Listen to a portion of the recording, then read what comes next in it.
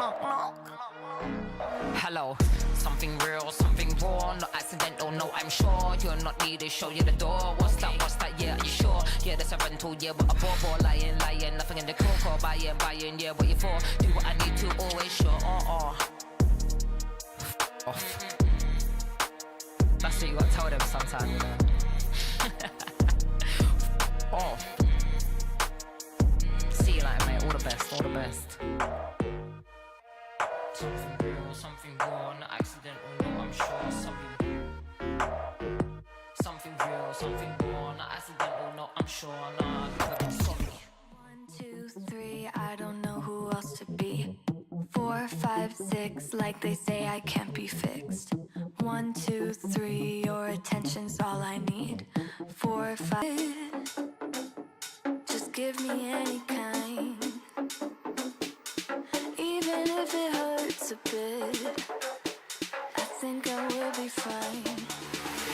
24/7, all I do is procrastinate. My lesson. 24/7, all I do is procrastinate. Perfection.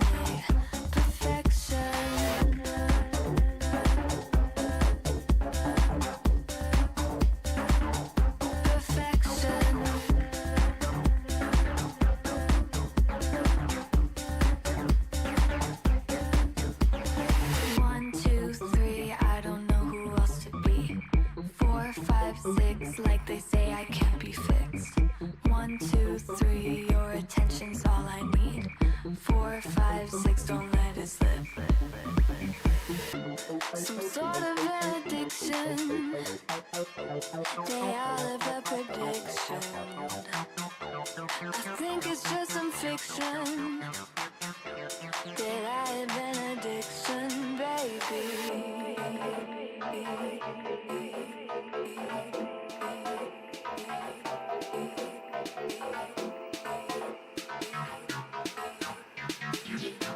That I have an addiction. 24/7, all I do is procrastinate.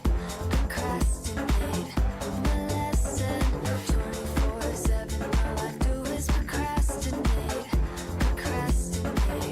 Perfection. 1, 2, 3, I don't know who else to be. 4, 5, 6, like they say I can't be fixed. 1, 2, 3, your attention's all I need. 4, 5, 6, don't let it slip.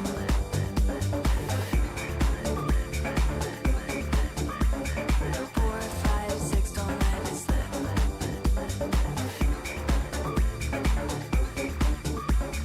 4, 5, 6, don't let it slip.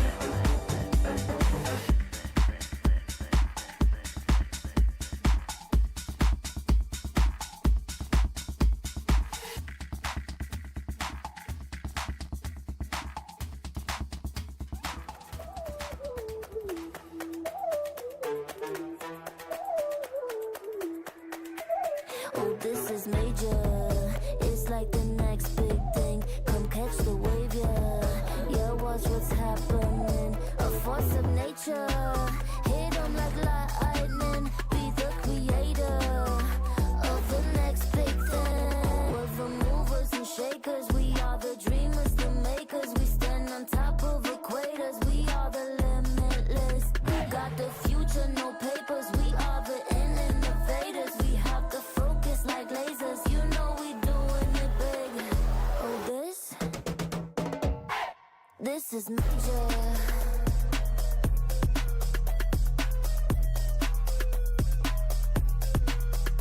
This is major. It's a game changer. This is major.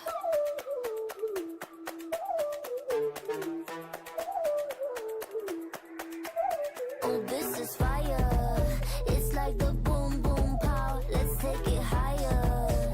Like the no, now. We're the movers and shakers. We are the dreamers, the makers. We stand on top of equators. We are the limitless.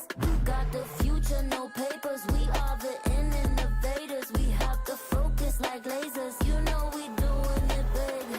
'Cause this is Major.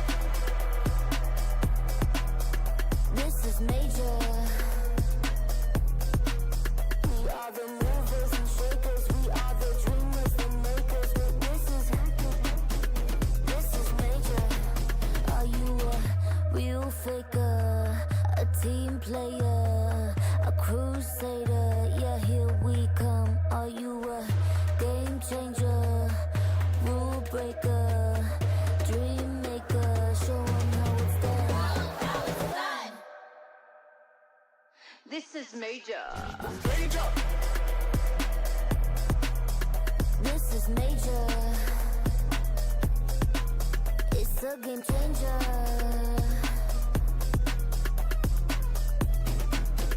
This is major. This is major. This is major. We are the movers and shakers. We are the dreamers, the makers. But this is major.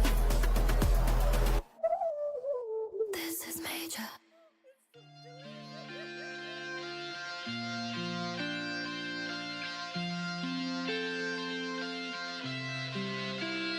얼음한 밤 모든 현장 끝없는 반복은 태우지 못해 일단 머리와를 무겁게 가라앉는 숨 까맣게 부서진 그날 꽃날에서 You don't ever love me no more 너라는 불에 몸을 던져 그냥 깊숙한 곳까지 되어 fall 잃어버린 너를 데려와 빨리 아직도 널 편히 보내줄 수가 없지 이런 말을 버텨있어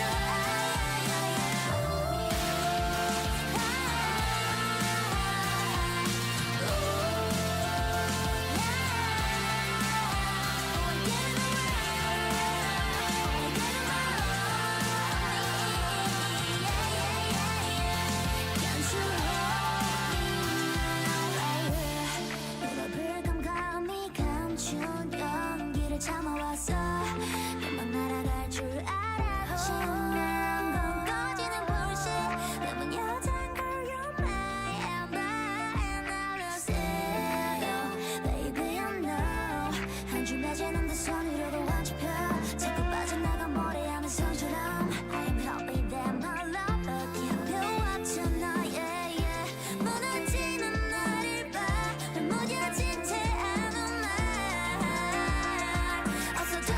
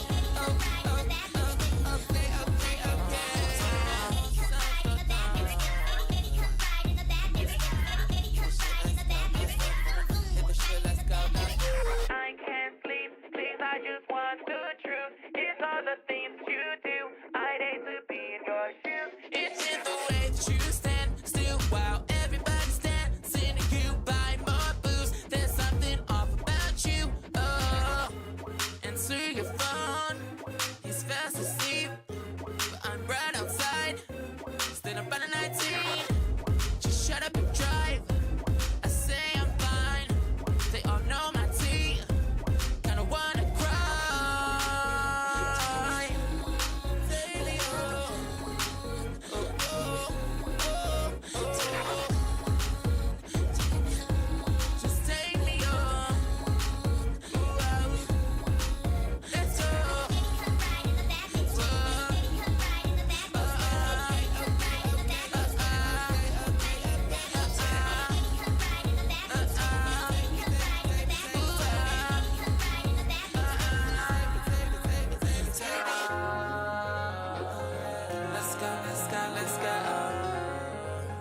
Let's go. Let's go. These hoes so mixy, talk shit on the gram, but they say they all miss me. Got a bitch so pissy, can't say how I feel, this shit is so trippy. Yeah, so damn pristine, but a mean girl hides in the pretty little pixies. Can't sleep just clicking, who's who, what's what, it's gotten so tricky. You're washed up, pick me, can't give a bitch flowers if the end's not prickly. Kicked out of the meetings, then you go attack me for not doing the same things. Y'all see it, is it just me? Only go for the girls and she won the best trophy. And if I ever get a miss me, I'm a bum track 6 every night on repeat.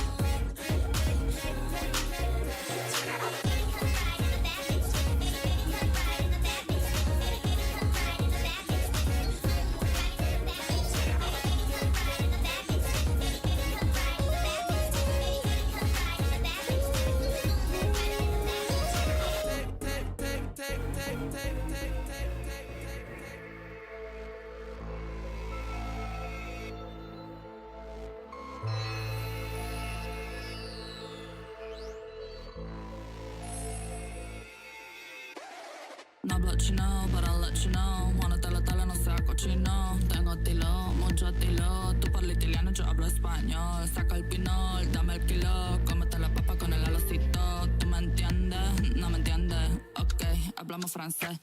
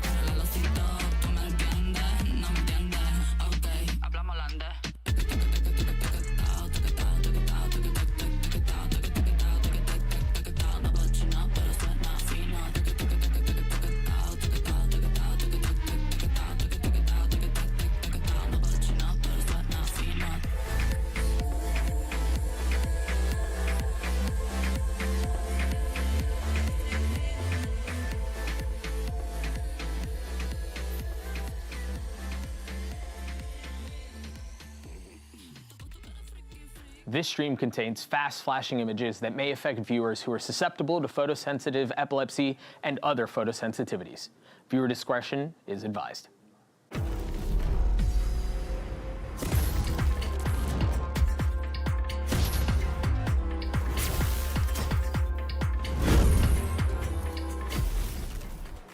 Today, our final two teams join the competition here in Seoul, and they represent every trophy won before at Game Changers Championship. Hello, and welcome to Day 3 of 2025's GCC, coming to you live from the newly branded Val Park. I guess we're out with the lull, at least for the next week. We're in with the Val. I'm Mimi, joined alongside Potter and Dryad once again. And guys, I'm so excited to see both Shopify and G2 make their debuts this year. Yeah, I'm right there with you. I'm fully converted into being a Brazilianaire, just like you, and I'm excited. I mean, we're in the classic LOL Park or Val Park as well, so it's all dreams that are coming true for me right now. Yeah, I'm very excited. I feel like everybody's going to be watching today. A lot of the EMEA fans waiting for G2 after they were able to finally secure that stage 3, and obviously for Shopify Rebellion, won last year, won the year before. So. And not only that, I feel like EMEA has just raised the bar on all the fans coming through in the stadium. The as Carmen well. Corps literally shaking the venue. It was crazy. I'm curious what the G2 fans are going to be like today in the stadium. Well, I'm excited to see it as well, but it's not just that trophy that our teams are playing for. There's another accolade up for grabs, and that is, of course, our MVP bracelet. We awarded one in 2024, as well as at previous champions. And I want to ask you guys, just a few days into this tournament, who are the front runners in your minds that you think might be getting that bracelet on their wrist come the grand finals? I've been kind of back and forth, but we've been talking about Brazil so much, and I've been thinking that Team Liquid can really win it all. So I would give it to Daiki after that performance that we saw yesterday. Daiki, okay. Not into the IGL. She's good individually too. What about you, Potter? My easy answer is going to be Jelly from Team Liquid, just because. Yeah, Liquid really imprinted in my brain yesterday. But I'm going to go with Sarah Katz from Shopify. Sarah? I think the initiators don't get enough love. We just saw it at Champs with Brock, with the Odin securing his MVP. I think there's a good shout for Sarah Kat to be possibly talked about as the best initiator we have in GCC by the end of the tournament. I've been saying this, and I'm glad you're on board. I was going to be a Brazilianaire alongside you guys, so I feel a little less special saying Jelly now, but I think she'd be my front runner. But there's a ton of great players. If MIBR make a run, I'm looking at SRN, but the G2 girls, you have so many talented players here, and that race for the MVP bracelet will be tightly contested. Let's talk, though, about what happened yesterday, because it was a pretty quick day, a stomp in both of our matches. Dan, of course, starting off with this impressive showing from Carmine Corp. Yeah, that is a good way to describe it. We were all really impressed with what Carmine Corp were doing. Obviously, we talked about how they were really dominant early on in the year in EMEA, but what they were doing yesterday against Zipto was even more impressive. It seems like they're back in form. They're confident. They've had the time as well to prepare into this new meta, and I'm really happy to see that success early on. Yeah, clean as hell. And you just saw a highlight reel, mostly of Alkia, because she was popping off on Abyss, on Corrode, especially with that operator in her hands. It seemed like she was in her flow state and she couldn't miss anything. Definitely a testament and a nice reminder for all the teams in GCC now to go over the finer details and make sure your op protocols are in line. But either way, Alkia absolutely ate it up. You have to feel the same way about Daiki, Dan. This was an outrageous second map from her to get Team Liquid that first win. Everything was going right, all the flashes, all the kills as well for Daiki, all the reads as well against Crew. It was very dominant, and it was exactly what we expected. We had our questions after we saw MIBR on the first day, that it was a little bit close in the first two maps, but going to Liquid, they are as dominant as we thought. So this is where our bracket pans out after our first 2 days completed. Shopify Rebellion play against MIBR, and G2 take on Nova as Team Liquid and KC wait in the next round of that bracket. Super excited for both games today, especially, guys, because we have a grand finals rematch on day 3 of this tournament. That's outrageous. Yeah, we're lucky. We're lucky, and GCC is a gift that just keeps on giving. Yeah, and not only do we have some of the most iconic teams, but we have 2 of the most iconic duos in our scene playing today. That is, of course, Mel and Alexis, as well as Petra and Mimi, who have been together for so long. And that brings us to this Mastercard fan poll, asking you folks at home who you think the most iconic GCC duo is. Is it Mimi and Petra, Mel and Alexis, Dryad and Heights jokes, or Lisa and going viral? What do you think, Dan? Wait. I was not expecting that. The third That's option 3. I would go with option 4 with Lisa. I think #1 Lisa fan over here? Yeah, that's me. I've been here for 3 years now. What about It's got to be option 3. Yeah? Dan's just in You're denial. following It's it up. option 3. Yeah, it's the height. Yeah. It's a good duo. Well, make sure you go ahead and vote in our Mastercard fan poll. There's a QR code up, as well as getting involved in the conversation with hashtag VCT Game Changers on socials to, I don't know, maybe make your own Dan height jokes. Sorry, Dan.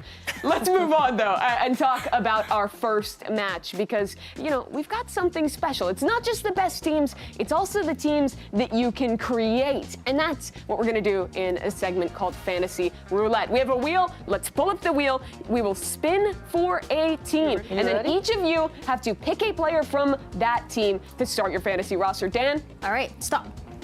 You're up. MIBR. Okay. I'm gonna go with Bastarda. Bastarda, a strong start from MIBR, getting a duelist player out the gate. Potter will spin for you as well. And stop. Ninetales. Ninetales again. Okay. You know what? I'm going with Full Moon. Full Moon. Okay. Starting it off with Initiator player. Get some Sky action on the board. Let's spin it for Dan. All right, stop. Carmine Corp. I'm gonna go with Glance. Glance. Oh, We talked a lot about Alkia. That's where I expected you to go, but I like the call. We get a veteran in the mix. Yep. Your turn. Stop. Shopify. Love that. Mel. Gotta get my Eagle in the mix. That experience. Money can't buy it. Let's go, Mel. That's a good start. Strong start for Potter. What will Dan get? Stop. Shopify as well. So Mel is gone. You Don't cannot take have my her. duo. Who do you want? Do you go for a fragger? Do you go for a veteran? that, I'm taking Alexis. You're splitting them up on two different teams. My. The Alexis drama. goes to Dan. Your third player, Potter. Stop. Again. Again. It's just all about the Ninetales. Let me think here. Who do you want? It's a tough choice. It is a tough choice. Dan, what would you do in her position? For Ninetales, I would go with 332, honestly. Samsam-E. Yeah, you know what? Her Viper was gnarly. Let's go with the Samsam-E. Okay, we're running it up. Samsam-E gets picked. Dan, you again. If I get Ninetales, stop. It's gonna be Ninetales. Giant X. Giant X. Giant X. I'm gonna go with Sarah. You Okay. could make it just a Sarah Max team if you get Shopify rolled again. But you're right. That would be crazy. Yeah, you're right. Let's spin it for Potter, your fourth player. It's so funny if And it's stop. Ninetales. It better not be Carmine Casey. Corp. Okay, you know what? Alkia. Let's get Yeah. that young blood in That's here. a good opportunity. You would have thought she'd be gone by now, but no, Alkia available. So Dan's final player, what team will she be from? Stop. MIBR. MIBR. That's a good roll. And they're all open. Ooh. Everybody's so except good. for Bastarda, yeah, who you already got. Yeah. I'm so used to Bastarda being on Team Liquid. It's well, hard to then wrap my head around. SRN. Okay, Lisa. Lisa. I have to do it. I have to do it. Dan's like, it's not about the gameplay. I just want Lisa on my team. Of course. Get that of course. clout going, okay? She's good too in the server. The last player for you, Stop. Giant X. Giant X. Options dwindling. We'll go another duelist. Smurfette. Okay, so you get Smurfette, you get Alkia, you're doing pretty good. Let's look at our final teams then. Full Moon, Mel, Samsam-E, Alkia, and Smurfette for Potter, and Bastarda, Glance, Alexis, Sarah, and Lisa for Dan. How are you guys feeling about these teams? I'm feeling pretty good. I'm feeling good. I feel like I've got a good mix. Who has the Sentinel, stronger team? Initiators. Well, obviously, me. You might have a more popular team on Yep. Twitter, but I will have the Isn't better that team what it's in all the about? server. That is what it's all about. She is going to be You're not wrong, absolutely Dan. or You're not farming wrong. with this roster. I like it because not only you have bigger name players, you have the social media presence. You're taking the Sentinels approach. Yeah, to we're taking over. We're taking GC over. team. All Yeah. right. Well, let us know at home how you feel, or maybe if you were playing along, what roster you would have pulled in their shoes. And talk today, of course, about our first team making their debut for G2 Gozen. I got a chance to talk to two of their players earlier this week. Let's take a listen.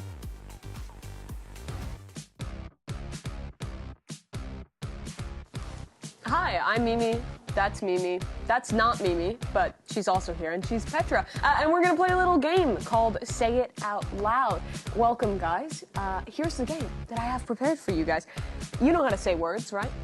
Words. Yes? Yeah. That's a very good start. I'm gonna show you a couple of words, and then you're gonna try and say it out loud and figure out what the actual meaning of it is. It's gonna be some kind of Valorant-related phrase in a little game called Say It Out Loud. You ready? Yes. All right. You're very locked in. That was a very serious yes. Let's start with the first one. Covered lime, covered lime, covered lime, covert lime, covert lime, What is it saying? covert, covered, Covert line. Covered lime. It's a Valorant-related term. It Covered. kind of sounds like Everything that. is Valorant. Covered lime. covered slime, covered slime, Covert line, covert line, covert Covert? line. What are you hearing? Covert it's line. one word. Covered lime. Covered lime. I hear covered lime. Well, Covered that's a start. One of you say it, the other try and listen. Covered lime. Covered lime. Listen, covered lime. Covered lime. Covered lime. Covered lime. Covered lime. Just try to say it a bit weird. Covered lime. Covered lime. Covered lime. It starts with an O, the answer. It's Oh. one word. Over lime. Overtime. There we go. One down. Wow. So yeah, you just You just have to warm repeat up. it and try. so All right, close. let's try a different one. This one's a little bit longer. A monster pond airlopes. Monster on the loose. There you go. You crushed that Whoa. one. Okay, High wait. Petra might be the best at this. I got two more for you. Wait, are we competing against each other? No, you're Okay, wait. You guys. Maybe you have the wrong side. Yep, I definitely do. Switching sides. That's great job. Great job, guys. That was a really challenging one, and I'm so happy for you both to have gotten that one. This is the right side now. Let's try this Spiky one. blended. Spike planted. Spike planted. You crushed it. That was my last one. I was especially impressed when you got switching sides right. Yeah. So good job. Thank figured it you. out in the end. Thank you so much. Yeah, thank you both very much. Oh, we won? You won. Well, thanks very much to Mimi and Mimi for that segment. And let's talk more about Mimi because she's part of an exclusive club of players that have made it to every Game Changers Championship that have been hosted. She's, of course, alongside her teammate Petra Kinnear from Visa Crew and Alexis and Mel. Dan, 4 of these 5 players show up to Seoul starting today. Yeah, I'm so excited. This is what we talked about right at the beginning. Having these 2 iconic duos make it back to the international stage. It's incredible. I mean, even think about how there was a chance where Petra was not going to be part of these 5 players that have made it to every international. Yeah, and that's she's got a bone to pick. She's got a bone to pick, and she's got a lot of rewriting her story. I think it's a nice reality check for both sides, from G2 and from Petra.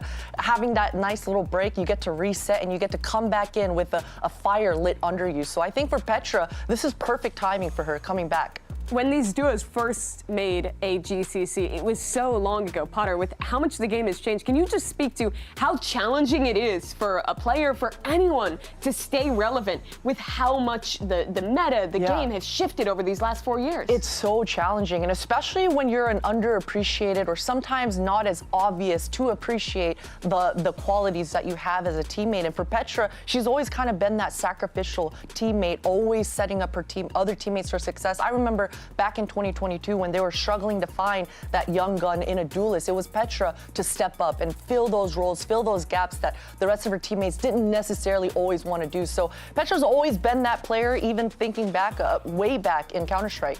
But Dan, of course, there was a period this year where she got benched. They talked about this controversial move to have her step aside and try out a new, younger player. But she's back on the roster after that project failed to bring results. Absolutely. So in stage 1, we saw a little bit of a change where Petra was playing only that controller role, only that OMEN, and it wasn't really giving the results that maybe the team was expecting. So they make that decision for stage 2 to have her bench, make an addition as well, and then bring her back at the end into that initiator role. So it seems like she's not only back into that comfort role, but backed as well with that duo with Mimi that she's talked about she's so comfortable with.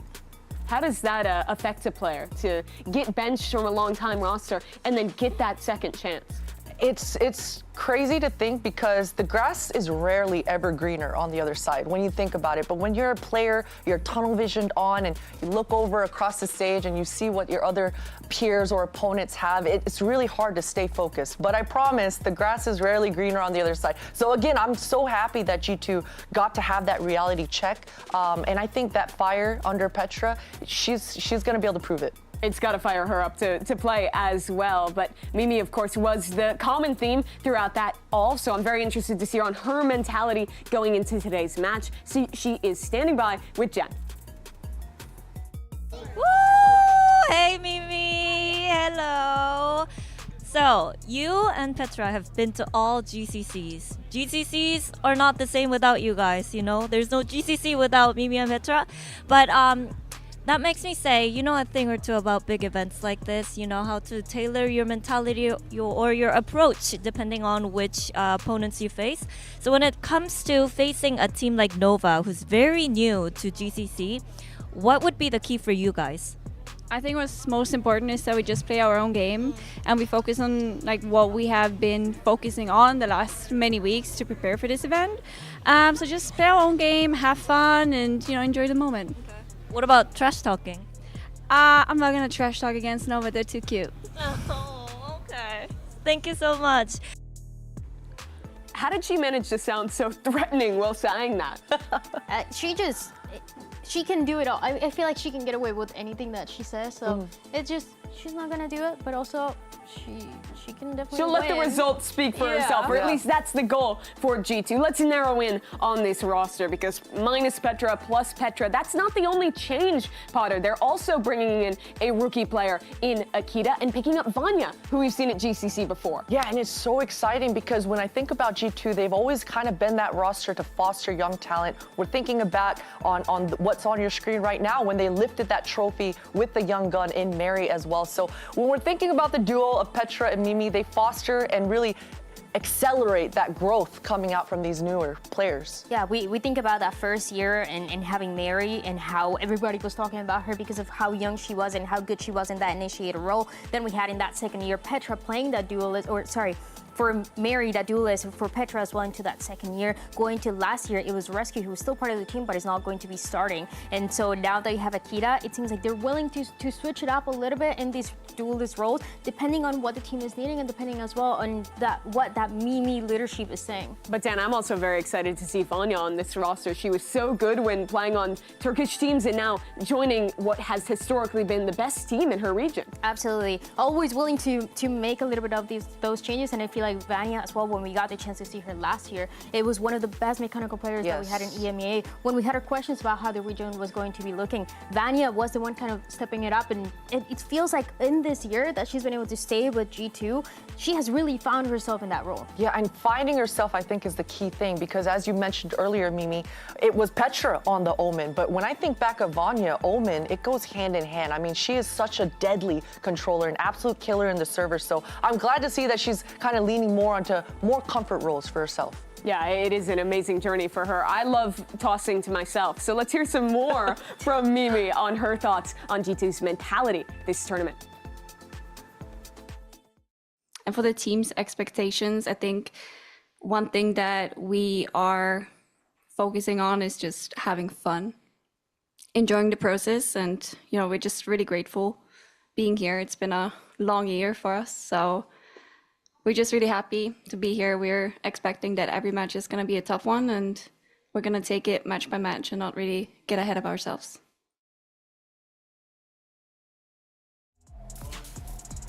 That's the kind of mentality these experienced players bring, Potter. The veterancy of Mimi to show up with any new set of players and bring that calm, that fun energy to what is, for these younger girls, the biggest stage they've ever played on. 100%. And time is something that we don't have much of in esports, but time and reps heal all. And I think G2 are showing that. They're warming up as the year goes on, and they're heating up right in the nick of time. So for these girls, I'm glad that they got that time, and I think these reps, it's time to prove what it means for these girls. Their opponent, though, has not had a huge amount of time. Nova has only really had one match to show here, only came to one GCC with some of their players before, but with this new roster, only Clem making that return. It is so exciting to see them get the first win for China. She was, of course, representing for EDG in the past, but Dan, you were the one person who believed Nova would do something, and wow, did they look solid in their debut. They look incredible. We talked about Clem and how good she is and how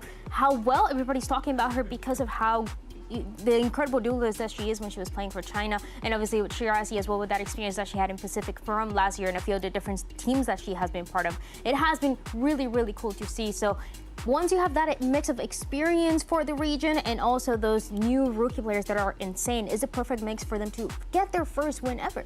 I do want to play devil's advocate for a second because Nova, it was a rough game for them. I felt like they were playing these super slow rounds, letting the clock tick down. How much do you feel like you learned about Nova? Do you think that this team proved themselves to be on par with the other higher tier competition at GCC, or do we need to see more still? We definitely need to see more still, and I think for sure in that Ninetales series, it was a little bit faster and I think easier for Nova than they probably would have expected. Ninetales didn't show up quite as heavily. Maybe the first game jitters on LAN on the international stage. So Nova was absolutely just destroying. And Clem, she looked so free and loose out there on the duelist role, which is challenging to do, but she didn't get to qualify last year, so she's got a fire in her this year. But you could see how much it meant to Clem. Let's take a look at the tape of that moment where she got China's first win. I feel like actually I'm not nervous because the old people think we are not win, right? So I'm very exciting to win, and we made a history. I wait this moment is 3 years, so I'm happy. My teammate is so good, and all of his work hard. I really enjoy the game. I'm really happy. So special to have gotten to see that moment for her, Dan. 3 years that she's been working towards this on different teams. Absolutely. We think about EDG and kind of the expectations back then 2 years ago, and she was so close to maybe making it happen, but now in a team, in a region as well that has gotten a lot more experience, she finally gets that first win and maybe that second one as well. Let's narrow in further on Nova, Potter. I know that you have something prepared to talk about how they played against this veto. Yeah. We're gonna look at a round going back to bind, and on this round, it's an anti-eco, so we're not going to see too much, but in this round, the Viper, she just suffered getting her Q orb eaten towards this short A. And you guys know on this map, the important thing is about these 3 lines, short A, shower, and long B. So this Viper goes towards long B to adjust and start cutting off the long B line with her orb. And you'll see in this round, Clem, she gets gifted with 2 free kills. So it didn't play out to where Nova actually had to default and actually work the map, but had Clem not gotten these 2 free kills, then you would have seen the Viper a little bit lingering towards this long B to open up a gap, open up the map towards this short A, because otherwise this veto is just going to eat up that Q orb. So for today, I don't expect Nova to be able to just find these free kills. They're going to have to work the map if we see bind coming through, and for sure, both of these teams are fully aware of this veto kit. So I'm excited to see what more we see. I'm hoping we get to see slower rounds just because you want to be thorough and really try to counter this veto. I think that's where Shirazi has to come in as that most experienced member on this team, Dan, who is kind of having to develop all these different younger talents into something fresh for Nova. Absolutely, and so far it has looked so good, the way that her other teammates are talking about her and kind of what she has been able to bring to the table early on, but also how much she's also praising Clem and everybody else. I feel like it's just a really good mix that you need for a squad like this one to win against G2. And I really like it because Shirazi, when I was talking to her, she is so confident. She knows that the team has prepared enough, that they've had the time as well, not only in China with the stage 1 and stage 2 that they had, but also in the time for preparation here to cook some things up. So maybe against G2, there's going to be a surprise from Nova. Yeah, you got that great moment for Nova just getting the win. But today's match, that means something extra for Shirazi, who played against this G2 roster back in Sao Paulo, and it did not go their way. That was the game that they lost to then go on to be eliminated. So for Shirazi now, in a very different context, playing with this Chinese roster, Potter, it absolutely adds that extra bit to try and get her revenge. Yeah, for sure. And Shirazi's story is so fascinating because not only does she have a bone to pick with G2, but it just seems like every year she's rewriting her story, rewriting her history with a new roster, a new region, and once again getting to prove her worth against G2. But she has so much fun on that stage. She's beaming with aura, and her teammates are just feeding off of it.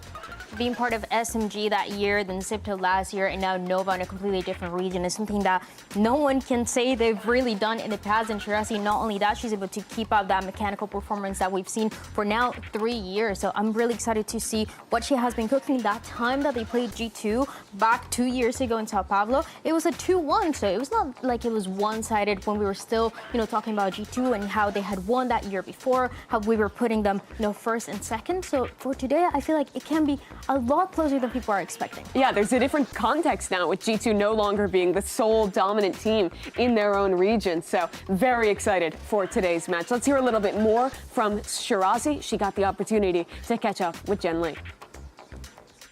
Let's go Nova! Let's go Nova! Hey Shirazi! Okay, so here's the thing. Experience is something G2 has a huge edge over you guys today, but you can make up for that, right? So what are your plans to kind of bridge the gap? I know G2 has a lot of experience since I played against them back in Brazil. But beating a strong opponent always hits different, and that's the kind of challenge we want for today. Okay. That's the plan. Good luck. Thank you. I love that mentality, Potter. Not afraid to play anyone. Yeah, and I think it's going to be even sweeter is what I'm feeling from Shirazi. She's saying, you know what, we know they're probably better on paper, but this is what we live for. We want to be able to prove and beat the giants out there. So I love that perspective from Shirazi. Something that she talked about as well is how in the new patch, the way that the coach and the team was approaching it is making sure that their mechanics and their timings as well are working perfectly, because sometimes in the region it was a little messy when they were going for the executes. Maybe they were swinging before that flash was coming through. So once they get those timings right, they should be able to at least make it close against G2. And I think they showed those timings in their debut opening match. I mean, Shirazi, especially on that Haven, on that Viper, she was constantly finding space, constantly finding the gaps. And when you have a Viper who's able to get value out of those lurks and actually open up the map so that you can mid-round and move about as freely as you want, that's a huge perk coming out for Nova. But it's going to be a challenge today playing against one of GCC's most iconic duos. Earlier, we asked you in the Mastercard fan poll who you thought was the most iconic duo. You had two options that were good ones. Mimi Petra and Mel Alexis. Perfectly tied. I love that. But Dryad Height jokes, a close third. I don't know if it's a close third. A close third. I don't know. Too close to call, some have said. I voted Lisa going viral, and it's okay. It was still close to me and Lisa right next to each other. I'm okay with that. But this is like the Mount Rushmore of game changers coming to play today. These two duos that have done it all for their respective regions have both hoisted a trophy together in the past for GC. But what a great opportunity then, Potter, for a team like Nova, for a team like MIBR to come out and try and take down those players that you've looked up to. Yeah, I think Mount Rushmore is the perfect setting to put it. I think, you know, as a GC player, this is the one event. This is the pinnacle, what you're working for all year long. So all these players have been looking up this whole time, and they're here ready to prove it. That they are. Let's take a look at the talent predictions and see where we think these games are going. Dan, did you pred Nova? You did. Give me the rundown. How is this upset going to happen? It's going to happen because the timings that they talked about, they're going to be on point. They are mechanically very gifted players, and because they have nothing to lose, as we've been talking about, that is going to benefit them a lot more. They're going to play like their opponent is, you know, another one of those leaders that we turn off the name tags. They don't care who they are. Yeah, exactly. And so they're gonna win, and I'm gonna continue to be undefeated. You are 4-0 right now. Are you compelled by that pitch? I'm getting more and more convinced by the minute. I can't lie. I'm getting more Nova pill, but the Brazilian Air pill is stronger, and G2, they've got so much experience on their side. G2 on paper is a winner for me. They are the favorites going into this match. It's going to be so exciting, though. We get the best players, the teams that have won trophies before in our scene, all getting that opportunity to debut in this iconic venue in Seoul, South Korea. Nova got the first win for China already. An opportunity to do more, claim another upset against a team that has done it all, but who wasn't as dominant as they usually are in their region. It's time to get this day started. G2 goes in against Nova. Let's bring them to the stage.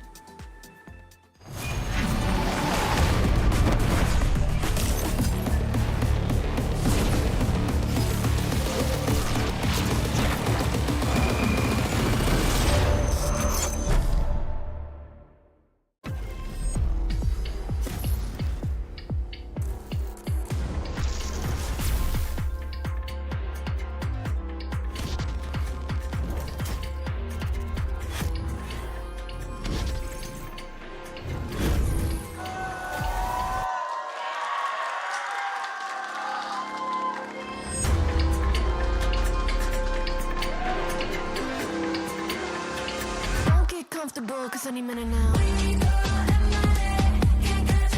Nova Esports. Don't get comfortable, cause any minute now.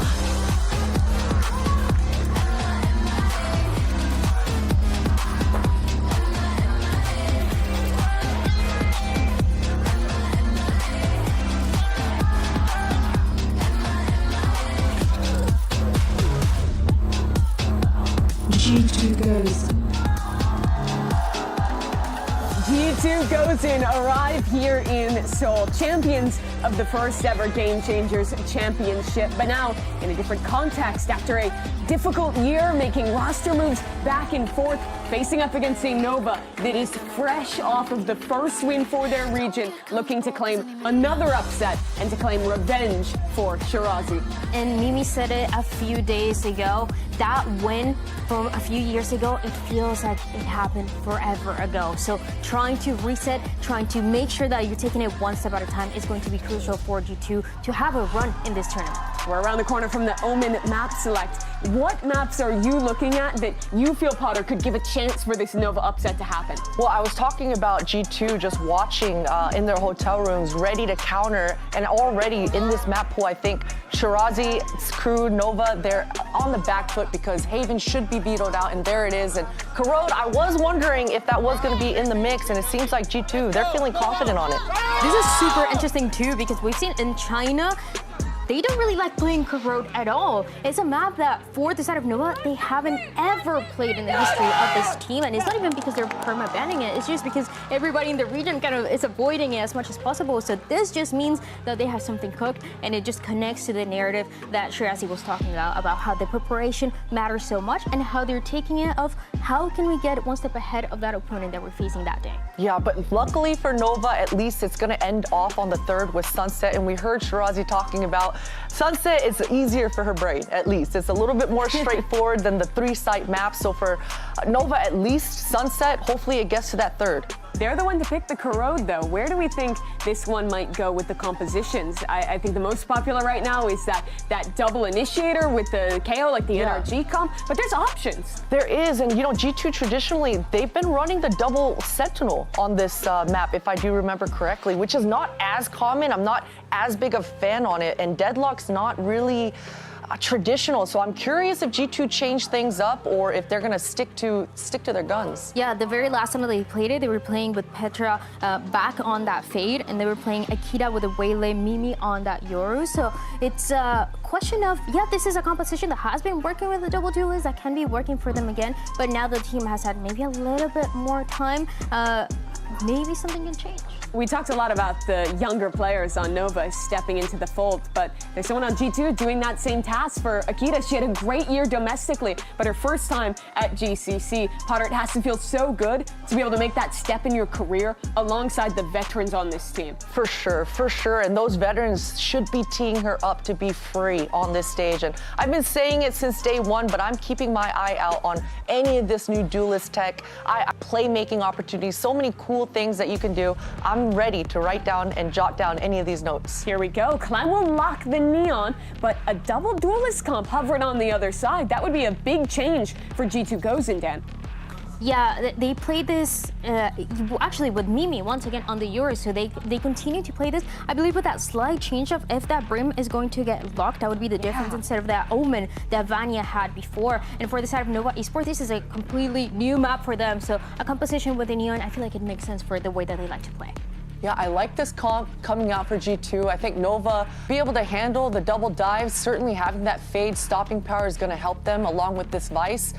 But man, I'm just such a huge fan of this Yoru Waylay, especially on Corrode. It's so explosive. And for Nova, because they're not used to the map, they're not used to these choke points, they're going to have to be drilled and to be ready for all this pressure.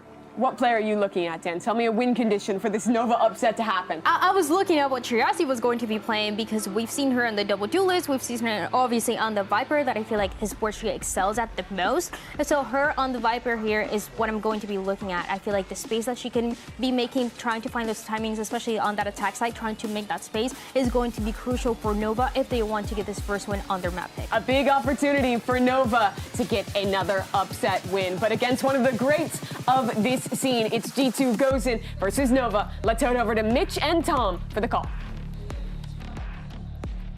Thank you very much, Mimi. What an exciting matchup down on this stage. Getting to see G2 play here in Seoul, the crowd certainly hyped up for it, but all the questions sit with Nova. Can they match up against one of the best in the world? You know, it's funny, I read the prompter there and it called us biased, but Mimi didn't say it, and I appreciate that, because I would never be biased when commentating a G2 game. No, but honestly, I think you have to look at this for what it is. One team comes in as heavy favorites, an international victory a couple of years ago, lots of experience on this stage. The other comes in only off just getting their first ever victory for China. So it's a massive opportunity for them to face off against G2. They got that extra little rep playing into that first match, which I think will do well for them. The problem is G2 seem to be getting into their form. They had a rough year, one where they made changes that I think were questionable, role swaps that didn't work, but realistically, they've peaked potentially at the right time with a victory recently in EMEA. No, as we've just seen, this will be the first time we get to see Nova play here on Corrode. They've decided to pick it though, so let's see what they've got up their sleeve. Up against this comp from G2, agree with what Potter said. I love the double dive that comes in with the Yoru and the Waylay, but it's going to be the Yoru opening things up, and Amy shutting it down. A 4 versus 2 to start things off. Nova get the plant, but they are outnumbered. Let's see if they can at least deliver a couple of early kills to make this doable when G2 go in for the retake. They've got to be ahead of it, and that was damn close, but a 1v3 for Alyssa, 11 HP, the headshot's needed, and she's boxed in. The aggression, I don't mind it, the idea to try and put that pressure deep in towards the B spawn, but the fact is they ran into Mimi. Has obviously had that more recent switch up to the aggression of Yoru, who it seems to fit her wonderfully. This double combination alongside Akita, but definitely not the start that they were looking for over on that attacking side. It's worth mentioning as well that when we have seen this map played by G2, they are fairly heavily winning out their attack sides when they do take victory on the map. 9-3, 10-2, so like they may not need many rounds in this defensive side to get the work done. Early days though, it does feel, at least going off historical data, that both teams are going to be comfortable on the next map, but I think G2 are forced to be reckoned with when it came to their old split. I like this buy. They've gone for the 2 Spectres, but the star of the round, at least to start out, was certainly that Marshall. No rifles is interesting though. It is. I mean, at the end of the day, they're coming in here with a lot of fighting ability with that updated Spectre. This is something that we talked about quite a bit. If anyone's going to show us just how powerful that weapon is in this meta, I think it is G2. Yeah, I'd be more intrigued for the bonus. I think this round, obviously, it means everybody has a weapon. There's no risk of giving a rifle over to the other side, which that has its benefits. But people moved away from this for the exact reason of going into the next round.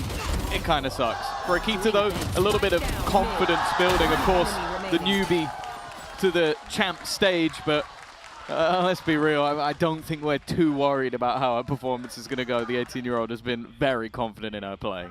So one of the things that I'm very curious to see is how G2 are going to be managing this mid-contest, because a lot of the time we see teams go for the Viper because of how oppressive it is. It allows you on defense or offense to have that mid-wall, as well as covering off one side of the map on defense, whether you're throwing it from the B or A site. And it's going to be very oppressive. It allows you to take these mid fights, but it also allows you to just pop it up and leave question marks on your opponent's side. With those 3 smokes, you've got to be a little bit more calculated about how that's going down. Early flash, and look at the aggression from G2, trying to make those weaker weapons work. But again, the Spectre can be deadly, even on range in this meta. G2 already dealing quite a bit of damage, 47 and 49 HP. Nova have to reset, and there's the Brim smoke down. They've been denied that mid control as G2 look to slow push up, still with a flash on Mimi that could be coming through that smoke any second. Yeah, the plan was completely deny them on A, re-pressure mid, and then obviously have all of that Vice utility on the other side. Clem's done well though, but Vanya immediately onto the trade, putting them to a bit of an awkward position. Again, that delay is still there. The wall will leave one player completely isolated. In fact, maybe Amy even expects that it's just the bait and that they're still on the other side. That allows Sheer to find one, but Amy's still here, eventually dealt with. still the problem of the sniper, and now all that remains is Vanya. A lot still to try and do, and a decent recovery in the end. It looked like that was going to get pretty dangerous for Nova, but they will have their first round with 3 players standing. Yeah, and look, this was actually a really good recovery. Even though they're up against those weak weapons, and we talked about that investment, it wasn't full rifles for G2. The fact is, they were denied that early A main control where they sent the majority of their forces. They were pushed back, they were dealt damage to. Then the smoke goes down on mid, and there's a mid push coming on the back of it. Nova had a lot to deal with there, and I think that early round started about as poorly as it could have without giving away the player advantage. So for them to reset into that and still end up with 3 alive, getting the plant down and avoiding that danger around middle, it's pretty much a perfect resurgence into the round. As we come into round number 4, though, here's where the rifles are in hand for G2. Yeah, Mimi's gone in early for the sniper on the other side. A quick rotation, but it's a fast-paced take. Nightfall used immediately. It was earned up over the last couple of rounds, and the Thorns are going to really deal some damage. Vanya was the only one connected, but also taken out. The pace working wonders for the side of Nova, and okay, Clem.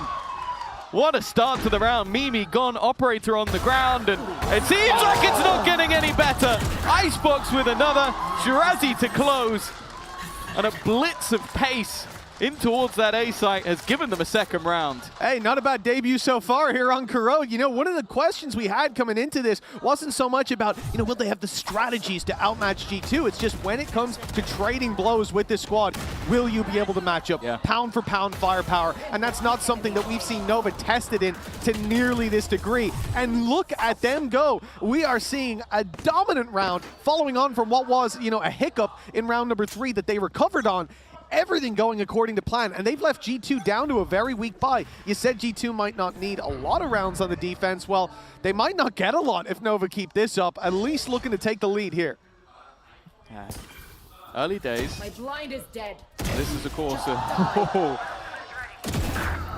good chance for Shirazi to maybe bring this back.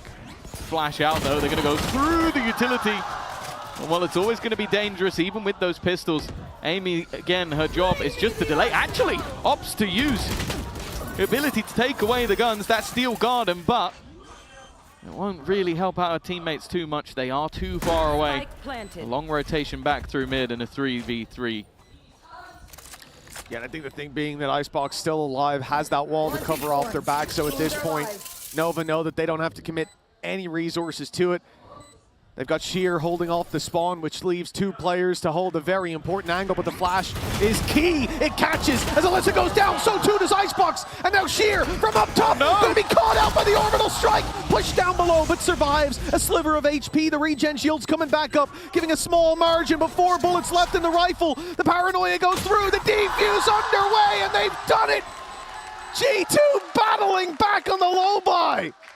That's just ridiculous. The Mastercard thrifty, and I think 3 of those kills coming through the classic. From Mimi, yeah. Mimi's flashes this round were just sublime, and I guess that's what happens when you put probably one of the best support players in all of EMEA, someone who was known for her KO, her breach, and then give her a Yoru. Those flashes are still going to be on point.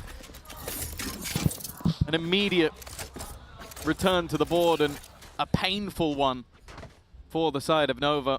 A chance to get themselves into the lead, and now you're going to see Gozen come back up with even an Odin in play. A gun that was made very popular on this map. Yeah, without a doubt.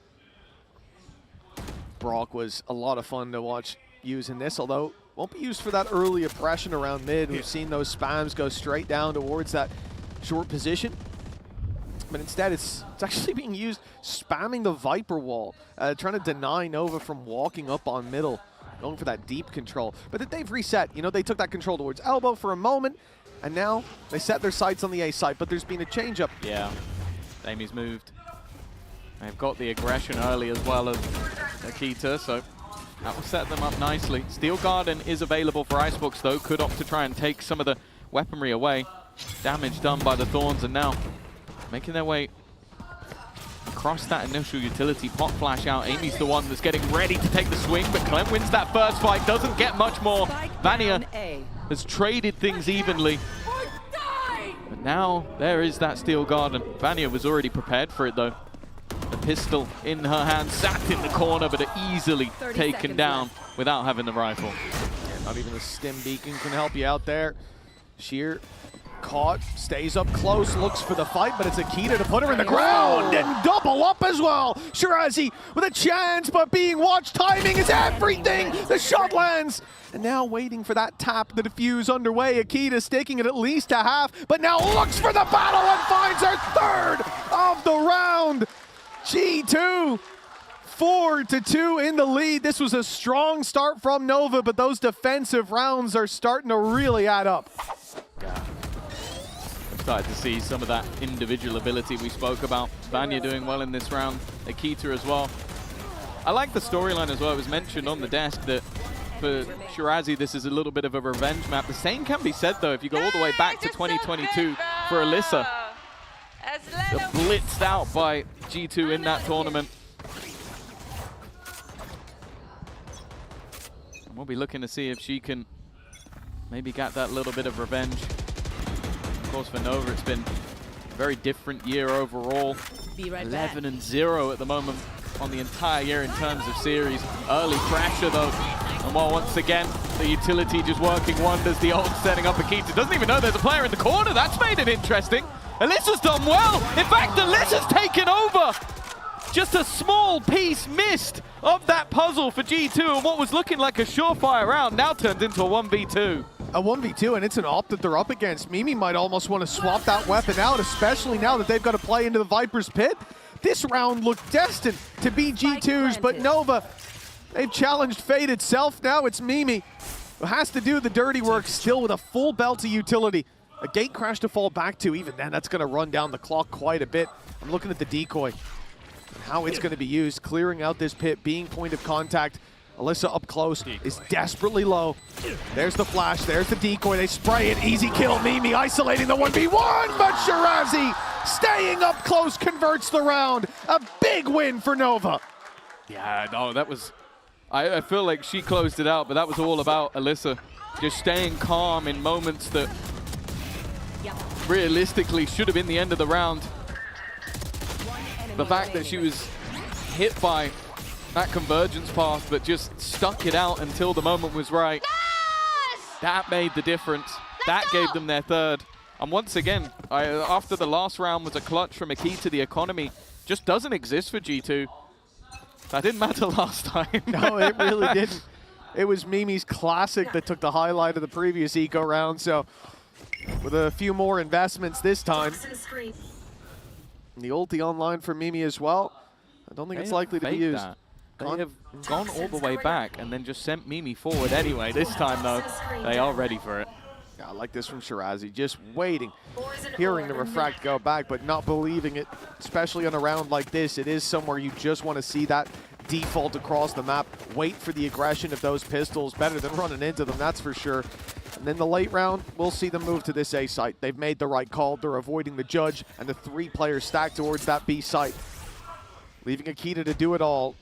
The Sheriff in hand and what should be a barrage of utility if they go that way. Going elbow up against an eco is always a risk. They've avoided her for now, and luckily, Icebox was covering all her bases. Yeah, I was a little bit worried for Sheer, who was facing the other way, but I had the teammates ready to do the work, and the question now will be, do they actually challenge much for this, or is it just going to be an attempt to go down to the spike? Oh, for Petra, that wasn't really much of an option. For the other two, they would be close enough, but they may want to try and make this a bit more costly. One enemy remaining. That's why the judge is just going to tuck in the corner. But again, those exits unlikely to go Vanya's way. I think going down to the spike is, and indeed now, is the only way that this is going to go for Nova. What a resurgence. That was right when it feels like G2 are about to get full control over the game. That round where Alyssa tucks in the corner on mid and finds all that value. It seems like that clutch has put a lot of wind in their sails. They get an eco out of G2 right afterwards. And now with the scoreline tied up, it's their chance to push that little bit further, take that lead. Yeah, and last time out they did great to activate off the Nightfall as well, which they'll have online for this round.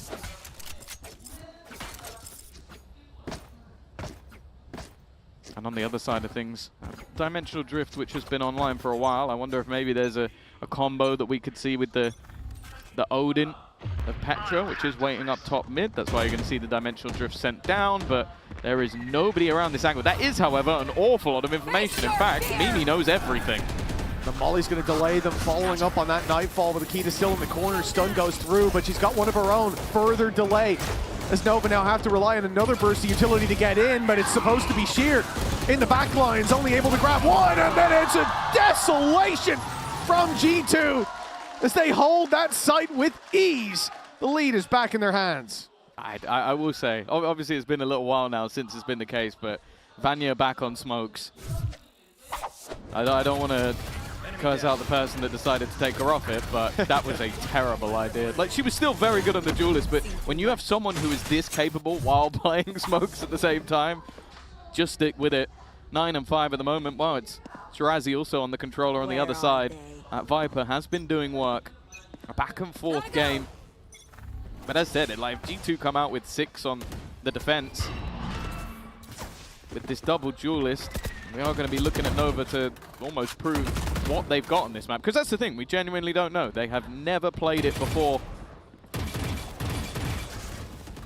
G2 are learning sort of as we are of how they play. Prowler went out on mid there, and it hasn't spotted the player in the corner. Akita is flying under the radar.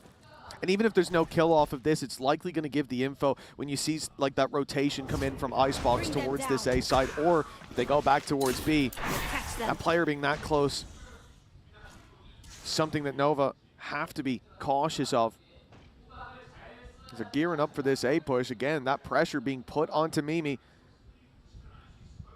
But it's only an info peek from Mimi. I don't think she's going to look for too aggressive a fight. Akita, on the other hand, does look for that rotate and is caught by the patience of Icebox. Numbers even, though. And now they will make their way towards the site. It's been given up. But mainly that's because of the ultimates that are online. Nightfall available. Orbital Strike, which is almost immediately going to be used. And if they're even clipped by a tick of the Orbital Strike, they're going to be in quite a bit of trouble. Not managing to be caught by it, but it does force them in to Amy instead. Steel Garden utilized, but only 10 seconds left on the clock. They need to get the spike down. It doesn't matter. Vania had dodged it anyway. Now the guns come back, and Icebox needs to clear them all out. It's not going to happen. A lot of ults invested, but the value was worth it for G2. Yeah, without a doubt, taking that 2-round lead now and putting the pressure onto Nova, who are going to be experiencing some credit issues coming into the next round. The bankroll running dry, and I love the early round from Nova here. The fact that Icebox was so conscious of somebody taking that late space. They gave up mid control after the Prowler for 15, 20 seconds, and Icebox knew you're either going to catch a rotation there, the conventional way where they're coming from mid, or as it happened, there was someone close, and when you're leaving that position, you got to take the fight. Not one that they win, but the fact that Mimi manages to trade it out and keep the control and elbow changes the round. Big mid fight being set up by G2. You can see a lot of players around that elbow, and Akita looking for info. Overstays her welcome. The refract faded and up against the eco. Nova have got to be happy to be gifted a pick like that and a weapon on the back of it. I think maybe it was too committed to whatever the initial play was about to be, but had already used the refract and ends up biting her. Amy's going to be the one under pressure here, but does have support from Mimi, and with that Outlaw versus those light shields, it is a one-shot kill. Nice start from Amy, but one and done. Nova keep that momentum towards this B site. The plant will be coming through. A rifle retrieved yet again. Now the advantage firmly in their court. The half isn't lost just yet. The spam's dangerous, but just about missing the players on site. And the retake for G2, not going to be easy. They still have a lot of utility. The one smoke coming in from Brim. Molly as well to follow up and clear out an angle alongside a Siege, but they need to hit their shots quick and clean, and the trades work in Nova's favor as they will finally put a fifth on the board, just one behind and a chance to tie it up at the half. Yeah, Manny at least does manage to trade one out at the end, but I don't think they're going to mind too much on the Nova side. A fifth round earned on this attack, and It felt like G2 got punished quite heavily there for some of those one-and-done fights. Definitely making it a little bit easier, but you still have to land those shots. Alyssa putting up the numbers, and that was sort of the question when we came in, is like, is this just going to be G2 outclassing an opponent that hasn't ever faced a team of this caliber? So far, the answer has been no. Oh yeah, they have looked very good, especially considering the fact that this is the first time they're playing this in an official, and regardless of your practice, it's a different ball game when it comes to the real deal. G2 again, sending the Vice setup towards this B site. Amy ready and waiting for this challenge, but they will presumably just trip the wall and back off, at least for now. You can see the default being held by Nova. It's why you don't expect that full push to come through. Sheer is looking for a fight on mid. You've got Shirazi over towards the A side as well, just waiting for the aggression. And with a minute on the clock, the world is their oyster, really. Nova can take this where they want. They've also got rid of pretty much all of that Vice setup already. They spammed out the Thorns as well, so it forces G2 to commit an additional player in towards this B site and potentially opens up other portions of the map. Now, they are going to go back in that direction. The idea was to sell this ruse and then fade back in towards B. And with that Nightfall online again, both players are going to be connected. Again, though, we get another set of Thorns going through to pop that delay. Nova following up still onto Amy. Mimi in the corner, grabs herself a double. Well, they're right back in the lead. Player advantage, and then another falls. Mimi keeps on delivering. And with 12 seconds left, they've got to go. Someone needs to stick that plant here and now. Shirazi's the one left to cover, but G2 are patient. Mimi doesn't want to overextend, not looking for the ace just yet. It will be a full squad here for the retake, 3 versus 2. All they need to do is trade. Shirazi, the first one to face. It's a little bit late, but it's Mimi already with 4 and only 1 standing for Nikita. She cares about her own numbers rather than giving the leader the ace. Nonetheless, it will be G2 coming through with a lead at this half. And as said, this was normally the side they struggle a little bit more, and they're going to be quite happy going forward. Yeah, a 7-5 half is nothing to turn your nose at, especially when we know their attack can be quite solid indeed. You know what, I'm excited for many things today, and one of which is the fact that we've got some big names, not just down on the stage, but here in the arena as well, because I've heard that Jen Lee was on her way to go and meet Mako and Bane for a halftime interview. 네, 마코 선수와 베인 선수 만나보겠습니다. 안녕하세요. 안녕하세요. Hey guys, it's Jen standing here with Mako and Bane actually made this sign himself. It says Mimi fighting, but his bias is Ninetales. So speaking of a bias, Mako, who is your bias? And was there any player today that really impressed you? 마코 선수의 원픽은 누구일까요? 지금 베인 선수의 원픽은 나인테일즈이고, 그리고 오늘 경기 보면서 와 되게 잘한다 싶은 선수가 있었을까요? 저는 노바에서 지금 바이퍼를 플레이하고 있는 시라지 선수인 것 같아요. 어려운 역할군을 맡았는데 되게 수행을 잘하고 있는 느낌이고 팀이 어려울 때마다 한 번씩 해주는 것 같습니다. 또 약간 같은 롤이니까 동병상련 느낌? 네. 아, 네. I would say Shirazi really stood out today. I mean, on her Viper, it's not an easy role, but whenever the team needs her, she's just popping out and doing her thing and making sure that she make those plays to help her team out. Now, Bane, you're so used to playing in front of the Korean crowd, and we have a lot of them today. So any tips on how to win them over? 이제 한국 팬분들 앞에서 경기를 치르는 데는 베인 선수와 마코 선수 모두 익숙하시잖아요. 우리 선수들에게 이렇게 해야 한국 팬의 원픽이 될 수 있다. 좀 팁이 있을까요? 아무래도 총도 잘 쏴야 되고 좀 과한 리액션도 필요하겠지만 무엇보다 저처럼 좀 귀여워야 되지 않나. 죄송합니다. I would say you need to have good aim and you need to have huge animated reactions, trash talking as well. But the most important thing would be to be really cute, like Bane. Well, I'm glad you have that, Bane. Thank you guys, and we're gonna go back to the game. 네, 이렇게 해서 두 선수 만나봤고요. 이어지는 경기 함께 하시죠. Well, Bane has a bright future in coaching, I'll say that. Drew Spark, watch out. I think he's coming for you. I've already failed at one of those hurdles. Yeah, the aim really isn't great. But as we get into our Coinbase econ report at the halftime, Tom, there's certainly a lot to look back on, but I think your highlight was Vanya. You know what? I think my highlight's almost always going to be Vanya, at least, especially when we're watching EMEA. She has been unreal for an incredibly long time, but it is like, I know we came in, you were like, Vanya on the brim, I'm not sure about that. And my exact response to you was, Vanya could have locked any agent, and I wouldn't have cared. And it is always the case. It's like, especially when she's on the controller, the numbers she's going to put up. Do I necessarily think that the brim is going to revolutionize the map?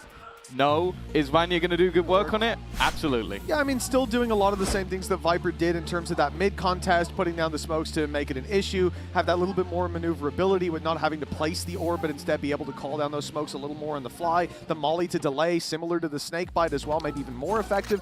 So Orbital strike also had impact in a couple of rounds. Right away it had impact as soon as it was online and pushing that player out of heaven. So she gets a lot of kills. Yeah. That's a lot of orbital strike. So definitely no criticisms there, and I suppose I owe Drew Spark my apologies, as well as Vanya, of course, who I should never doubt and never will again. My apologies. 7-5 as we get into the second half, and it's already a big mid fight from G2, putting a lot of pressure around this angle, and you can already see Prowler going through means they want that control. Akita's following it up slowly, but Clem quick to connect the headshot. Puts Nova in a 5 versus, well, now 3 into 2. It's Petra and Amy. Double the numbers on the other side, spike down, and no chance by the looks of things. Amy's like, I got flanked, stay alive. I got flanked, stay alive. Well, unfortunately, nobody's staying alive. It's going to be all down to her. Always very good with these pistols, but the amount of utility on the other side is going to make it difficult. The smokes leaving her in an awkward spot. The one thing she does have is time. 45 seconds. Obviously, there's no good way to go about this round, and the way that Nova are currently grouped up, there's not really an individual fight, although saying that, Icebox did decide to go look, and they're going to now try and swing it together. And well, with synergy like that, what can go wrong? The 6th on the board for Nova, an important victory in the pistol, and a good start to their defense. Yeah, this is very much needed as well when we talk about G2 and this attack side, expecting numbers to be there, and an early injection of rounds like that only casts further doubt on whether Nova will be able to match up. But now, pistol round under their belt, a potential 7-7 on the board, and Clem looking clean in a lot of those early fights. That's showing a lot of promise. I also like their buy coming into this round more than I did G2's second round. Yes, the Spectre can be strong, but this gives them a lot more to work with, and I'm just a massive Outlaw fan in general. Yeah, the only difference is the gamble of losing guns, because you basically, if 2 people go down, that's a problem. Whereas for G2, it's like, oh no, I lost the Spectre, oh no, I lost the Sheriff. Like, it is, that's the kind of trade-out. Already though, that's not the best of starts. That's a gun into the hands of Petra. In fact, it's a Guardian as well, so high damage potential with what they can do. Also looking to try and get that little bit more aggressive with some of their positioning, whereas the defense are all grouping up together. They do have to be careful. Retrieving flash. I mean, the numbers are the real advantage when you've got those classics, right? But you allow Nova to group up and push into you. I understand why they want to get ahead of it. Amy spots a bit of info, falls back, a spam attempt coming in from Petra, and some of these players very low! Amy's already got one with the right click. This is looking so doable for G2. Nova need to buckle down as Petra puts them in the ground! A Mastercard thrifty! And the one thing we didn't want to see, that early injection of rounds, well, it seems unavoidable now. That's pain. That's just pain. Like, it wasn't even much of an investment at all. It was actually just good use of the smokes to create some very, very close angles on the way out. The Guardian, it was, again, you buy all of those higher impact weapons, one of them goes into another person's hands, that person is Petra, and that's the round done. It is a costly one and a huge injection of cash as well, because they got to pick up all the weapons that you just dropped. Yeah, it's already enough of an advantage winning that second round, but then you get that little extra economic buff. Now you're up against a very weak buy. 4 pickups? They get 4 guns from that? So, yeah. It was at least 3 that I saw. And then you look at Nova now, they don't have a lot to fight back in. This is not a round we want to see them win necessarily, but damage is key. We need Nova to drop some of those weapons, or this is going to be an uphill battle in this early half. Petra What a shot onto Clem, matching up to the shot Clem hit in that pistol. As now, the flank around from Akita seems to close this round out. Shirazi shouldn't have a chance. There you go, 9-6. 4 players left alive. The question of damage goes unanswered. It almost feels like Petra's just gone, well, since you've gifted me this Guardian, I'm going to use it very well. Like, when a player's sliding across the ground like that, it's always going to be difficult. She's already managed to earn up the majority of orbs needed for her ultimate, which, well, we already saw the impact of the Nightfall in the previous half. I think it was probably the most impactful ult we saw coming out of Alyssa. She did very well with it, so a lot of danger now coming in with a full purchase on the other side. And yeah, this is a full buy plus maybe 1 or 2 rounds of potential repurchase for G2. They've got a lot of credits to play with. Yeah, G2 coming in as favorites and now having that extra wiggle room. Nice shutdown though by Sheer to start this. Petra keeps on going. That Guardian hasn't been taken out of her hands. Maybe it won't. That's a spam from Vanya straight through the mid smoke that she put down. For Nova, a 4 versus 3 off rip in a round where they full invested, and the B site is the target, which, as we can see, is wide open. And now G2 can see that too. Yeah. I mean, the only thing they really need to worry about is maybe somebody swinging in from heaven, but it now almost becomes a question of how much you're willing to gamble to get back into this site.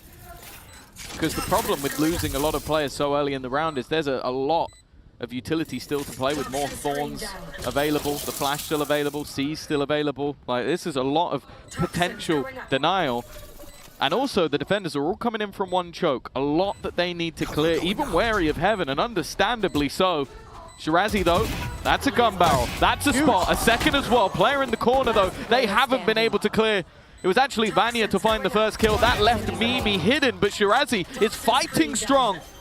Already to look to bring this back, and it's the headshot, but does she have the time? It's close. That will be the question. So close. I think she just about got it. 1.5 seconds left on the clock. The Red Bull clutch, and Shirazi, a hero.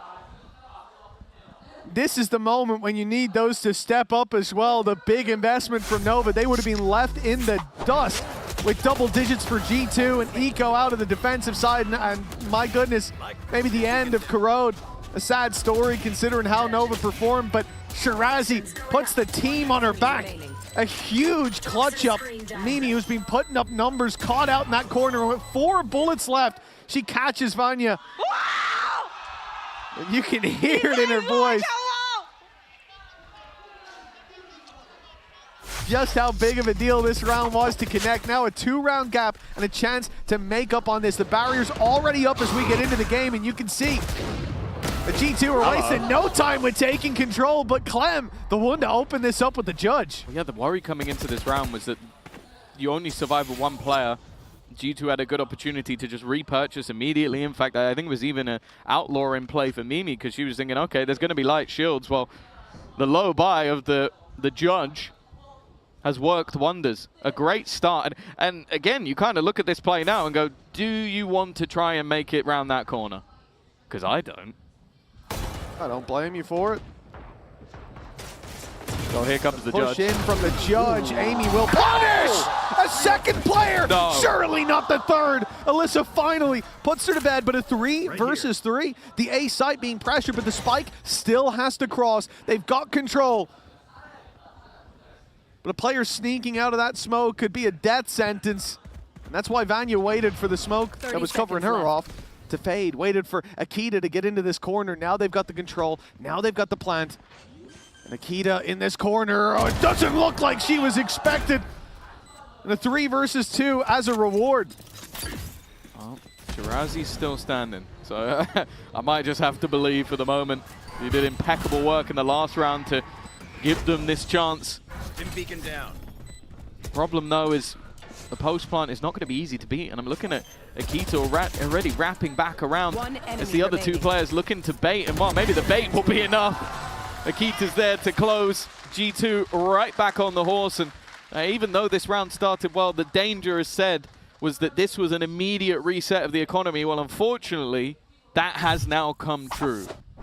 I love this from Akita as well, the fact that she goes wrapping around on elbow. So first of all, Amy finding the 2 in mid. Like the first kill, insane. jumping judge, you know, it is what it is. Sometimes it's kind, sometimes it's not. But left her so low, and she swings out and domes another. Had a chance for more, but that kill there from Akita is so important because that has done so much damage to Nova. They were in that 2 versus 3. It was worth going for. Once they lose a player and it's a 3v1, the call is made instantly. Let's save. We've got 3 players with no money. 2 of us can buy. We carry a weapon through, and we can at least get something out of this. And instead, what happens?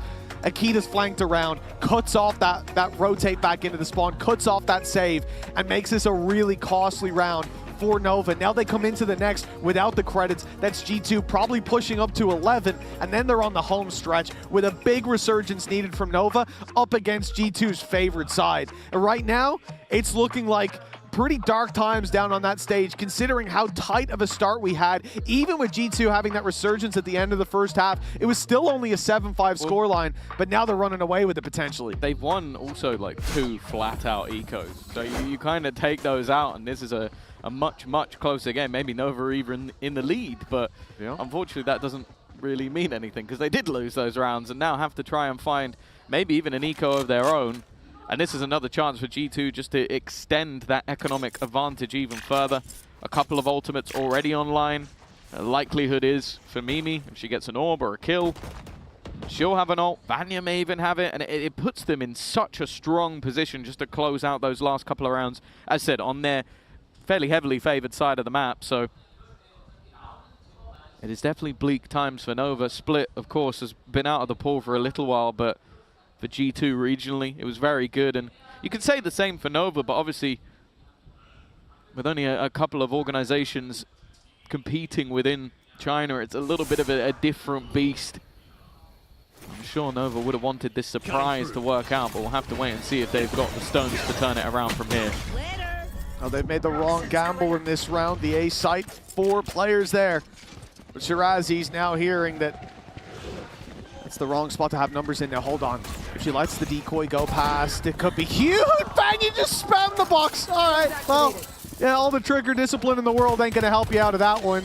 Never mind, no damage in the spawn. Great control for G2. They've got heaven space. The one thing is the plant isn't 4 there, so if Nova can slip by, great, but that's going to be easier said than done with a big battle waiting for them as they round the corner. Death is all that awaits them, 11-7 in flawless fashion. G2 now on the home stretch. Yeah, and this is what I'm talking about with the ultimates. 3 of them online, 1 of them 1 orb away, which they may just look to challenge for immediately. But then you also have the factor of, do you doubt that Vanya will get 1 kill? And I don't. On the other side of things, Nightfall close. And I am looking at Clem with the operator and the overdrive in pocket. Something we're yet to really see from her yet, but it looks like they're going to try and put her into position. Now there is Amy waiting on the other side. In fact, there's a couple of players. She needs to hit this shot and get out immediately, and that's exactly what she does. Very nice. That was clean as can be. Now Mimi's on the wrap up behind. Already used that dimensional drift and is hunting down a kill, but Clem has found another. Out comes the shorty. But Mimi now poses a threat with the flash through this smoke. Making a big impact, but Paranoia goes in. Rest of the squad delayed. Clem finding a 3rd in the round. Mimi tagged desperately low. It's on to Petra. Look at this corner spot for Mimi. She shouldn't get much, but Petra's there to cover her. A 3 versus 2. Manageable, especially with the spike under their control. Yeah, manageable, but they're both tagged up. And the players on the other side, they've got to make a decision of whether or not they now go all the way back to the other side of the map, but for Nova, they've done impeccably well. 2 of those ultimates already expended, coming in with a mass advantage to close out this round. Now, a post-plant, definitely not out of the realms of possibility, but you have to think of it from G2's perspective. We're tagged up, and we have 1,000,001 angles that we need to clear, and they don't see what we see. They don't know that there's 3 players still completely committed to this B side of the map, so they are just almost going to have to gamble on the fact that there's no one here, and luckily for them, they are correct. They go for an aggressive spot here, like playing towards the spawn to try to catch them on the rotate. It looks like Petra, going down on mid, but this is risky. They're already on the run through. Little bit of tag from Petra. 2 steps at least. Have been heard. What a shot! That puts us back to even, but still the HP advantage sits with Nova. They don't know where Mimi is, and they don't know where Petra's gone. Another swing, and it's a hit! G2 now with the advantage. The time ticking. Petra in the corner, and she has heated up in this map. Nova's flesh serving as the kindling. 12-7. One more with 5 chances to close out the pick of Nova. We saw the poll earlier where I think it was 0.2% where Mel and Alexis were voted the better duo of the two. I have a feeling maybe that 0.2% might have been swayed after that one, because that was insane from Petra. Somebody who for many, many years has lived for this LAN setting, lived for these international events. And well, has pulled around, honestly, out of absolutely nothing. That should have been a Nova victory, but for her individual brilliance. Clem off with a nice start, but that happened in the last round as well, and this time there's an immediate response. Nikita wanted to chase. She was thinking about it. We almost saw that dash up. It could have been a mistake with Sheer seemingly ready for the fight, but here it comes. Flash in, and so is Akita. Shots from Icebox don't land, and she's going to be forced back here. 2 players on site, though. Both angles covered, but big fights coming their way. Sheer has the trigger discipline to at least let the decoy go past, but this is going to be tough. 3 players coming through that angle. No flash to work with. Nightfall does catch just about, and so Sheer ends up being an easy kill for Akita. Just the 1 bullet needed. Molly in play slows them and gets the plant in for G2. With a 3 versus 2, 12-7. There's no better time to put the Nightfall through for Nova. A bit of information going their way, but they need to get towards this spike. Clearing out elbow at least, knowing there's a player close, the reveal goes in, but look how patient G2 are with the orbital strike. They knew that they could run down this clock, and now the pressure truly onto Nova as players fall one after another. Alyssa seemingly stands no chance with G2 locking in their 13th round. Yeah, it was saw today Mimi and Petra talking about themselves as boomers. I'm not sure that's the case. They are looking like the young blood on the stage in the last couple of rounds, and a mass victory going up against a team that hasn't played this map before, and a devastating attack side. It was impressive, and now they go into their map choice. That's the thing. We're going on to split up next, but of course that will be after the break. As Nova now have to rely on another burst of utility to get in, but it's supposed to be Sheer in the back lines, only able to grab 1, and then it's a desolation from G2.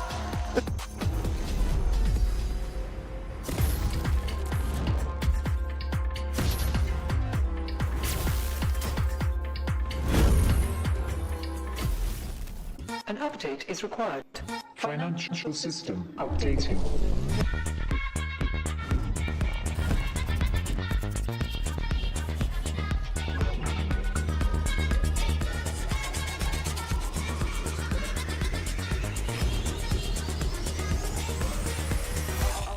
System updated.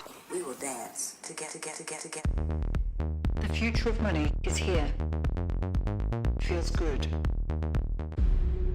Locking down the Drake is now Doran. Decent position. Double break down my walls, but I won't rise again. Cause I stand tall in my environment. How could I ever close my eyes and stay silent since they try to take me down with their violence? Oh, they go back in. Betcha flashes in, and down goes Light.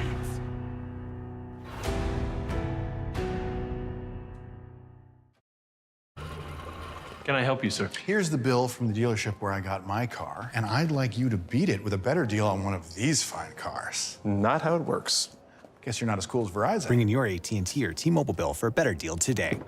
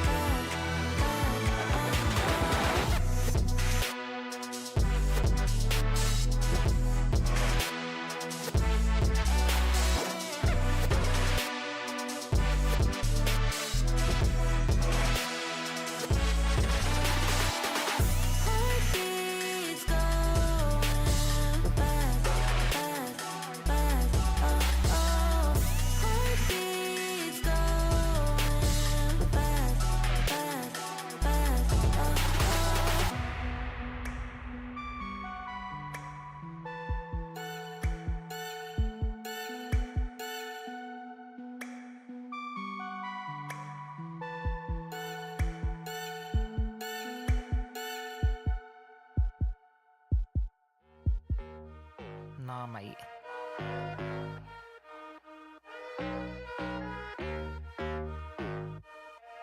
Oh, knock, knock.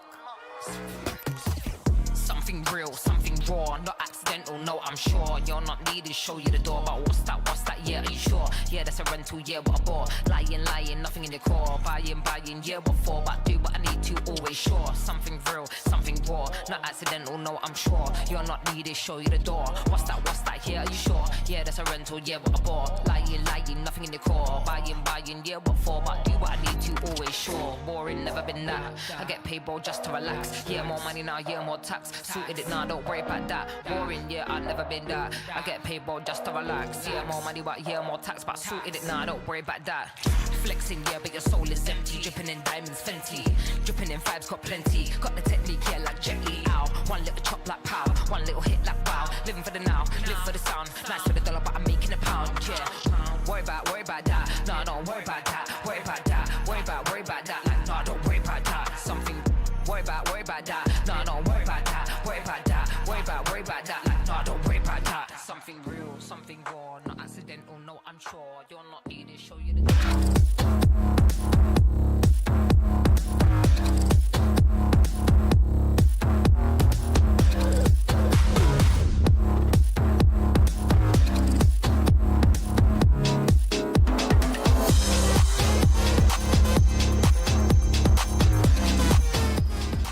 G2 goes in, start their campaign here in Seoul with a map #1 win against Nova Esports. Welcome back to the desk, and let's get right into this, because going into this game, guys, we saw some big change-ups and some interesting stuff in terms of the compositions. G2 keeping the Vice after the changes, and also bringing this Brimstone in.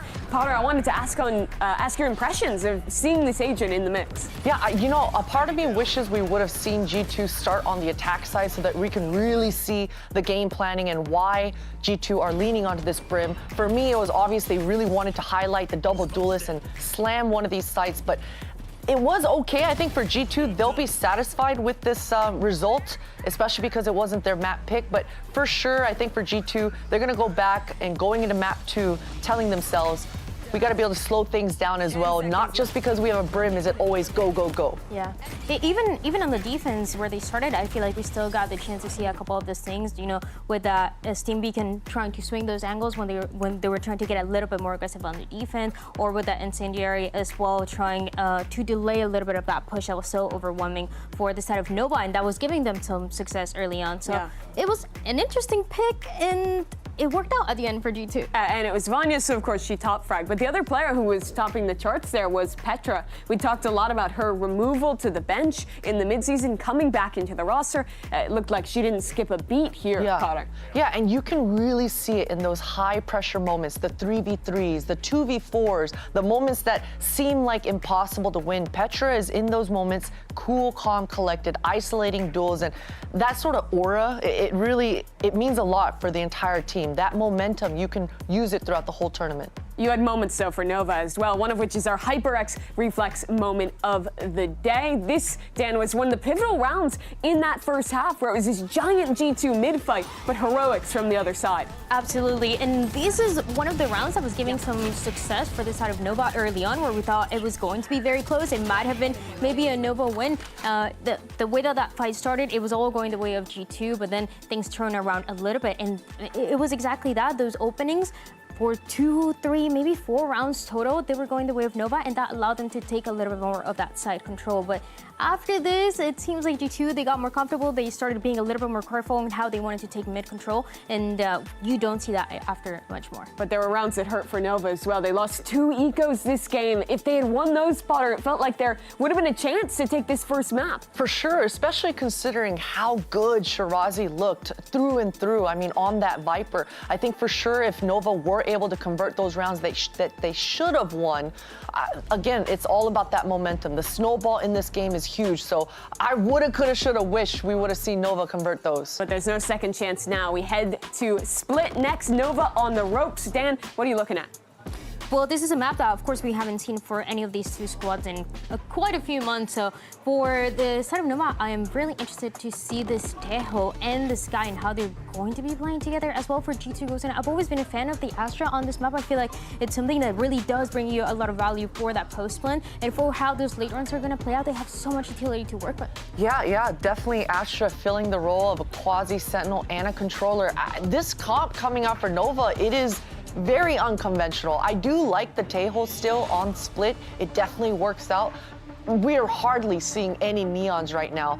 But you know, yesterday we mentioned it, not having any flashes, it definitely hurts. So I'm glad to see Sky coming back into the mix to at least fill that gap. On the other side, though, Dan, I do like these double duelist looks. I thought Mimi was good on that Yoru map 1. She was incredible. She was getting a lot of those openings that the team needed just to get control of that game. So continuing to see her on the Yoru as she was doing back in EMEA is exactly what G2 Ghost needs to close it into. Nova impressed us all with their first win for the CN region, but now they're on the ropes against G2 Gozen. Can they bounce back on split, or will G2 Gozen close out this series? We find out back with Mitch and Tom. Yes, it's time to see if this story extends all the way to sunset or if split is where this story ends. And I really want to get to sunset, Tom, but G2 picking this map, and after how good they looked in that second half on Corrode, it's fair to say that all eyes are on Nova and how they'll perform here.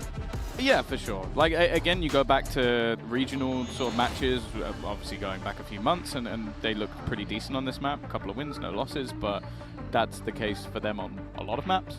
And again, they've not faced an opponent like G2 before. G2 in stage 2, I think we're 5-0 on this map, and we're incredibly strong on their attack side, which is where they're going to be starting. So I definitely do think that this is going to be a very difficult battle for Nova, but I like the fact that they're coming in with a fairly unique look at the map. Like, I think the Neon, especially if you play around a lot of these mid angles, the stuns can be quite nasty. It's very tight in some of the angles, and we've seen it a long while ago. I think it was even like Defo or someone used to play Neon on this map. So I'm interested to see what they've got, and the Teo as well. Again, something that's fallen out of the meta a little bit, but I still get excited when I see it picked. Yeah. That didn't sound like something. Yeah, I don't. Yeah, not 1,000,000% with you, but you know, it's good that you're getting excited, Tom. I always like to see that. G2 on their way towards this A site, and well, Icebox is going to have quite a task to stay alive as the flood comes in. Heaven Control going to be covered off by Amy as they wrap themselves around. Nice flash, but Akita is the one to draw that opening duel in G2's favor. And they've got all their bases covered towards main. 2 players sitting and waiting there. The question is, I think for G2 at this point, with how spread they are, they almost want to take a fight, but then you have that double up down below in the drop. This is a nasty little spot, especially considering the super late play from Vanya. She should be able to do a ton if there's anyone left to be picked up. It didn't matter from this point onwards. Alyssa completely surrounded, and G2 are going to get themselves off to a strong start in the pistol. It's definitely a composition as well that I've enjoyed in terms of that double duelist. Like, we've seen Yoru Rays become incredibly popular on this map. Of course, I think the last time G2 were playing this, they still had Nello in the roster, so a slightly different variation. I think Amy was even playing a Fade at that point, so this was where some of their roles were a little bit more questionable before Petra came back in and now picks up that Fade once again. This is where it looks like there's a lot more comfort in the roles that they're playing, but I think Mimi's Yoru is something I've been really pleasantly surprised by, because I think that there's no doubt that if you've watched like any streams or anything like that over the last few years of hers, her individual ability is very impressive, but it's always been a utility that I think has been maybe even second to none within EMEA at least. So the fact that she now gets to sort of put both into combination playing the Yoru, it's just enjoyable to watch. You know, I love it here in Seoul, man. Those tech pauses, they never last longer than a minute, and I'm sure that's not going to come back to bite me. It's been enjoyable so far. Well, don't worry, Pansy's going to be here soon. Yeah, she has literally just arrived, I heard, so anything goes wrong, it's not my fault. Let's pin it on her. 1-0 start for G2, and it's the defensive side coming in with classics. But they're grouped up ready for this fight, and that's a double opening. Clem with 2 of her own. G2 having to battle tooth and nail to even keep this even. That's a great start already in terms of damage and the potential for this to be so much more. If they wrap back through after the plant, they might be able to retrieve some weaponry, and that's exactly what Nova are planning to do. They've realized, okay, they've probably either fallen back or pushed into the site, so that's a couple of guns for us to try and play with. Spike planted. Especially that Guardian. We've already seen it in the last map, what G2 were able to do with that, forcing them into the open, but that forces Vanya and Amy into the fight. And while luckily for G2, they were able to recover that. It was dangerous and it was costly, but G2 at least got themselves the round.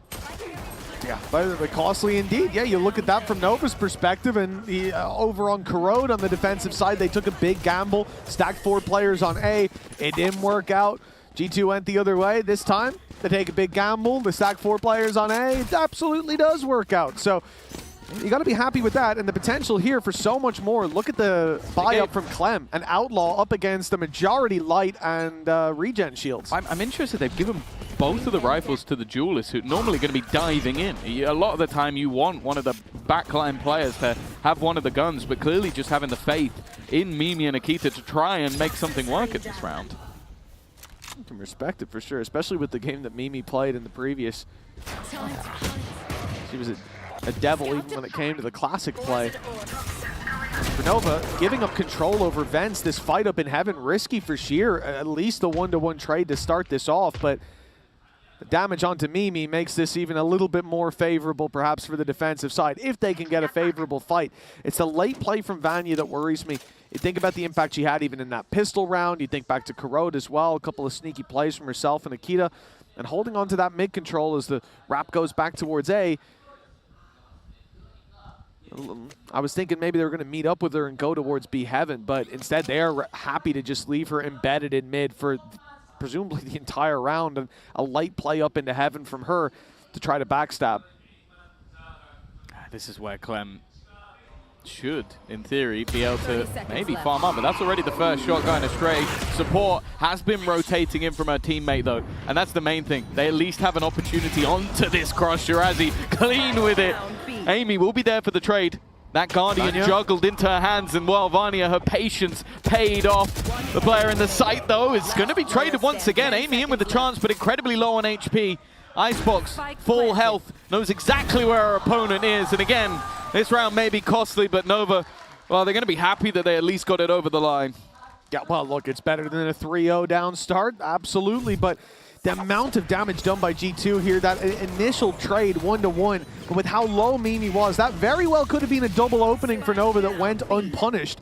And instead, they still end up in a decent position with Mimi's being taken down by a quick transfer as a result of being 5 HP. And it still comes that close. Yeah, it's exciting, but on the other side for G2, now they come in with rifles. Because of the plant and the big play from Amy, you've got the Viper's Pit to work with as well. And the reinvestments on Nova's side mean that if they lose this, G2 get to catapult themselves further into the lead. Also, a lot of the time with this explosive a comp, you are going to expect plants to be coming in. Early space taken, and Clem is gone. A second gone in this round, and she's going to bite the bullet. For G2, though, this isn't necessarily a call to arms. They can now be a little bit more patient. They've got lurks in both middle and B in case anybody tries to get aggressive. And now we kind of ask, how do we expect Nova to react?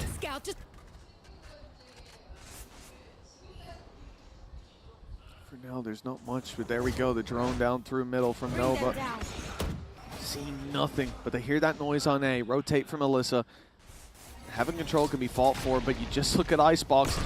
Isolated on the site, it's going to get Shirazi in a spot where she wants to get that little more aggressive to support her teammate, but she goes down, and so does Icebox. Alyssa doing well, that third player not expected to be this close to A that early, but they're still down by 1. An ult for Mimi, a Viper's Pit as well. I mean, really take your pick of what you want to commit to that one, and even the stun. By the time those players get close, the stun has faded, and G2 grouping up. I mean, they are fish in a barrel if the spray came down, but instead it's Mimi with a very early wraparound inside the pit and a third kill in the round. She really has been having a series, in fact, with the Gravwell to buy even more time. We knew how this story was going to end. G2, 3-1. And for Nova, I think that puts their credits in the dirt. Yeah, that's the trouble of having that very close prior round with the two-weapon investment from G2. Again, though, you could just see how difficult a lot of these fights were from the Nova side, like caught out. I think there was even a fake teleport used as well by Mimi in the middle of that fight just to try and distract, try and almost put some doubt in the minds of the opponent. But more importantly, EMEA has just been frying. 7-2 on the Viper. We said they were very good at playing this map even when she was on the Fade, but you put her on a Sentinel, you put her on Viper, and you just feel like you're going to get results. I like Nova's idea. The gambles in these low-buy rounds, often the way to play it. The mid-push doesn't see anything from G2. Nova were hoping that someone would step out, look for the fight, look for the info. But even then, I mean, look at the position. Look at the position that's being held by Amy. She is ready for this. That is space that they know they've given up. And now Clem is going to be confused and frustrated as Amy shuts her down. Everything calculated, nothing unaccounted on the side of G2. And a 5 versus 4, the Pistols going to struggle to find any favorable fights here. Spike dropped. Yeah, not a lot of upgrades either. Shadows. Oh shit.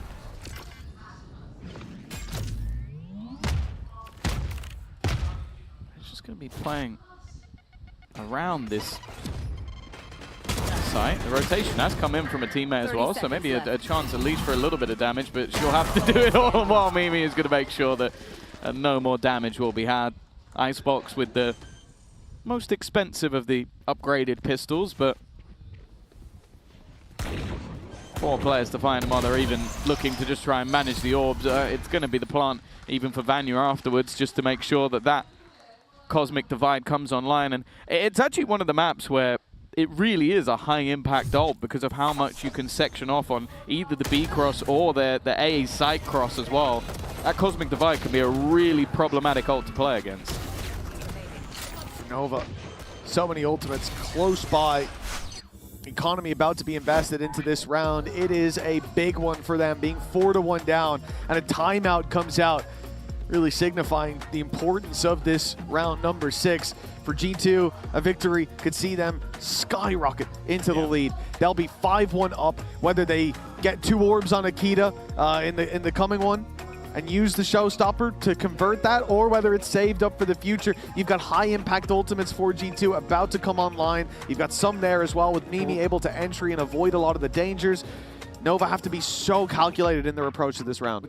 These 2 ults they already have, for me, are scary enough because, as said, Cosmic Divide allows you to basically cross into a site. Dimensional Drift allows you to know where everybody on the site is. Like, it's so easy to then punish the players that are there that you then almost force your opponents into being very aggressive early in the round or being aggressive through a Cosmic Divide, which is such a massive risk because you have no sound cues, you have no idea what's going on. So I am curious what's being discussed on the other side. But the good thing for Nova, and a good thing about this pause, is it's the first time you're going to see the operator. It's also an opportunity for many ults to come online throughout the round, so they can maybe challenge for certain positions to get those.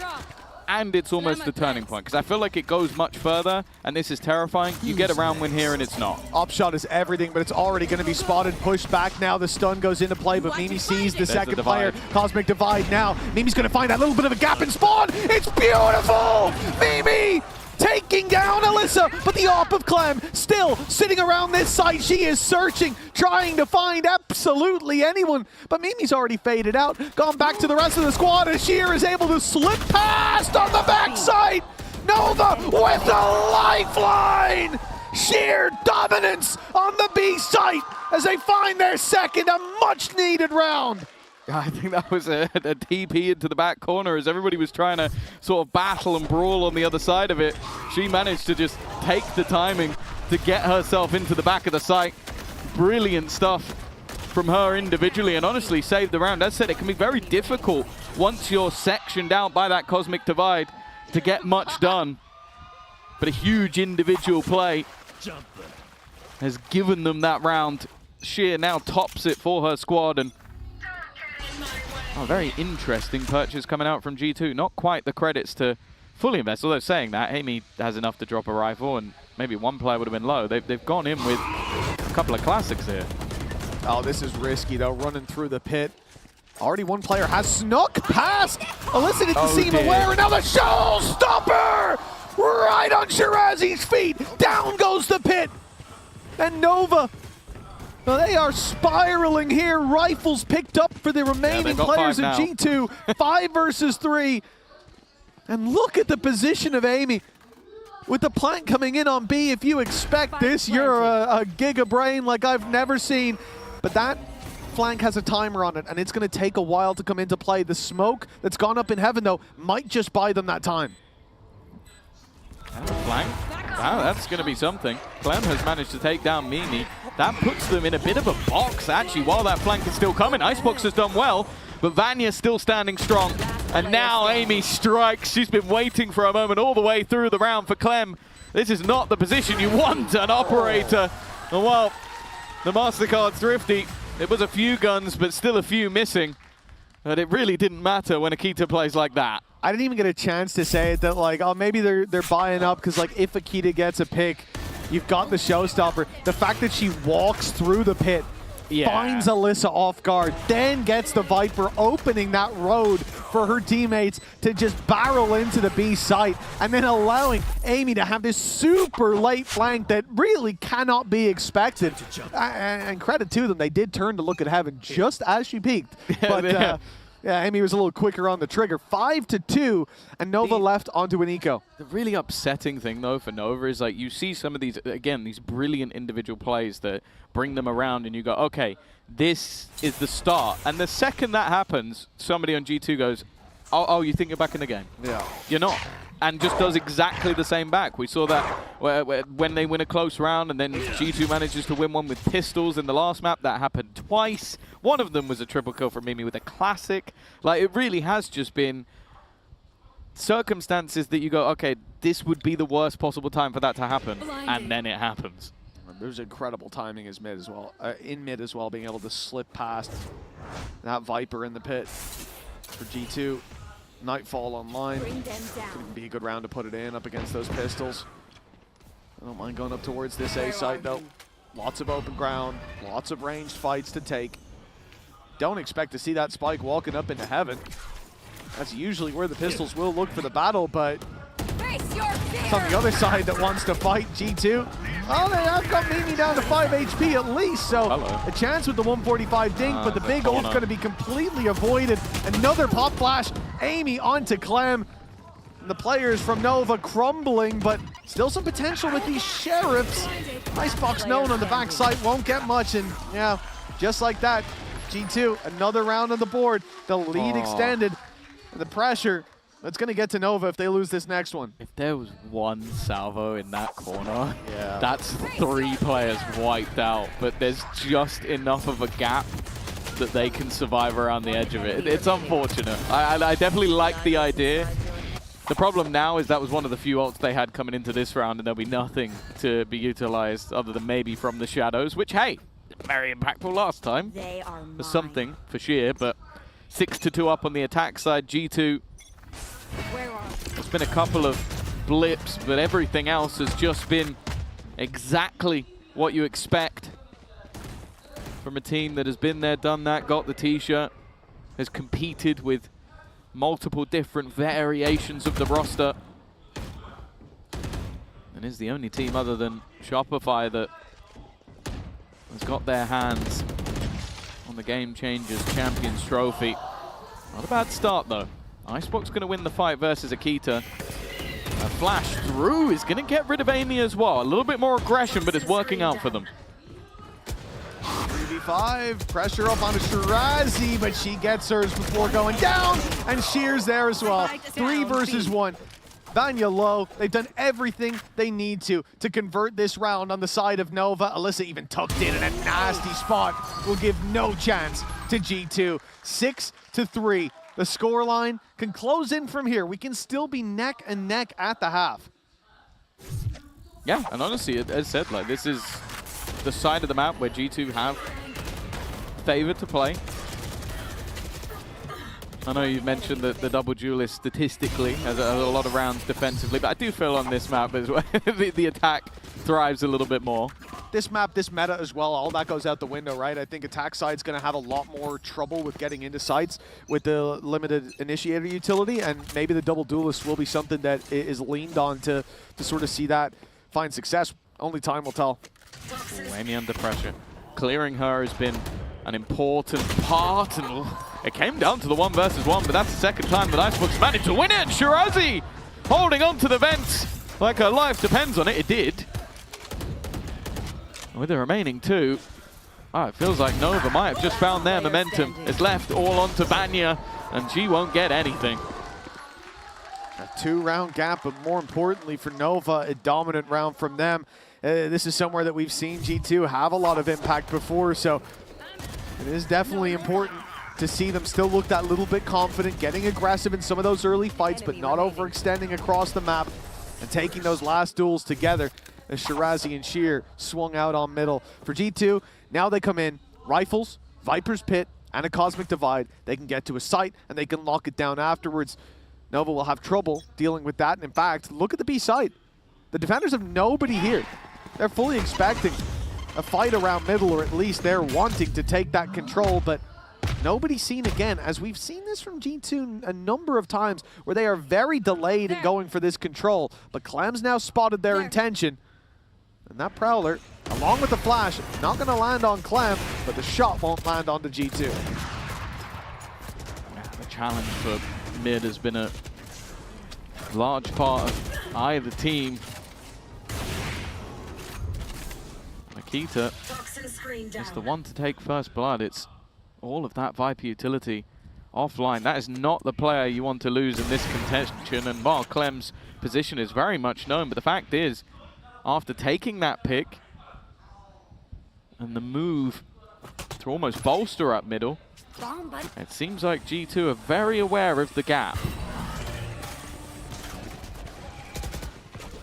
There's the drone down for the info, but they've already heard it. It's all about that op shot from Clem. The top rope landing its blow. Late play by Amy through middle hasn't been spotted yet, and often you'll expect that Viper to be with the squad. In fact, the flank is completely avoided now. They must have seen her, because they even flashed back out into mid. But yes, this is why the pit coming back into play to try to lock this down in the post plant. Nade right-clicked up top. Oh. It's beautiful from Makita. And with the pit to get towards the site, just about covering the spike. This is a very difficult retake for Nova. The slide good, but Mimi better. And it's down to the 1v1. Already low is Icebox, and that decay is going to take this from bad to worse. A spam from Amy would be enough, and the snake fight certainly will do the trick. 7 on the board for G2, a lead at the half already guaranteed. Amy's just so calm under pressure. Like you'd see, like it's such a small detail, but a lot of people, the second it's tapped, you're I'm gonna snake bite. She's like, okay, possibility of tap and then swing. I know the timing. This will be now where she's going for that second half. Now I use the snake bite. That's all the risk gone, because by that point she would have already been swung. You're not going to wait till 1 HP to do that. So just intelligent play from Amy, and that has been a lot of the story of this attack. Just her timing, her spacing, her decision making has been sublime. A 7th round, and while a showstopper with 2 targets and 2 targets taken. It's an assist from Mimi, even if it doesn't come up on the board, but for Akita, that's about as easy as it gets. Yeah, really snuffing out their flame here, Nova. They came in shining bright, certainly in that first half of Corrode, but it seems like G2, they found their rhythm. As every note falls into place, Akita's 3rd. And Mimi looking for one on the backside, but it will be Petra to get yet another, hitting that final note as G2 end this half 8-4 in the lead. Yeah, looking very good on that attack side as expected. And of course for Nova, we knew this was always going to be a tough battle. It's now an uphill one. They'll have to try and find a response after the break.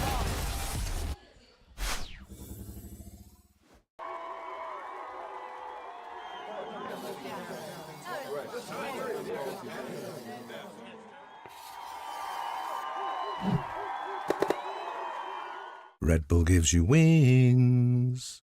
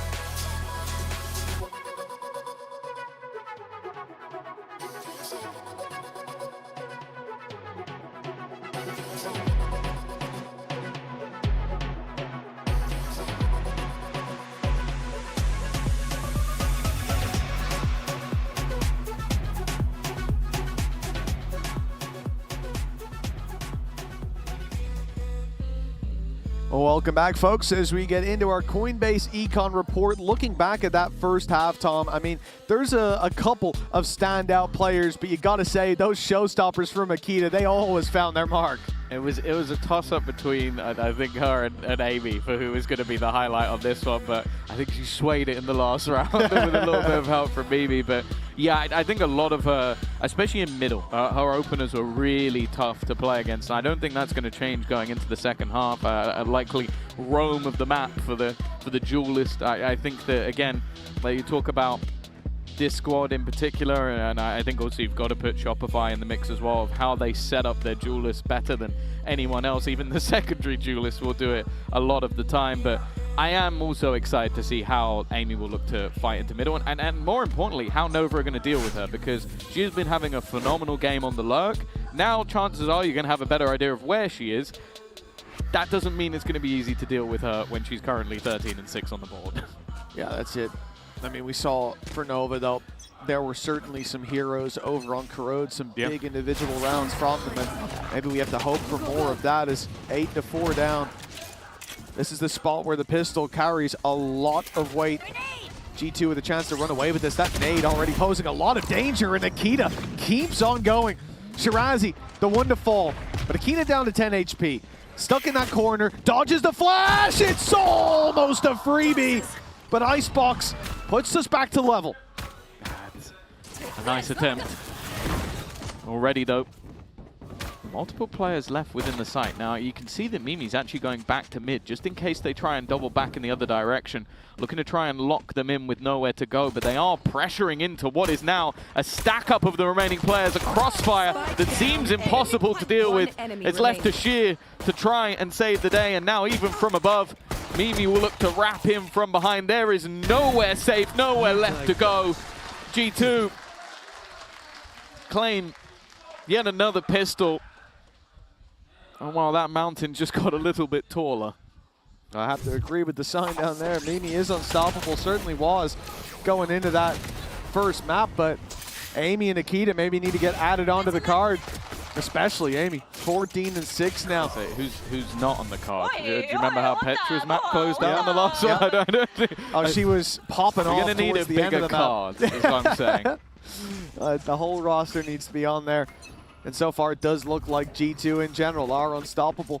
The side of Nova stalled out in this second half. As 9-4 is already on the board, but we're likely looking at double digits. Classics across the board with the exception of Sheer. And already it seems like the early plan for that attacking side is to play the orbs, a slow round from them as they take orb and B main, move back towards mid, and isolating an individual fight will be difficult. 3 Spectres in play. Honestly, this is the perfect map for it. We talked about the ability of that weapon now when it comes to ranged fights is insane, but then you add on to that the fact that there's plenty of close range duels that you can take here as well. It really feels like an all-rounder on Split. Yeah, and again, it seems like they've got the right read. Multiple players already here. Early utilities, not a bad start though. Clem's done well. That's a player drop. Clem with the classic. Seems to do so much damage all of the time, and now Shirazi's adding another. This is starting to get very interesting indeed. A chance to give themselves a lifeline, and Clem is looking to do it all. It's left to Petra, who doesn't know there's another on the cross. And hey, that's one way to find a response. A Mastercard thrifty, and Nova, well, they're not dead just yet. I was thinking this was the beginning of the end. Once that pistol went to G2, it really felt like the first bit of soil dropped on the coffin. There as well. Absolutely. And they managed to come out on top for Nova, a 9-5 scoreline, and an immediate start to this half. Honestly, it is better than winning the pistol round. Not only because G2 being so damn good with the classics, but Nova get this Massive boost to the economy. Now sitting with full rifles coming into the third round, and G2 left in the dirt.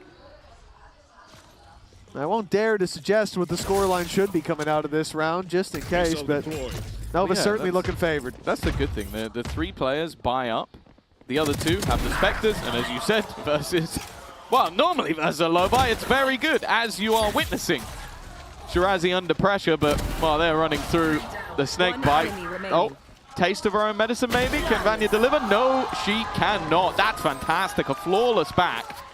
A huge boost in terms of orbs as well for Shirazi, which, hey, you're going to want a Viper's Pit as early as possible. And more importantly, the credits through the roof. I was watching to see Nova's investment because after that, you know, still playing with the Spectre, it's not a bad idea, but they've decided to drop one of the 2, upgrading to a Phantom on Shirazi. I think Shirazi gets 4 kills and you go, actually, I've got so many credits, I might as well spend some. And not just that, give her a better chance to find that opening duel, to add an orb to the tally, to get that Viper's Pit in post-plant, which would be so important in a round like this. G2 investing. Losing this for the defensive side means Nova are right back in the game, and already they've sent a player running. They haven't claimed that space all too easily. This is a full 5 as well. Like, there is no luck. There is nobody left on the other side of the map. This is an all-in gamble play from the side of Nova. But they've got to make it out of this choke first. Petra's been spotted on the backside. Akita good for just 1. But Mimi and Petra, they're delivering and stopping Nova in their tracks. A 7th round not likely to find its way into their hands. We talked about Shirazi, 46 HP now, and still 2 orbs away from that Viper's Pit.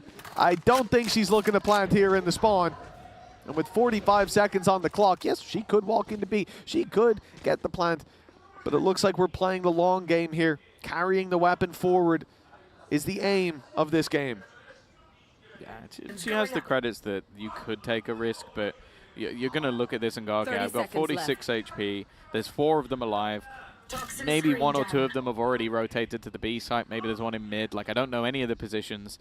And realistically, okay, an orb for me would be nice, but an orb for them would be damning. So I think just got to let this one slip away, unfortunately. And hey, you have an extra few credits going forward. Maybe that's another buy if things don't go to plan, or if but you lose 4 players in a round victory. So definitely understandable. For G2, though, an immediate response.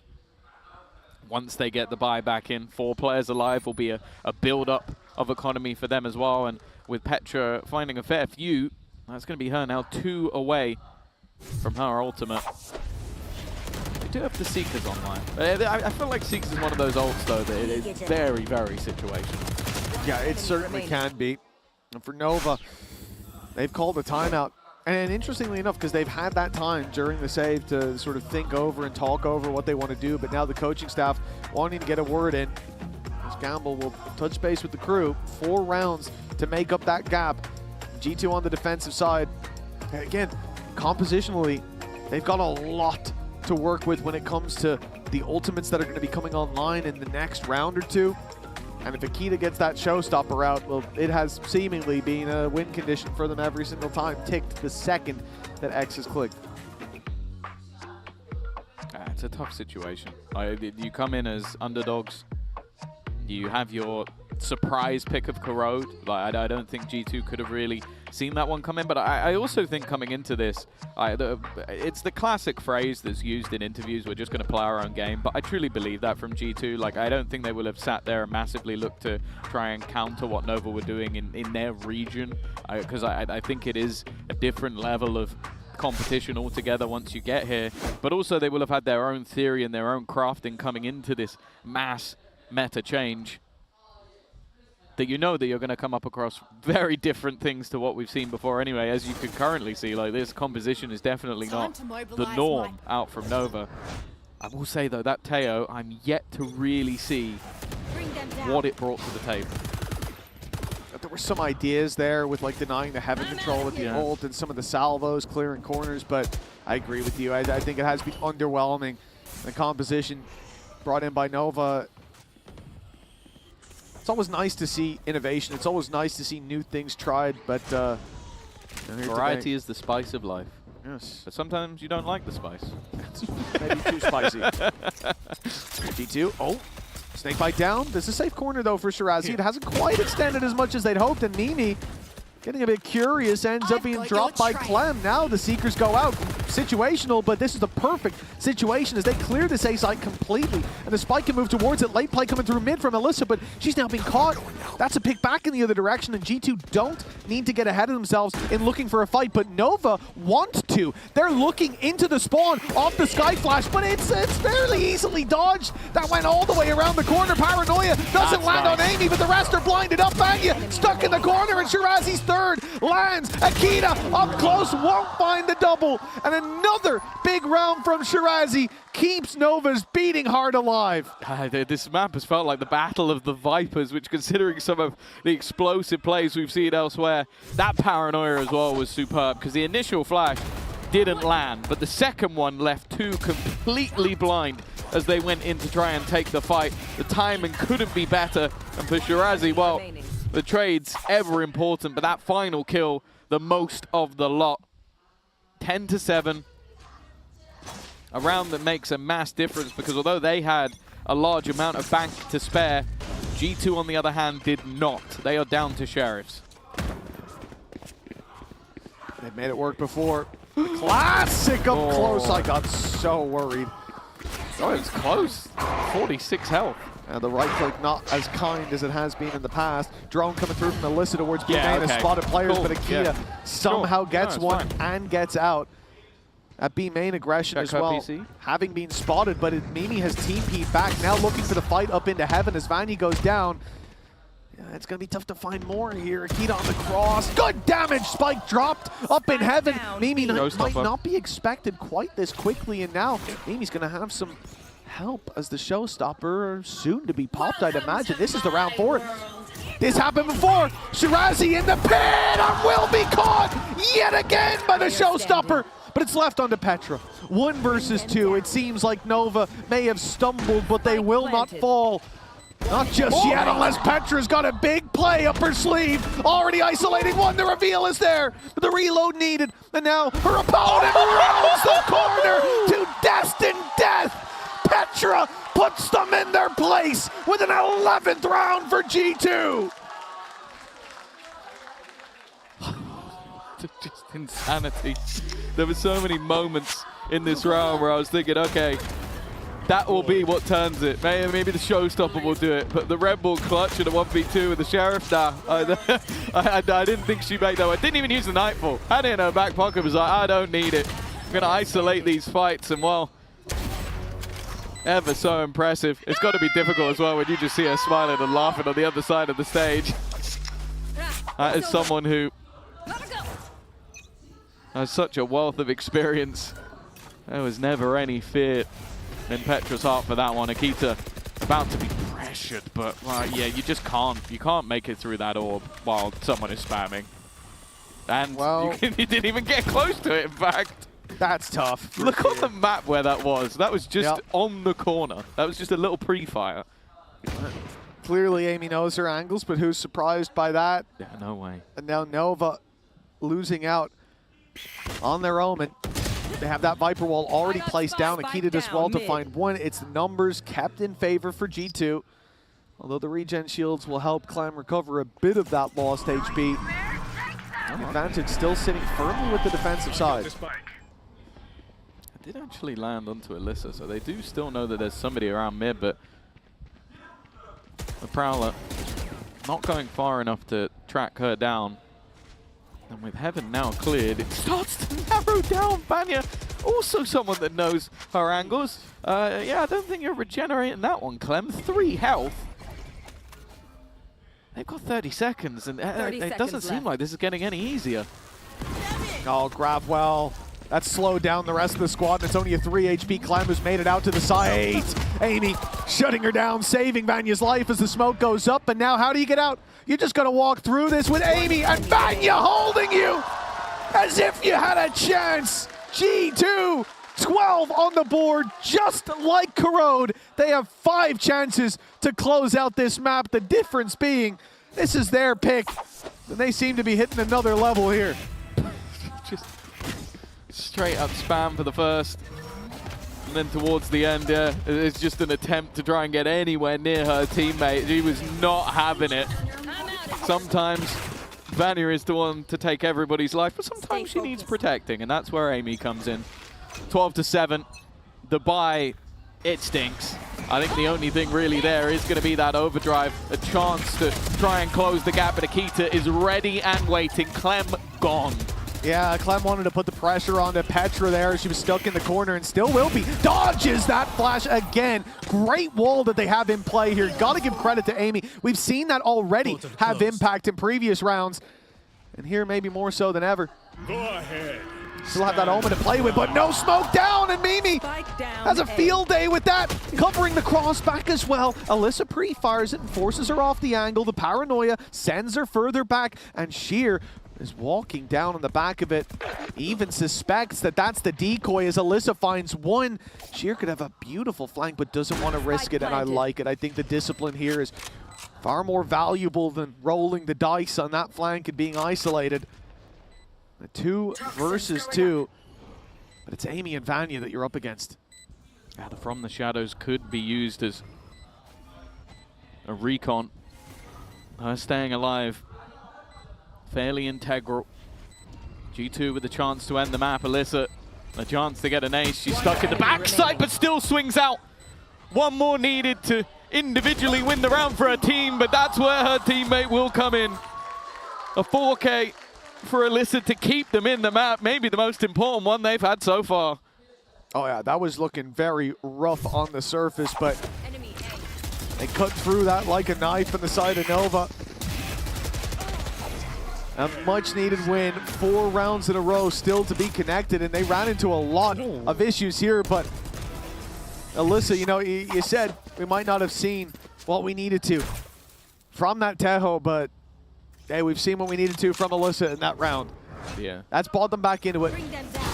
Give them a boost of morale. Perhaps Viper's Pit in play. Now, we've seen this a number of times towards mid, but this time Amy in a very narrow spot. choke point. I mean, she kind of needs to push forward to hold that control, but Clem is already past the pit, so standing in that tight corner, really the only option she's left with. Prowler up top has caught Clem, though.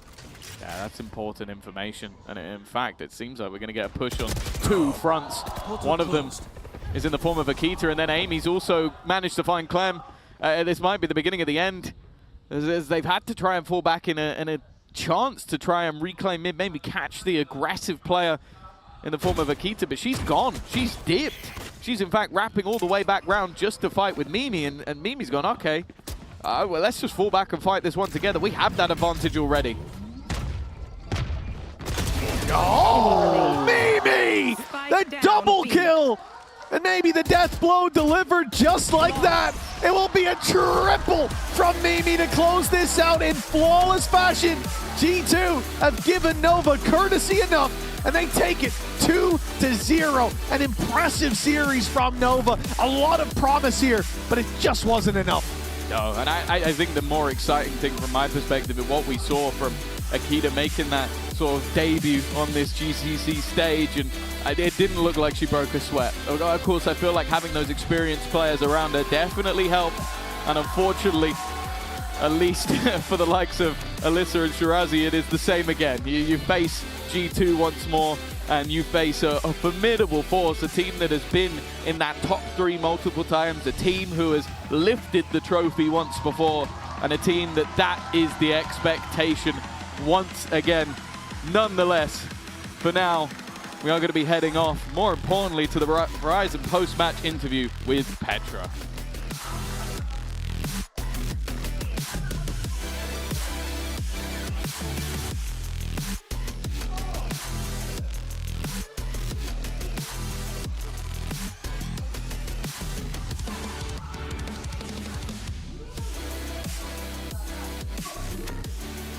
Strong start for G2. Congratulations, guys. And Petra, join me for an interview right here. 네, G2 고든의 페트라 선수 만나보도록 하겠습니다. 승리 축하드리고요. 오늘 정말 노바가 분전하면서 이 코로드에서 좋은 모습을 보여주기도 했었는데 역시나 G2의 경험치와 그리고 팀워크가 느껴졌던 경기가 아닐까 싶습니다. 가장 먼저 이 코로드에서 브림스톤을 선택한 이유부터 물어보고 싶네요. Congratulations, Petra.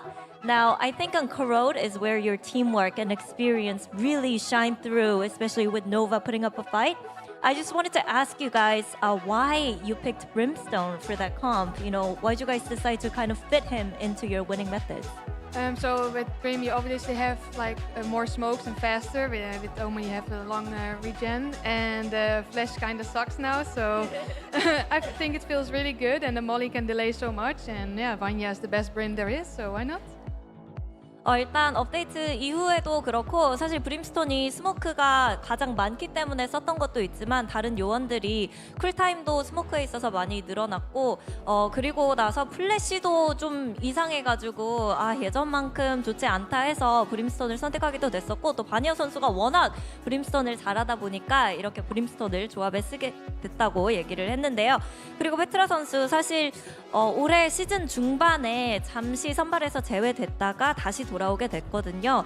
그것 때문에 조금 더 이번 GCC에서는 스스로를 증명해내야겠다라는 각오가 남다른 것 같은데 한번 어떤 마음가짐으로 임하고 있는지도 물어보도록 하겠습니다.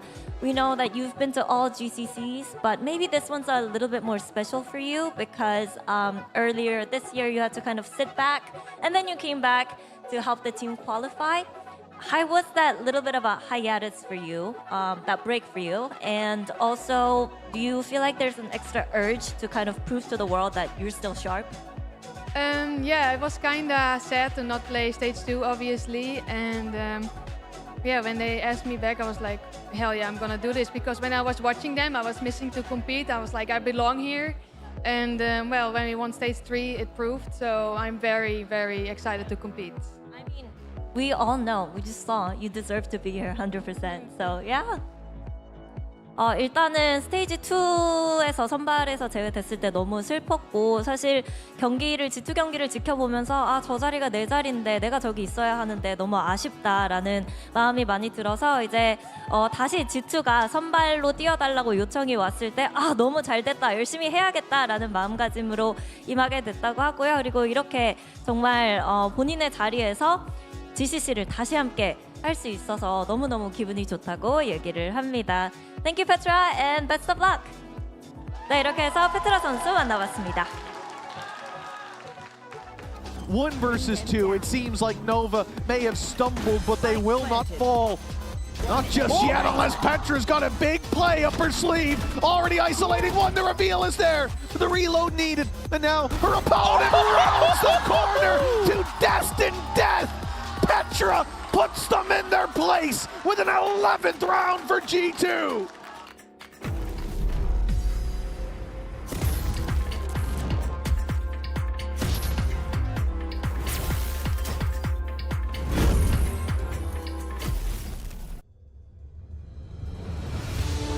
It's more than a game.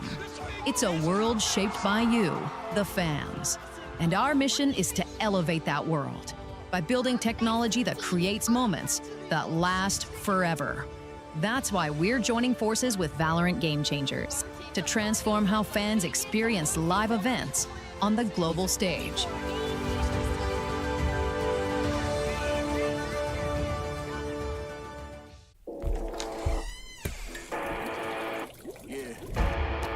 Let's go.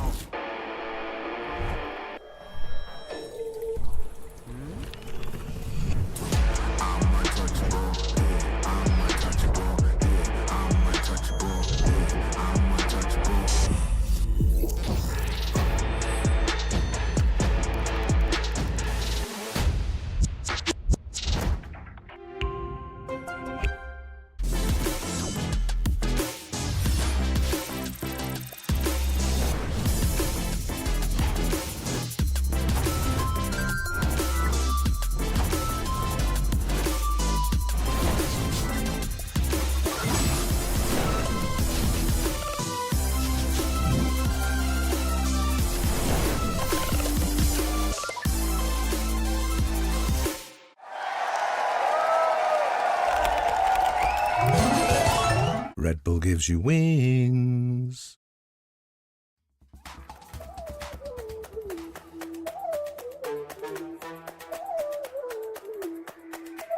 Oh, this is major. It's like the next big thing. Come catch the wave, yeah. Yeah, watch what's happening. A force of nature.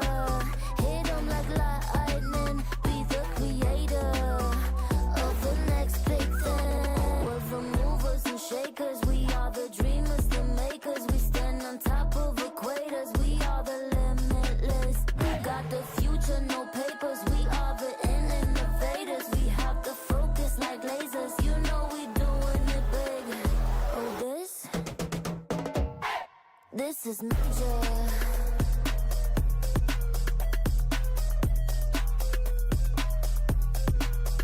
This is major. It's a game changer. This is major.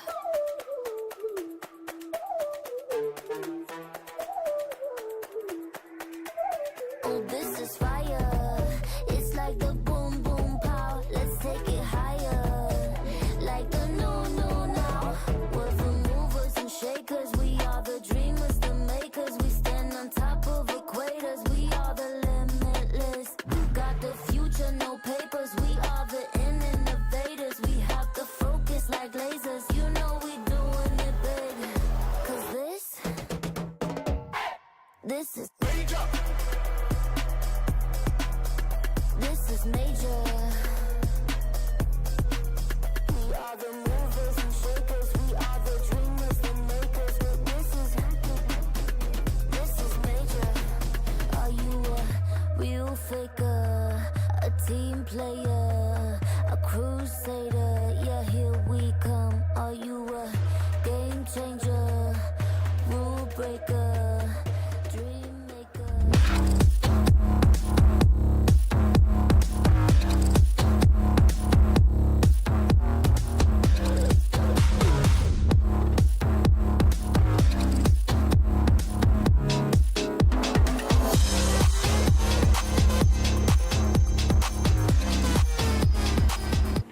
Welcome back to day 3 of Game Changers Championship and our second match of the day. It's Shopify Rebellion Gold, the reigning 2-time champion, taking on Brazil's MIBR in a rematch of last year's grand finals. Welcome back to the desk. I'm Mimi, back here again with Potter and Dryad. And Potter, we just have to start by saying how crazy it is to get this finals rematch so soon in the tournament. Yeah, it's a treat. It's definitely a treat. Like I said earlier, GCC is a gift that keeps on giving. I'm excited to see Dodo Nut debuting on an international stage with this squad for the first time. I'm excited to see Noya doing Noya things, and of course, the lovely duo, Mel and Alexis. It seems like anytime these two are going into the server, they can do no wrong. Yeah, let's delve in on that last grand final, because this is the second trophy in a row that Shopify Rebellion Gold managed to win, Dan. And for MIBR, it was a 3-0, but it was a final where I think that they really proved themselves at being at the caliber of this team, at being a team that can make it all the way to a finals and almost have that chance against Shopify. Absolutely. I feel like in that last tournament, we got the chance to see a lot of up and downs for MIBR, points where we got a little bit worried for the girls, and then points where they were a lot more comfortable and confident. Unfortunately, that grand final was a bit more one-sided on the side of Shopify Rebellion, but if you watch not only what they were doing in last year, but also what they have been cooking this year, they look much more stronger, and that's why I'm so excited to see them. Yeah, and it's exciting, too, to see them with some of those changes coming into this year as well. For Shopify, they are looking for the three-peat, something no one else has done to keep this incredible streak going. But, Potter, they'll have to do it this year with a new player in the roster. As you mentioned, their player who won MVP floor last year, not with the roster. Instead, it's Dodo Nut, a long-time player in NAGC, making her debut here at the international level. Yeah, and she's got big shoes to fill. You just saw those lovely highlights on the screen. Fluorescent was a huge part of why Shopify had such a dominant year last year, but Dodo Nut, she hasn't skipped a beat. Shopify, it seems like the rest of her teammates, Mel, Alexis, Noya, Sarah Cat, these 4 other players are getting activated by Dodonut because she's such a good role player. She's such a good teammate. She's got a fresh perspective coming through. And I gotta say, Shopify, they look better with Dodonut, at least on the team. Do you think they look better? Game planning sort of things. Do you agree with that, Dan? Do you think Shopify is still the tournament favorite after the change? I think that is something that they're going to have to prove. I don't think they look like the tournament favorite because we have so many changes across different regions where the duelist has been kind of a massive step up, and what they were able to do last year, I feel like it's hard to replicate. I think Dodonut is an incredible player, and we've seen her at the very top for multiple years now, but to me, it's going to depend on her confidence, and that is something that the team has been talking about, that she has been talking about. As long as she is a confident player going into any of these matches, they should be the favorites, but if not, I am a little concerned.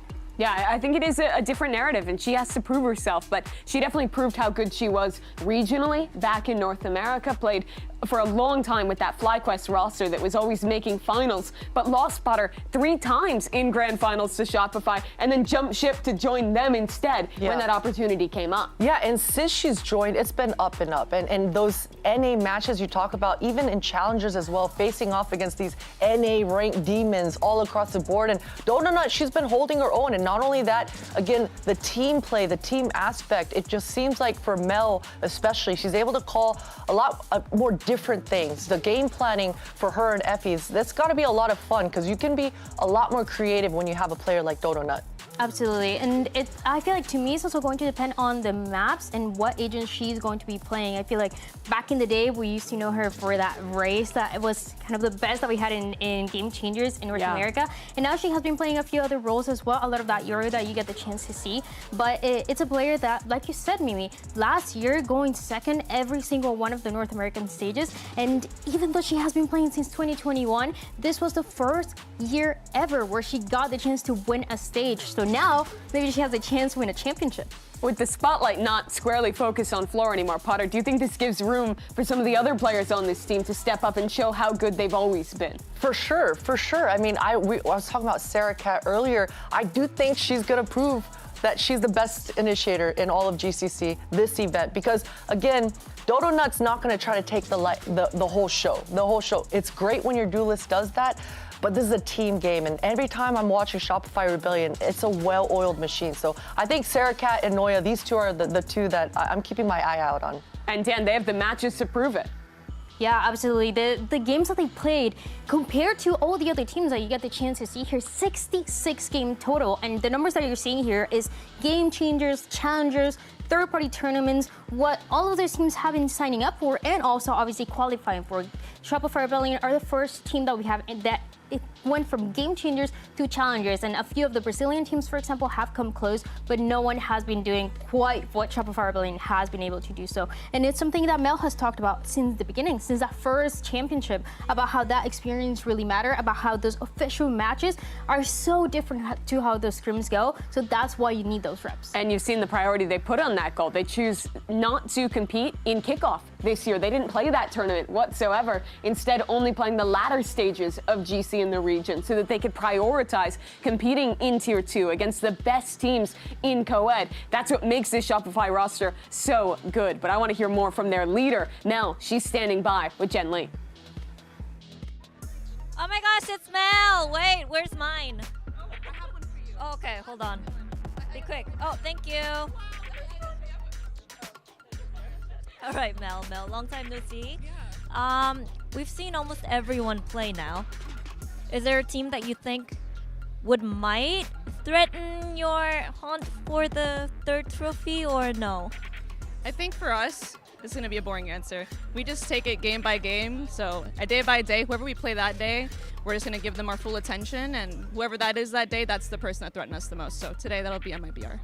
But that's the PR answer. Now, give me the good one. I mean, it's also a good answer, too. I think MIBR is a great team, and it's a rematch of last year's final. So MIBR is definitely up there.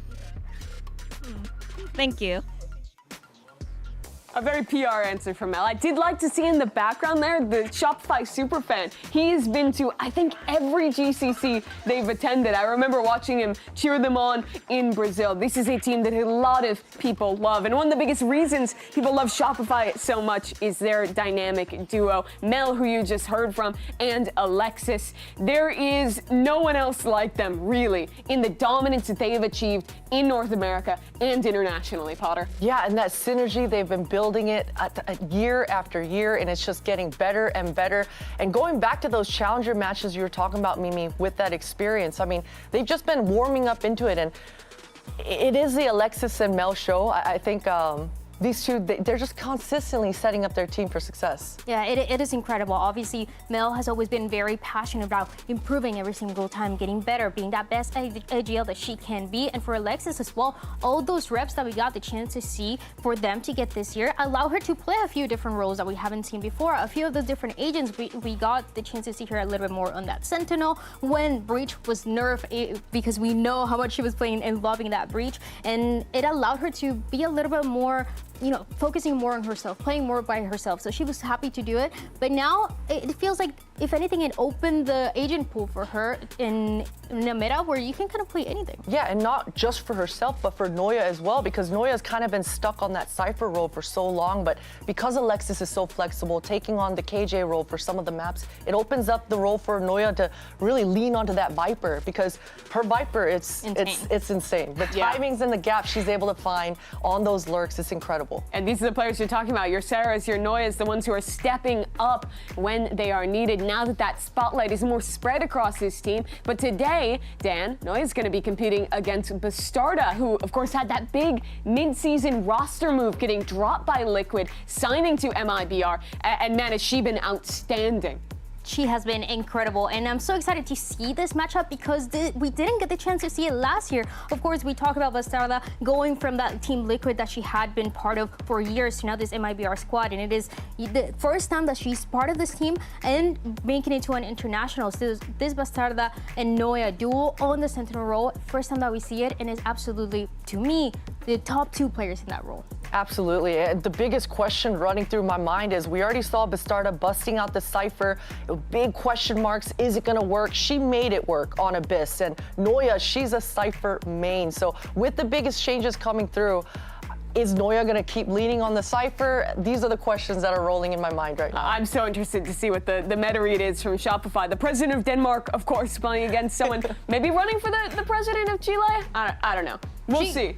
She's definitely at the top. That's what I'm saying. There's more competition for that presidency in Valorant, but we'll see if Bastarda can get there. Let's talk more about MIBR. They played their first match on this stage already against Giant X, and I just want to talk impressions because, Potter, they played these two very close matches. They nearly got 2-0'd, but then when it stomped map 3, where are you sitting on your MIBR stocks after this series holistically? That map 3 you're talking about, Mimi, at least it was MIBR heating up right in the nick of time. That's exactly what MIBR needed. SRN, you see her standing up, getting hyped, and as she should be. In the third map, that's when she came in the most clutch. And if I think back on last year's grand finals with MIBR, it kind of fizzled out. The gas tank was empty. So for MIBR, they've got to pace themselves. They've got to realize this is a marathon, not a sprint. But what I really like about MIBR is that the team was really confident, even if they had that slow start. Every single one of these players talked about, yeah, maybe it didn't really go our way at the beginning, but we knew that it was a couple of those details about the communication, a couple of those details in the late rounds that we were able to fix later on, and we were still confident we were going to win it no matter what. So I feel like that is the mentality that you need to have, and it's a mentality that they're, you know, that's a little bit of pressure on themselves, but I feel like they're able to handle it, so they're fine. And let's turn our attention and hear more from the other Mel in the server today. MIBR's Melissa standing by with Jen. Vamos! Mel, hello. It is revenge time for you, right? But here's the thing, Shopify, they've been undefeated this year. So what are your plans to defeat the final boss? The final boss is on my team. We just need to trust ourselves. Okay. Trust yourself. Yeah. All right, good luck today. Thank you. And I think that final boss might just prove to be SR and MIBR. This is a huge opportunity for them, losing that final in Berlin 0-3 to come back to another tournament against a Shopify who has had to make a significant roster move. This feels like an amazing opportunity for them to show why Brazil is so good, why we were so excited to see two of their teams attend this event. Yeah, for sure. And I think comfort agent picks is what I'm looking for SR. And we saw Alkia looking so good on the Jet. I've been talking about Waylay for the past few days, but SRN's Jet is going through my mind. So many movies for this player. So I'm thinking about which duelist is SRN gonna farm on in this series. And it can be anything. I feel like it's also going to depend on those maps. We got to see already 3. It's the only series that we've had so far where we won 3 maps. So this time around, SRN, the comfort, I feel like is going to be key if they want to win against Shopify. What a test for Dodo. Her first match on the GCC stage, having to go up against SRN. Our 2024 finals rematch gets started right now. Let's send it down to the stage.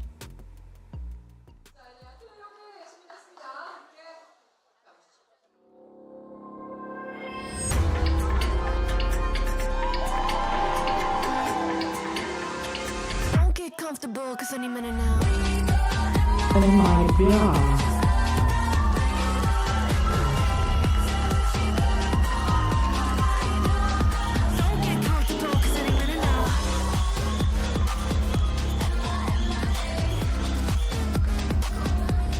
The back-to-back world champs, Shopify Rebellion, enter the competition here in South Korea, facing off against their toughest opponent from last year. One of the squads that Mel always talks about how much she respects, how hard these Brazilian teams are to play against. But guys, for MIBR, what an opportunity they have to make up for that final and start this run with a win against the back-to-back winners. Both of the teams making a singular change since the last time that they got the chance to see each other. And for Bastarda, it's going to be my eyes on her. You talk about Mel, but Bastarda also has a lot of respect for the other squad and how close that grand final that she played with Team Liquid 2 years ago was. And I have my questions about the maps. I really like them too. Yeah, OMEN map select. We head to Pearl to start. Your thoughts, Potter? I'm looking straight at Lisa. This is MIBR's pick, and Lisa, well, the whole team of MIBR, but specifically Lisa had a slower start in the series when they opened up debuting on the stage. So for MIBR, they've got to double down on a hot start, get loose, get aggressive, set up Lisa with all the information so she can get her lurks going. And just like the last series, we have a little bit of a surprise for this first map of Pearl.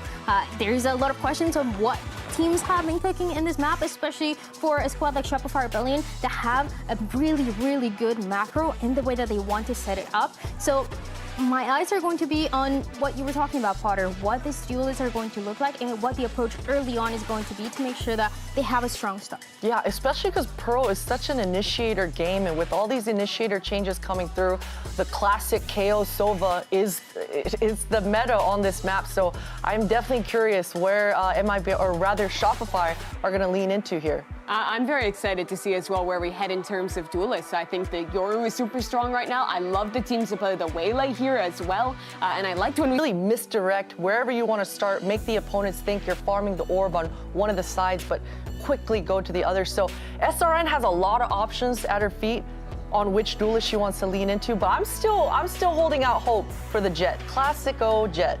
It could be that, and it could be a Bastarda on the Euro as well that we've seen in other maps. I feel like that is also very much a possibility for a team that we know to be very aggressive. So, okay, now we get to see the agents. Oh, a Waylay hover on both sides. I have loved the teams playing that Waylay. Yeah, and usually the Waylay is paired with the Taeho like we see on the MIBR side of things, but it looks like for Shopify, they're leaning onto the KO. I love it when teams drop down the missiles, have their Waylay dive right into those missiles themselves. So looks like for Shopify, though, they're prioritizing those long-range pop flashes. And I really like seeing this from Alexis as well. We just talked about what she was going to be playing as well in this map too. Both Bastarda and Noya being on that killjoy means that Alexis, that has always been one of her best support players, is going to be setting up Dodonote for a few of those fights. Yeah, no scan initiator either here for MIBR. They're really trying to get into the faces of Shopify and just speed things up. I do think that drone is so good from the tail on this map, besides just the missiles. One of the best tools to re-clear right now. Yeah, and if you're not used to, or rather it's been probably a little bit since Shopify have faced off against the Tejo on this map, so those protocols, they've got to come through. If you are not expecting the Tejo drone and you don't have a buddy, it can quickly catch you off guard. Well, memories for MIBR of getting 3-0'd in the grand finals against this team last time. Both of them have had changes, a new duelist stepping into the fold for Shopify Rebellion Gold, and some very exciting comps. The Waylay versus Waylay, the finals rematch, that's what we're ready for as we're about to get into map number 1 any moment here. I think Pearl is just such a good way to start this stand, such a fun way to see both teams debut something new, but we're ready to go. Let's get into game. Here's Doug and Ender for the call. Thank you so much, Mimi. It's a pleasure to cast both of these teams who come into this tournament with entirely different, I guess, focuses and attempts of what they're going on runs for, but the outcome will have to be the same. For Shopify Rebellion Gold, yeah, back to back to back. If they can pull it off, this will be a massive first step. I mean, that is just absolutely insane, and it's our first time seeing them take the stage here in Korea in a finals rematch of 2024 of all things.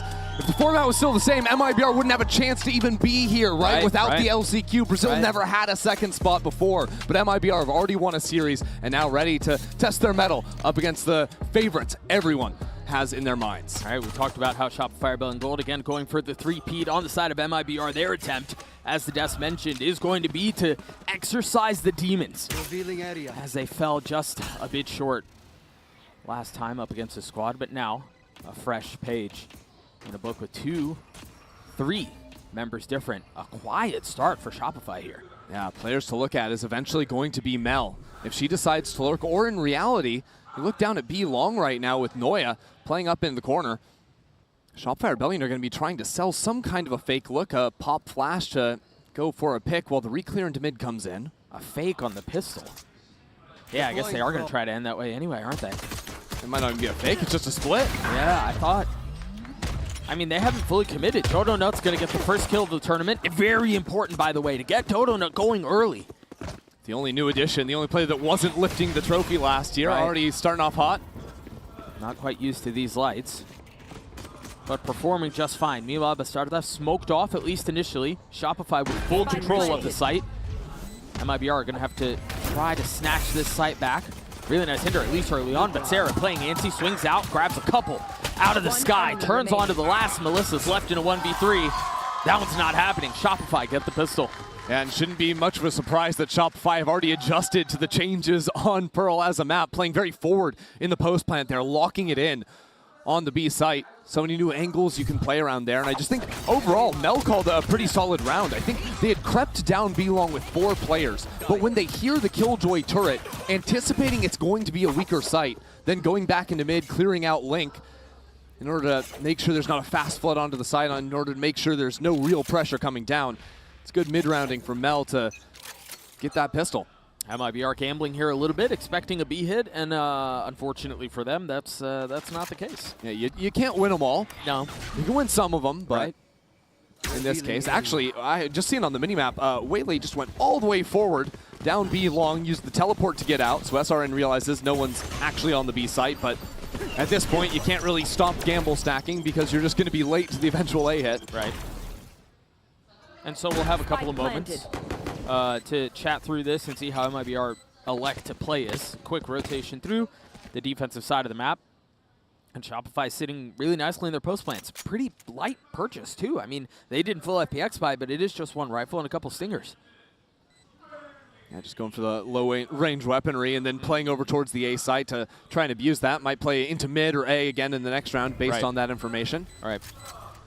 Makes a ton of sense. Don't want to overinvest. They're going hunting a little bit. Yeah, get Sarah that ulti. Why not? At least get a little bit closer. Or die. Right. But took a step.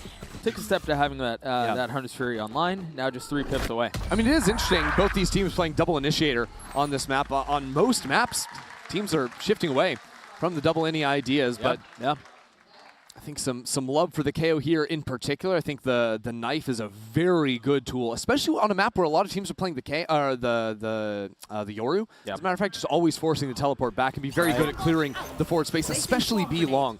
Knives onto the pillar.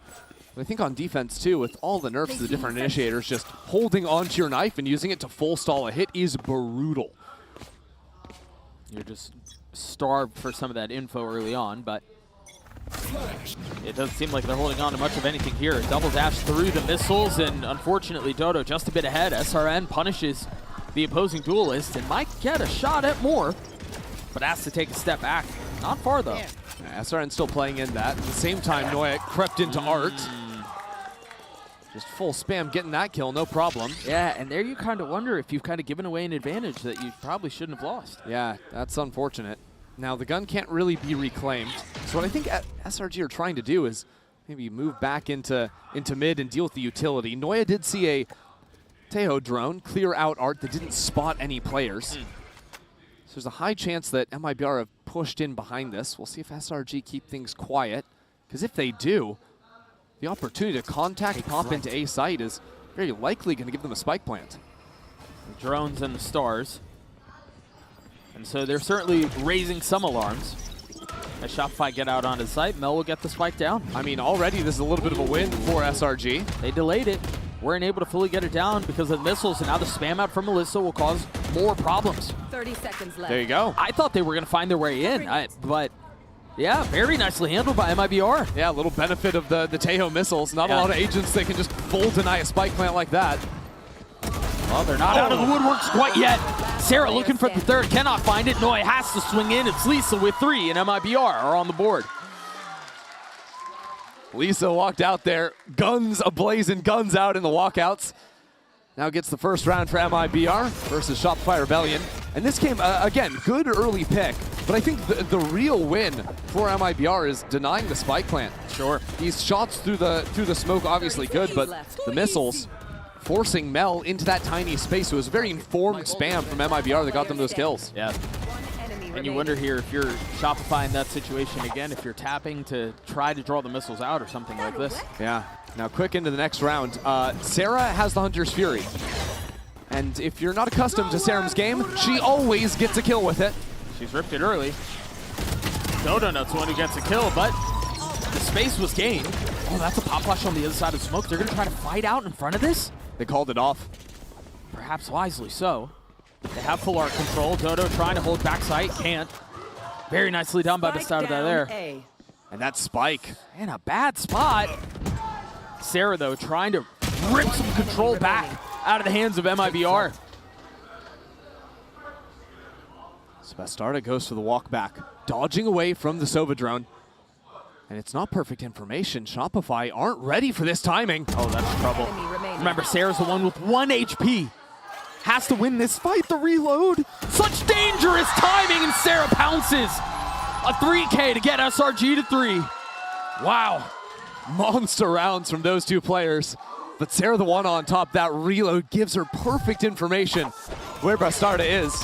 And that comes after Bastarda had a heater of a round. And Bastarda, a player that played with Team Liquid in the finals, losing to Shopify Rebellion. Stepping now into MIBR in a new role. Still frying on Senti. So good. Can't see it through though, and that's a devastating loss for round now, forcing them onto the eco. Meanwhile, Sarah already almost halfway up to having an ult online again. Oh yeah. Sarah moment. Plenty to be pumped for on the side of SRG. As you mentioned, not really a buy on the side of MIBR.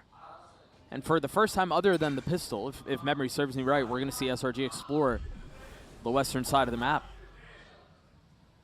It's been a while. MIBR are already anticipating this, though. Quick with the feet. Great holds, though, from Shopify. Can't ask for anything else there. No. Dodo's pushing the pace. Shopify sitting nice here. Important that they get out of this round as cleanly as possible. The money's not great, and so even just having to reinvest on armor starts to kind of stack up. Yeah. So far, a 4 unbroken. Dodo's the only one to lose there, so you can track the little things.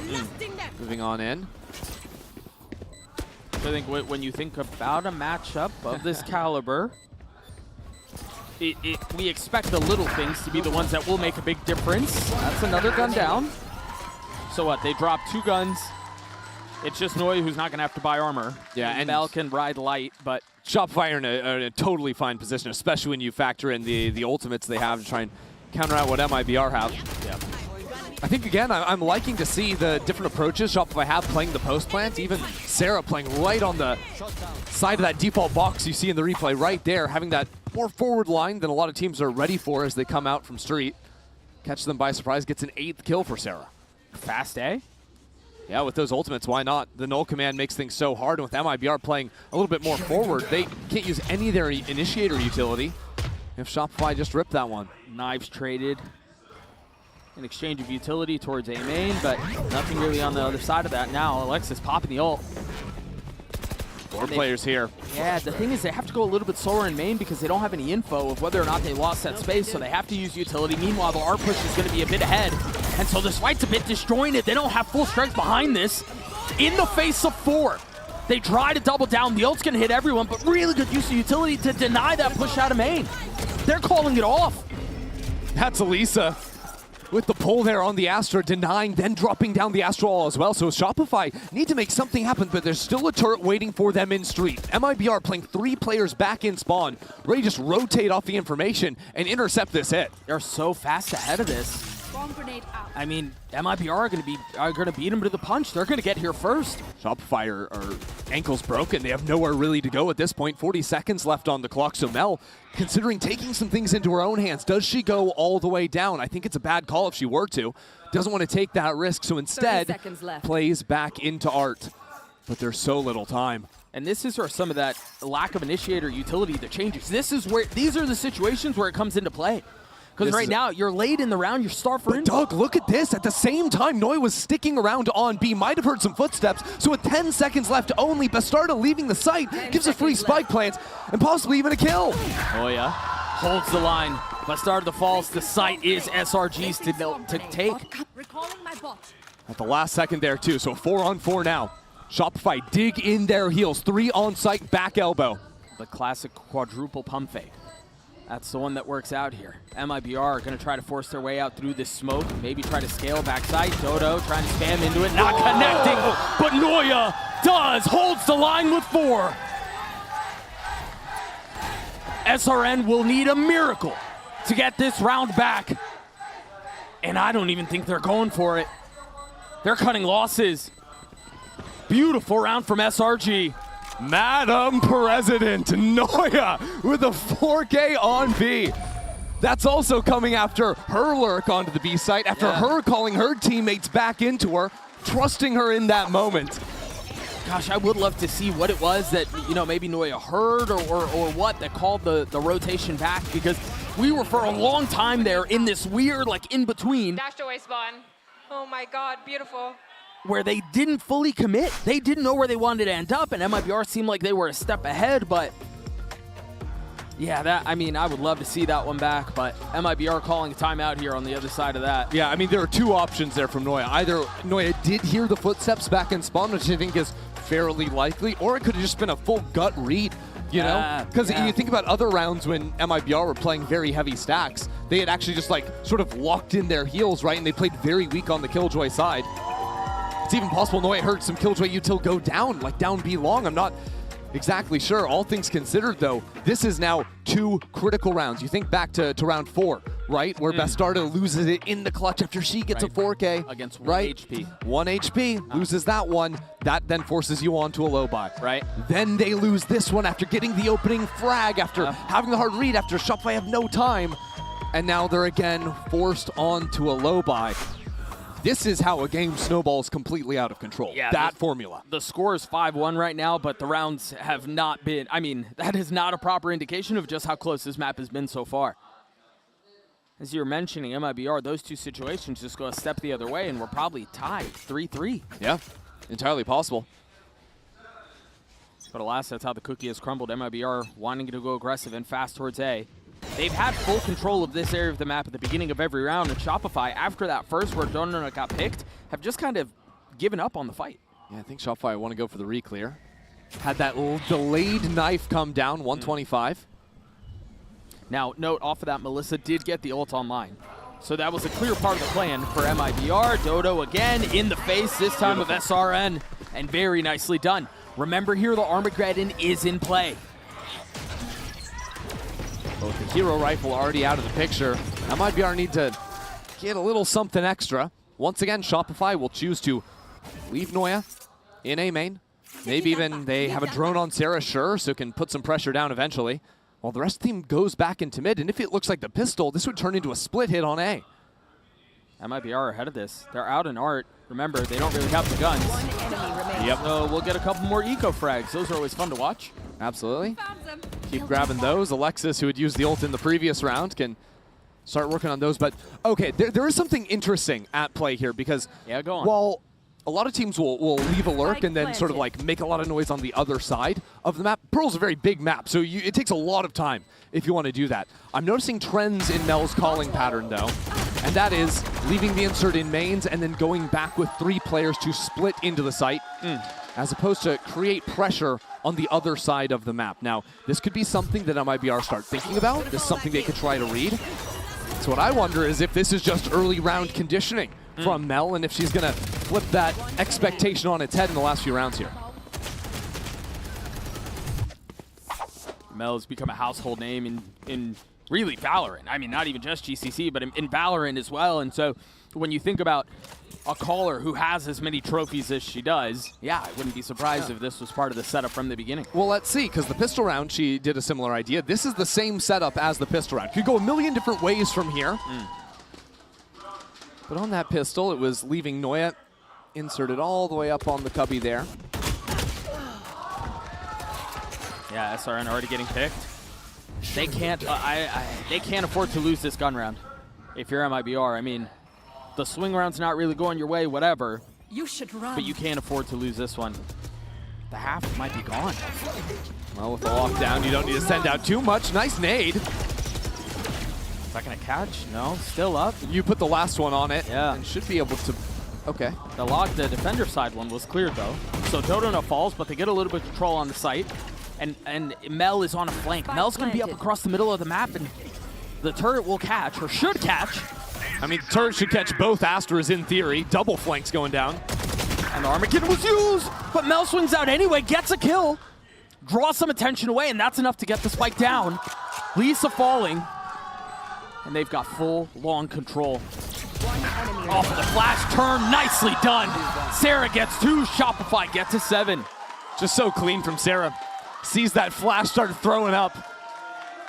KO Flash gives you that little hard read. Sarah downloads it completely and just is so calm going back into the fight. Take a look at those lockdowns one more time.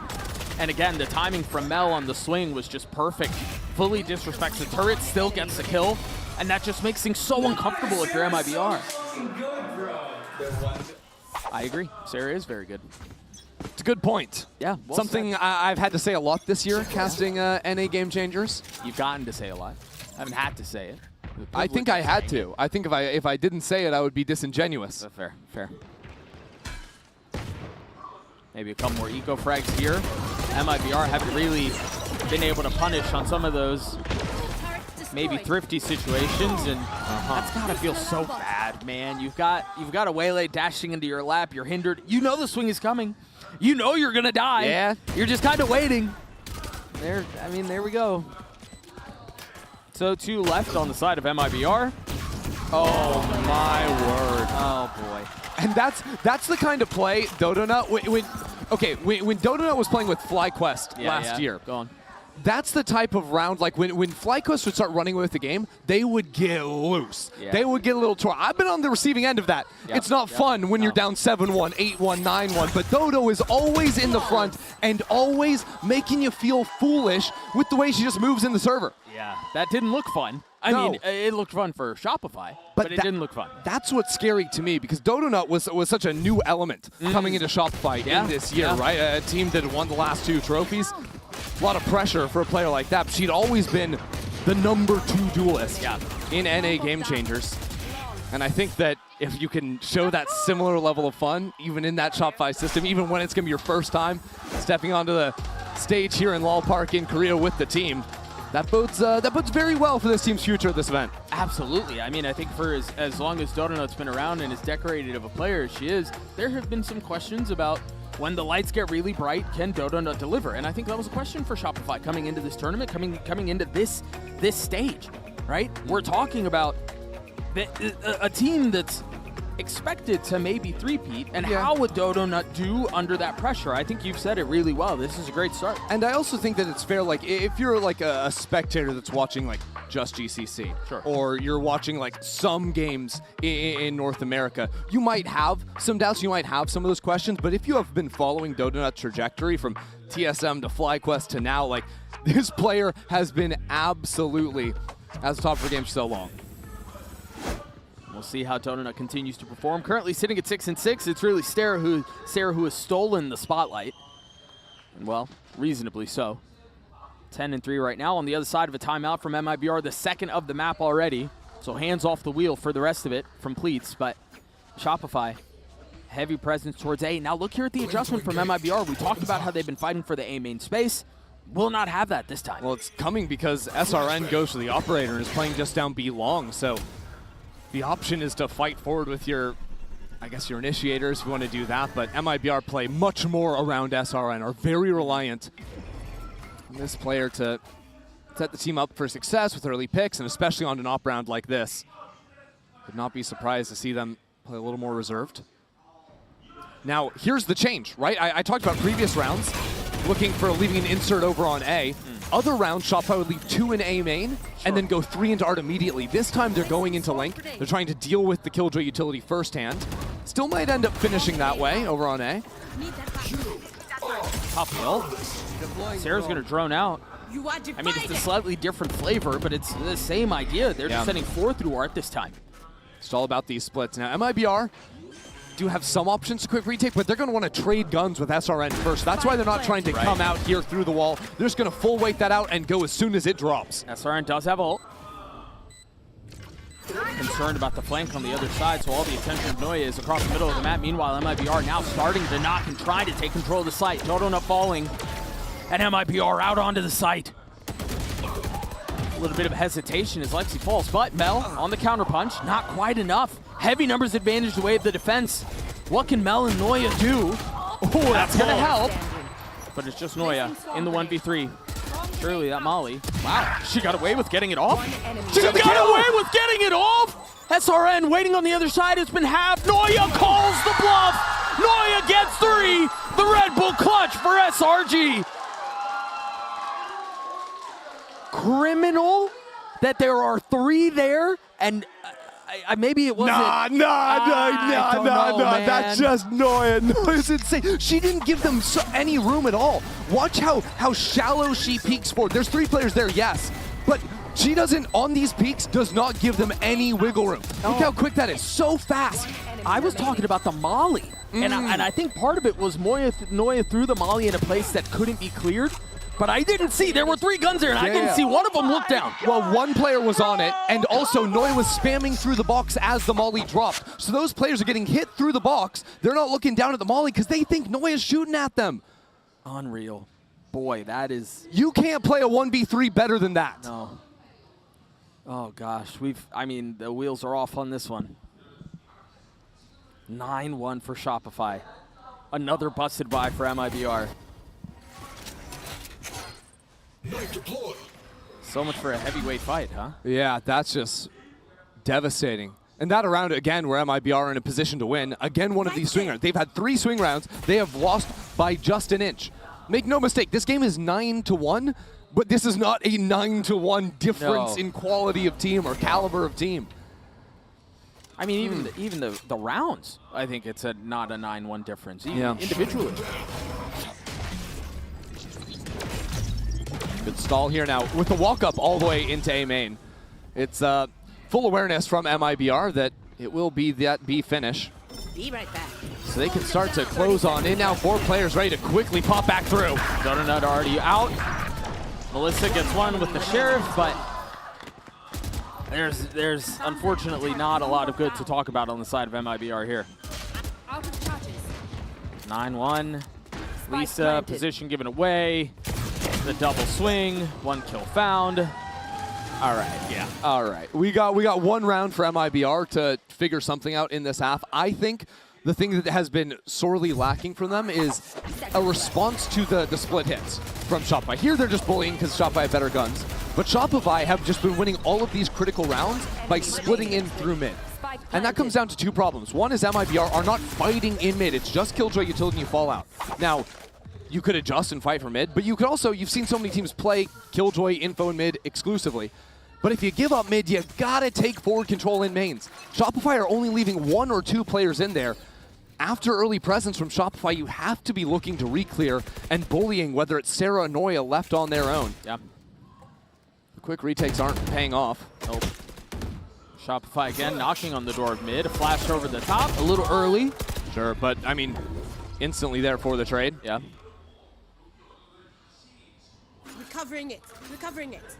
Lisa's gonna try to slip into the. Oh, hello. Right now. Oh my gosh.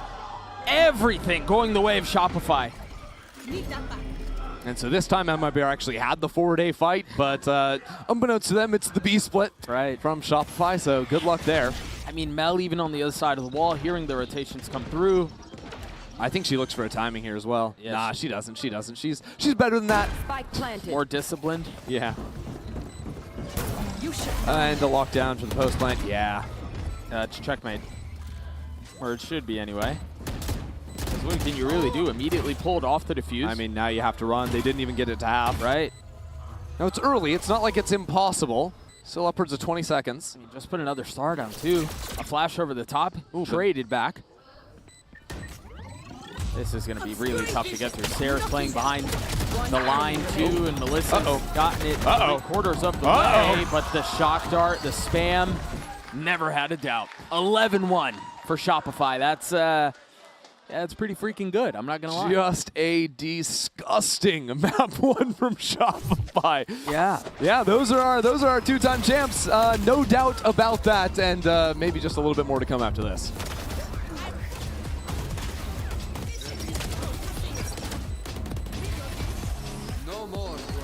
Nice, guys. Let's go.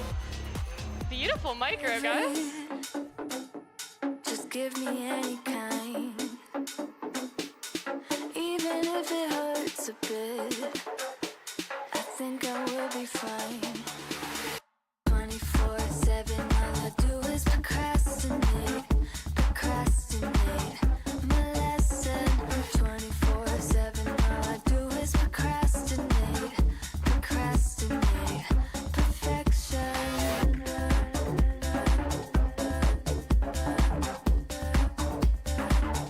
Perfection.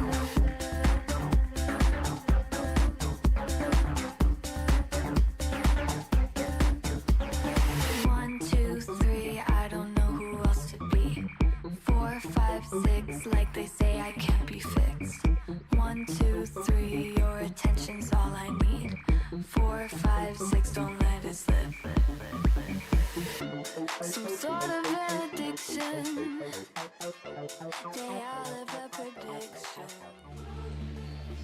Well, we thought this match was going to deliver on fireworks and on excitement, and well, for good reason, right? You kind of go into this and you think about the year these two teams have had, and you go, yeah, this is going to bang. But for MIBR, it has not been the case at all. You take a quick look at the Coinbase Econ report, and it's really been Noya's day. I mean, honestly, it's been all their days. Absolutely. I mean, yeah, the first 6 rounds of the game, I think it was Sarah. It was. And then the last 6 rounds of the game, it was Noya in impossible 1v3 situations, multiple rounds, just absolutely dominating. And in reality, I think it was those clutch rounds and those rounds that very nearly could have been MIBRs that end up making this just such a runaway game at 11-1. Yeah, I mean, you find yourselves in situations like that where, like, you lose one of these awkward 50-50s, and, you know, okay, and then you lose a second, and then you lose a third. Yeah. And all of a sudden, like, the score doesn't feel great, and then mentally that's booming you as well. It's tough. You just feel like you can't catch a break no matter what. And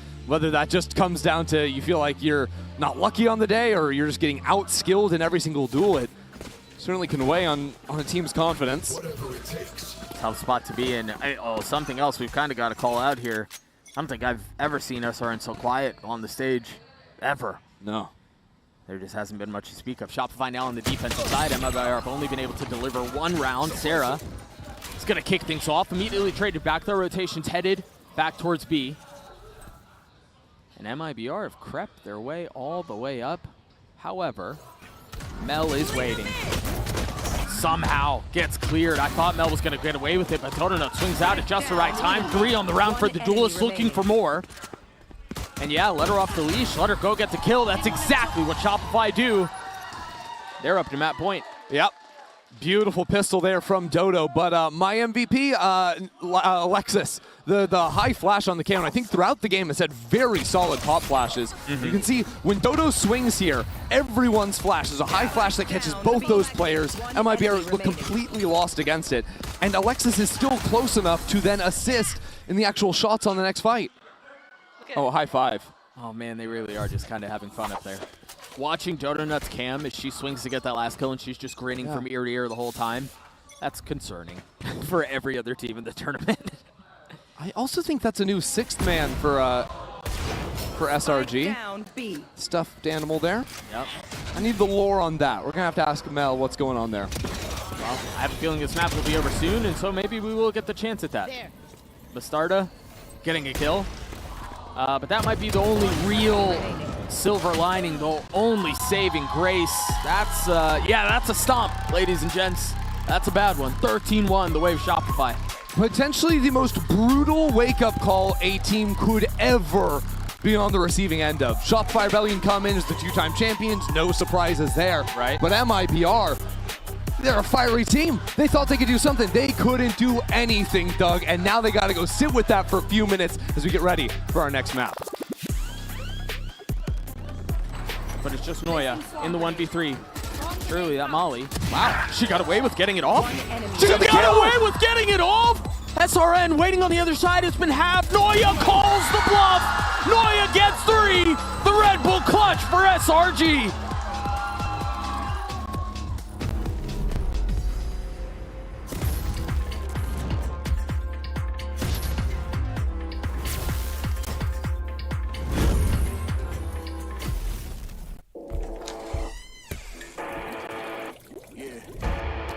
Let's go.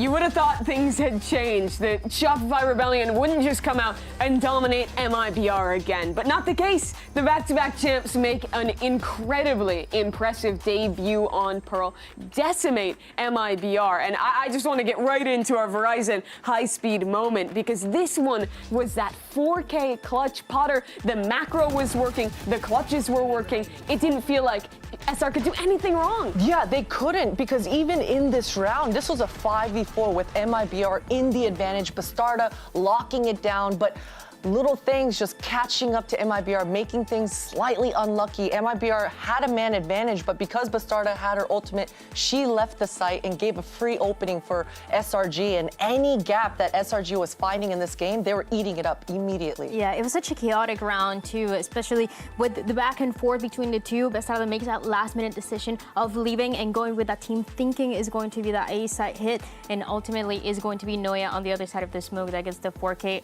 Noya, as always, doing Noya things. Insane. She's incredible, no matter My what. president. Of course. Of the great nation of Denmark. She had an incredible game. Sarah did as well. When they weren't just out shooting them, it felt like they were out calling them as well. You brought up some of that macro, but to me it felt like Mel was a step ahead this entire map. Yeah, a step ahead for sure. And you can see they're just a well-oiled machine. Look at the kill distribution, the stats over for the SRG side, just evenly distributed. Everyone doing their job and doing it well. Yeah, they were so consistent, so good. This is a round you wanted to talk about, Potter, with this Waylay. Yeah, finally I'm seeing great mechanics coming through for Waylay. Dodo Nut, I told you, she is a role player, going in, diving in, sacrificing herself to tee her teammate up for a free entry kill. And I want to see more plays just like this for Waylay, sacrificing, being fearless, and just applying that sort of pressure. Yeah, and what I really like about Dodo is because, you know, we had that conversation about how she was going to play, how she was going to handle that pressure of this match, and I mean, they look amazing. Dodo gets 6 of those openings as well, and a lot of the things that we talked about of the multiple layers that they had, it was thanks to Mel and that read, but it was also thanks to Dodo and how she wanted to execute it with this Waylay. Yeah, by the way, Dodo still at the point of coming to lands where she needs help getting the in-ears in properly, but still out there dominating, looking so comfortable on the stage. Let's turn attention to MIBR, because that was a brutal first map. They lost to this team 0-3 last time. What are you talking about? What are you looking at to recenter them for Corrode? They've got to reset. They've got to reset because, for instance, SRN, she was on the bottom of the scoreboard, but I feel for this player because so many unlucky opportunities and moments for her on Pearl, especially on the defense. Multiple times, SRN was gauging and setting themselves up for a refight, waiting for that KO pop flash coming across the map for Sayuri, but just getting spammed. I mean, I saw SRN dying 2 or 3 times in the smoke, not even seeing an enemy. So gotta reset, cannot look behind you, gotta look forward, especially for MIBR. On this map of Corrode, especially because last time that they played it, it was in the grand final against Team Liquid, and they had some great signs of how they wanted to approach this map with that double duelist with SRN on that Waylay that we just got the chance to see, but also Bastarda on that Yoru. And I really like the way that they set each other up for success and the way that they're playing these early rounds. So it seems like they're going to keep this composition the same. Interesting. On the other side, though, it is a change, Dan. Last time Shopify was playing a double Senti comp, but with the new meta, they're heading the way of NRG. This is what we talked about too. Why was Alexis going to be playing now that she has many more opportunities when she played a little bit of that Deadlock, a little bit of that Sentinel, but she isn't that KO that we just got the chance to see. And Dodo is going to be on the Waylay instead of the Yoru. Yeah, rinse, repeat. It worked out so well on map 1. As you mentioned, Noya on that Viper, just on the back lines, finding so much space on the lurk. MIBR, they've got their work cut out for them because we just witnessed that 1-2 punch, the bait and switch on that towards that art on Pearl in that replay. There's going to be so many choke points on Corrode where Shopify are going to be able to do the exact same thing. The comps are similar, except for the Yoru in place of the Viper for MIBR. Potter, what should we look at in the strengths and weaknesses of that difference? I mean, the double controller just buys you time, cutting off the long line. So I'm actually a bigger fan of Shopify's comp versus the MIBR side of things. But MIBR, they've got 4 flashes that they're going to be able to work around. And KO doesn't always have to be paired with the Waylay. She's going to have more opportunities across the board because of the number of flashes they have. MIBR need a reset, a double duelist comp for Bastarda and SRN to try and recover this series. We'll see if they can do it or if Shopify closes this one out quick as we hop into Corrode with Doug and Christy. Thank you so much, Mimi. Christy, I want you to not steal Potter's point and also give me a little hope on the side of MIBR, right? Okay. Give me something here to kind of hang my hat on as a potential, all right, yeah, they have a shot. I don't at have a this. coat hanger. You don't have a hat. But I can tell you a little bit of hope, and I can sell you on the comps too. The first one, the hope is from last game. Yep. If MIBR win half of the swing rounds that they lost by one player, by one silly moment in the round, we had a close game 1. So the skill difference looks brutal on paper. I don't think it's nearly as bad as a 13-1 though from Brazil's number 2. Definitely not. The comp sell for you is that I actually think that the Viper comp can get broken a little bit on the defense side. I think usually you end up seeing Vipers playing solo B side while our players are getting their heads figured out and their audio figured out. Usually, Viper can struggle a little bit when there's multiple like dive agents on the other squad, and we've got 2 teleports from an Omen and a Yoru. The Waylay can be dashing in as well, so it is very hard for Noya if she's put in solo positions to hold on to a site by herself, and I think Shopify would probably end up adjusting to that just a little bit and focusing on either getting more forward information in mains or reacting more quickly through mid to support the weaker sides of the map. Are you expecting that to be part of the game plan here for MIBR? Absolutely. I think this comp, you can play slower rounds when it comes to it later on, but early rounds, I want to see some overwhelming of the sites. Well, they're certainly going to try. Already investing a knife, at least on side of Shopify to slow this down a little bit, but a flash. Ooh, reclear. They're going to want to fight ahead of this. Dodonut takes a step back. The dart, though, will tag. Alexis has to get the heck out of there. SRN throws it in reverse as well. Now on the second attempt, MIBR looking to go forward, but once again, it's Dodonut who gets the first kill. Traded right back. Dodonut overswings, perhaps. Now numbers the way of MIBR. And Dodo was kind of stuck on site there, but look at this double flank from Shopify.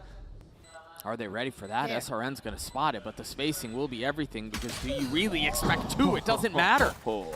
Now they know. SRN dropped. Those woes continue. I like the response from MIBR. 2 players back in elbow. They can take heaven control as well. Sarah trying to settle. Cannot. Lisa's there to greet Noya. Back out onto the side. Oh, she wasn't even looking the right way. Noya gets another 1v1, and it's another 50-50. It's another big win for Shopify. Just stop it. Stop it, Noya. It's not nice. It's actually gross. 3 separate clutches in virtual 1v3 situations. Shopify down in numbers on the retake, but Noya, with this creep through, using that smoke on site for some coverage, using her teammates as distraction, whipping back and forth. Mel's the smartest player in Game Changers, and she can't even understand what's happening. I can't believe that. I mean, the route that Noya even took to scale back into the site and get the 3 that she did. The first one felt criminal. Obviously, no buy on the side of MIBR. Bulldog and a Guardian for Dodonut. Full mid-map control. That Bucky's not going to feel good. SRN loves that Bucky force on the ecos. Yeah. And Mel is a little bit isolated for now. Now Alexis is going to move into Link, try and set up a crossfire in yard. Can they get that gun? Are they even going to be given the opportunity? Mel spamming through. A couple more eco frags connect. SRN does still have the Bucky.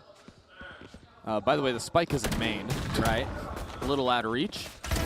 Not too far, though. There's SRN going down. Really, there's MIBR going down. Shopify get their second. So, picking up right where they left things off here. Right. I mean, if you want to keep the scoreboard counting, it's now 15-1, but MIBR, that's when we see them lock in. Again, they found themselves in a winning position in the pistol. They did.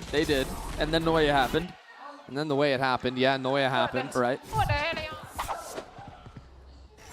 You were talking about 15-1 4 maps in a row for SRG now, too. But the frustrating thing for me, again, is I really feel like MIBR are winning 95% of a round and then losing in the last 5%. Yeah, I mean, honestly, that last step is the hardest many times, too. And this is what I can say is like the most frustrating possible thing if you're sitting in the coach's booth as well. Because how do you fix it when so many things go right? And it's not always just a post-plant problem. It's a late round calling problem. It can be as simple as things a swing. It can be someone sticking onto a spike defuse when they should pull off. Like, a million different things could go wrong and still look exactly the same result on paper. Right. You know? Right. And a lot of these things can just come down to heat of the moment. Yep. So the adjustments become nigh impossible. Yeah, because, I mean, to your point, what are you going to say there? It's a tough spot to be Better luck next time. Yeah. Just don't let Noya get 3, guys. Sure. A little fast towards A, double dash into Link. Mel, what are you up to? Oh, that paranoia had you committed. Dodonut's waiting on the other side. There it is. The flash is going to connect, trying to turn the Yoru flash, 1 of 4 that Potter was talking about. And MIBR get a little bit of room on the site. Lexi's only going to find 1. SRN, really the only reason we've had to talk about SRN up until this point. Comes to life at just the right time. And Noya's been 1v3 good a couple of times, yes, but this is a 1v4 and it's a judge. Yeah, nothing happened on this round. I just think that was a beautiful use of utility onto the A site. Yeah. They spent everything, it seemed like. Always had a different layer, but it was kind of necessary because you had players at Shopify turning some flashes, so you have to have the paranoia hit them or whatnot. Ends up looking nice for them. And like you were mentioning with SRN, right? SRN is always popping off. Yeah. And map 1 was the complete opposite story. That was a complete shocker to me, how it was panning out. So already seeing 3 kills already come in for them, and now just being 1 away from unlocking the ultimate. Yeah. If MIBR are going to step up in this series, it will be through SRN success. I promise you that. It's going to have to be. I mean, 5-2 already for the Duelist, who, as you were mentioning, is probably coming off of, what, the worst match in their career, potentially? I mean, hard-pressed to think of a worse one. Yeah, I can't tell you I can sit down and watch every single match that's played in Brazil, but I don't think SRN's ever had as tough a start to a series. Yeah, it was a 2-13 or something like that. But 5-2 right now, just 1 pip off of the ult. Maybe the attack side of MIBR is what they really needed. An op online for Dodo, and Odin online for Sarah, and yeah, things don't get any easier. Rare mess. Well, Shopify do this a lot. Expect it, the early Odin spam to help post Dodonut up onto a forward line with the AWP or even with a rifle. Doesn't really matter to them. Odin even there being a second layer of protection to break the drone. Right. But MLB are locked into this. 5 players ready to try and overwhelm the operator, but Dodo's looking to step back in again. Dangerous game you play. But when Dodo's having fun like this, push it to the limit, right? The ult's not going to connect. Dodo not able to double dash out, but Sarah might be in trouble. Does Sarah get cleared? No, stays alive long enough to try to do some damage with the Odin, but MIBR in full control. Do you call a save here? Have the op. They're going to. See that as soon as it comes to your lips. Yep, I think they do. SRG fall on out of there. And again, this is all I want to see from MIBR, especially once an op is on the field, is I think you can just play some execs against Shopify. Don't take any chances. Don't allow Dodonut to get the forward posting. Don't allow her to pick you off. Commit all your utility. You have heaps of it. Yeah. You know? The 4 flashes, the scans, whatever. Double duelist, double initiator. Let's not reinvent the wheel. Right. Let's just crush some sites. Right. Go fast and see what happens. And it's worked the last couple of rounds. And I think then later on, when Shopify get in a little bit more dire econ straits, when you know there's not going to be an op on the field, then you can play opening rounds where you, with your, get out of jail free cards on the Waylay and the Oru, you play for the mains on your own. You can play a slower round if you still want to send those people to fight. But against the op, I don't see the value in really risking it all. Right. And if the op is going to be on one side, A currently, And Noi is going to be on the Viper on B. So you have a couple of options if you're MIBR. Up, ahead. Ooh. That shoulder giving her away. Really like this opening from MIBR. And for the record, saying like overwhelm with util doesn't necessarily mean you're just running 5 players into a site at the start of a round. It can be making sure the operator is forced back, right? Then regrouping and eventually hitting in.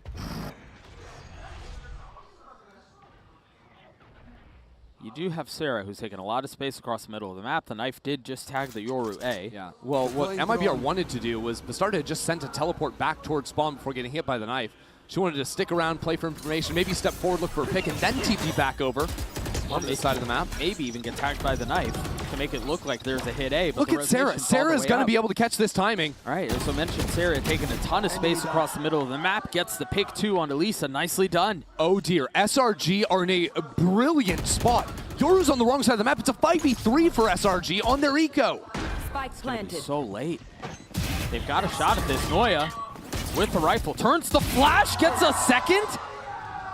Beautifully done. But one enemy remaining. Bastarda's just going to show up to the site too late. Way too late. SRG tie us up early. MIBR just overthought the round. It's a half buy from SRG. They're just saving the rifles from the last one. Right. But and playing the wide map state there, of course, you know, Sarah getting the pick down mid, that of course ruins the round, but Yoru's on the wrong side of the map. As soon as you lose that player in mid, Yoru has no way to get back over. They're not pivoting back in to Bastarda. And so it sort of hands SRG a beautiful round state to take it all. And they couldn't take the TP back because of the knife. Exactly. And so the timing window's gone. Yeah. Wild how that plays out. And it was those rounds, right, that were the ones slipping away from MIBR, where even there it's fully advantage for them. They've gotten so much damage down on the up already. They can't lose track of things in the mid round. Yeah. Problematic with that. Hell, that's enough! I'm close! Oh, yeah, it's been that kind of day for Shopify, hasn't it? Sarah trading the Hunter's Fury and connecting, getting the kill. 3v3 on the site. But Bastarda pushing forward. Sayuri getting a spike down. Bastarda picking up right where she left off. Now the duel. Oh my god, the drone's right! There's utility in both of their hands! Sliver of HP for the Yoru. Sarah now gun out. Dodo now gun out with Lisa on the other side. Nicely done. Sarah's left in a 1v3. Normally you would think that's unwinnable, but Bastarda weak, so Yoru weak as well. And Sarah's gotten a fair amount of space on the site. But Bastarda will be the problem, so Yuri gets the kill. And MIBR tie us at 3. Oh boy. What was going on there? Crazy little moment back towards spawn, but after Mel got this no-scope, I think great counter util coming in. Force her out of the space, and Bastarda going on a warpath through the site. Those 2 kills just straight up won the round for MIBR. Yeah, Bastarda was perfect for MIBR there. Yeah, and it's of course fun to see Bastarda be able to play some duelist. Back with Liquid, she was the duelist. Most of the time on MIBR now playing a Senti role, but does flex over the Yoru on certain maps. Those are the ones she gets to have a little extra fun. Certainly looks like she's having fun. Slow around here from MIBR. And this could be concerning now with the op still in play. MIBR drone through mid to make sure no one's ready to snipe them out. Like Sarah was a couple of rounds ago, yeah.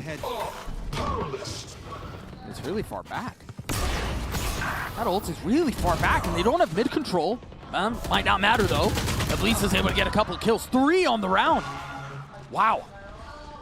Oh, Noya's reposition is big. How big? Is it going to be big enough? I don't think so. Noya falls. Dodo, a 1v5.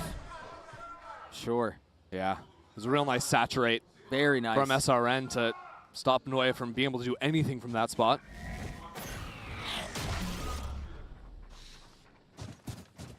Dodo's hearing a lot. Yeah. A little closer to the ult. We'll secure it into the next round now. Spike planted. And that will do it. Lisa gets 4. MIBR take the lead. I think Lisa showed some really good awareness. Okay, good to see. Still got some fight in her yet. But watch this mid fight if we get to see it again, because Lisa is ready for every single Shopify player to turn around a corner, swing out of a smoke. They're coming from different spots. Here we go from Lisa. Just threw that, ready for the next one. Now one more is going to come out from that smoke. Like, her awareness in that round wasn't even necessarily quick flicks. It was just fully prepared for the next fight to come. Has a little highlight for herself now. Yeah, Shopify gave her all the ones that she could possibly ask for, too. And so I wonder if that's maybe some of the conversation as SRG called their first time out. And Effie's gets involved in the chat. Yeah, I mean, I think what Shopify were basing on right there was they had the forward post from not from Dotonut in A main. Right, they see it's not MIBR going for one of their side hits, and they're also hearing a drone up through mid, so SRG tried to go for this refight idea, but like you're saying, the fight is a little bit scattered, and without anyone being able to find the first kill, they just sort of get torn apart by one player. Could maybe choose to either clean that up here if Effie wants to have that idea, or honestly, give some of that space over. I think MIBR are going to find trouble to actually get into the sites as long as Shopify still have the operator locking down mains. You know, you're not going to be able to wrap back on that operator, right? Because there's always support for Dotonut. You were just talking about the operator. Interesting here. It's actually an attack side op for Bastarda. Yeah, picked up. My question is, what do MIBR do with it? You presume that's going to slow their rounds down. The nice thing is, though, with the double duelist comp, it doesn't slow it down too much. Sure, that's a good point, actually. Oh, yeah, because you can just get collapsed like that very easily. Right. It was a cool idea for Shopify. They wanted to try to fight B main early. They didn't really have the guns, but MIBR handled it beautifully. And on a more serious note, the fun you can have with the op means that early rounds you can post up, you can look for a pick, whatever. But then you can kind of turn into a more supportive agent. Yeah. If you're not even trading the gun back over, use your flashes to set up SRN. Right, and initiator, essentially, yeah. Exactly. So MIBR should get through this and get up to 5. Alexis will have the ult on the other side of that kill. That's 2 very snappy shots. Petition to add 3 more bullets to the Sheriff so so Alexis can win that round. Noya with a tough spot. They have fully vacated the site. Is that danger? Nah. It's just a little bit less fun. Noya in the 1v3s both times this game with a judge. Now a rifle. Okay, that could be fun. Could be. Time is short, though. The start is going to get the first line, immediately put the op down. Oh my god. Noya's going to do it again. Has to get on the spike. Crouched. Keep your head down. Noya gets it to half. Waiting for the swing. Waiting for the challenge. Now doubles down. And Noya does it again. Unbelievable.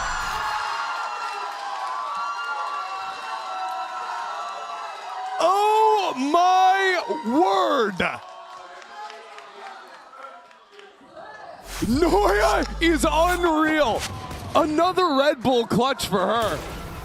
Another round seized away from MIBR. Player standing. In a pure 1-on-3, a perfect first shot, a perfect reposition, and a perfect pull off of the spike to secure the round. Nah. I stand and salute. We all do. Immediately into the next round we go. MIBR, no real time to think that one over. It's kind of got to go next.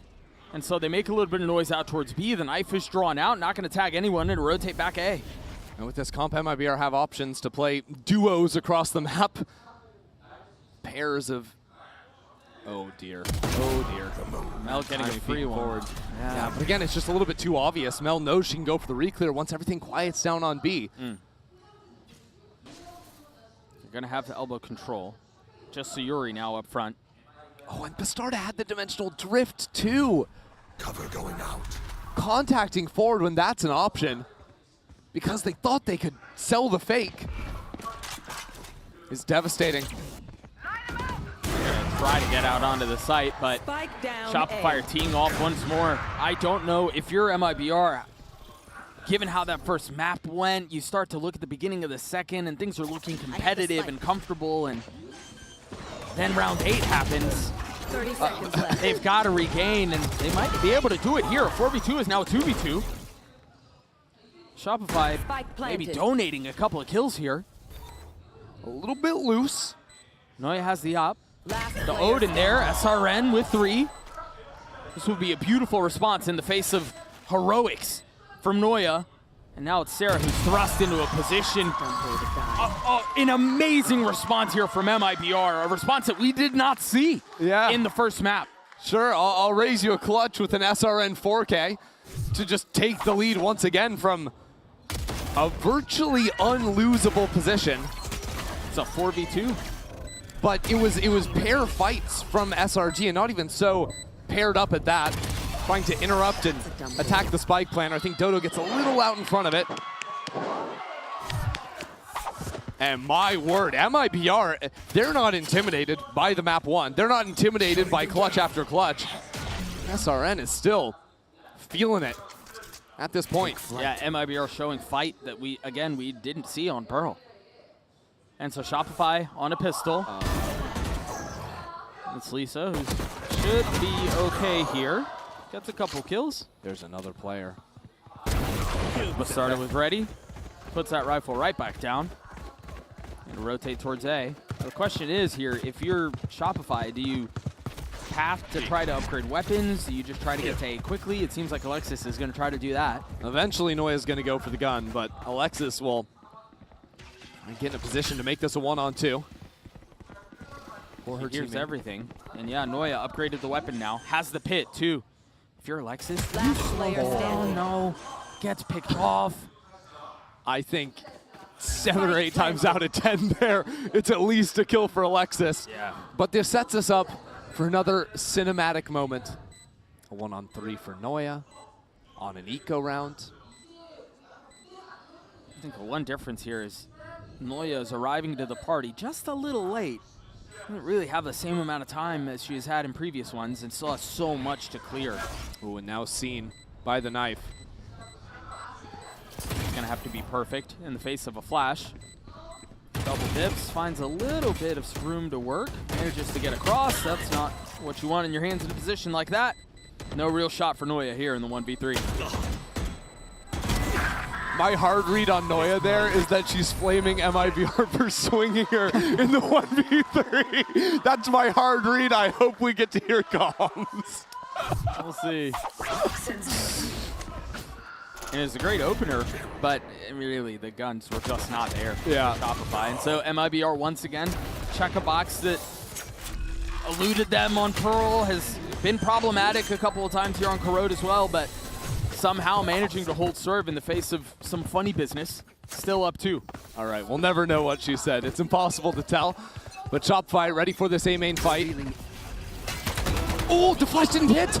I think the bloom of the Omen smoke absorbed it on that last second of the animation. I think you're right.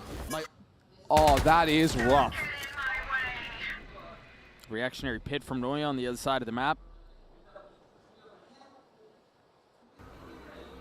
A drone to re-clear mid as well. That's a lot of info. Spotted 3. Yeah, but all I'm thinking is it's another major round where Bastarda dies on a contact play with the dimensional drift in hand. And it forces MIBR to play a little slower, go on these little smaller missions, discover where Shopify are waiting in the shadows. SRN ready to TP away. MIBR faked to fight top mid, but Sarah was holding the line, so Shopify know exactly what's going on. They know it's an A-split. The knife tagging one, attention the other way. Really nice flash. Is there a fight behind it? No. They're just buying time and delaying. 30 seconds left. You have nowhere else to go. You kind of have to go A here. Hunter's Fury used Mel repositioning, only able to get one. Alexis not able to dodge out the ult. And so for now, MIBR with enough control to get the spike down. Sarah getting a kill with the shock. Noya arriving, just barely getting safe passage across. Dodo gets 3. Major round out of the new addition to Shopify squad this year. Bring it up to 5. And it comes after multiple different players failed at stopping the spike from being planted. And it comes with that early pick. Seeing a foot underneath that Omen smoke. Their teammates got cut down by the Hunter's Fury. She just waits for the smoke to fall and then absolutely mows them down. Nice movement at the end as well as to constantly keep MIBR on their toes. So again, right into the next round we go. MIBR started off by faking pressure, that same util pattern into A main, now quickly regroup onto B. The issue is, Alexis just holding onto this knife, not defaulting that one, so she can just thwart this hit with the click of one button. Sarah also not using. Ooh, they all dodged the knife. That's big. And so they're going to be able to double down and go fast towards B. Hello, that's up close. Nicely done from Bastarda. A flash on the other side. Alexis trying to hold them back. Sarah arrives to help out. And Mel just ulted into the back line. She has a quick flank and sees the spike almost. So it's awkward. Lisa can't die here. Lisa dies, that's a spike, but stays alive. Still left in 1v2 though. Still has to get out onto the site. Oh, has the ultimate off this orb. Time to get out and go to A. Yep. Did they try to swing? They tried. Please don't cancel away. this. Please don't cancel this. Okay. So it's going to be a mad dash back towards A. Last round of the half. This is going to be a much faster flank timing than they'd expect, although, okay, SRG group up, come in through Link. I like Lisa's position. A chance to get a pick, teleport away. 12 and 6 so far has been the spark for MIBR. Just got the smoke back up. Spots one, swings into the second. The Red Bull clutch for Lisa. That was nice. MIBR showing up to play in this second map. Lisa in particular. Started up hot at the beginning, closes out this first half in style as well in the 1-on-2. A very different story. We got more coming up after this.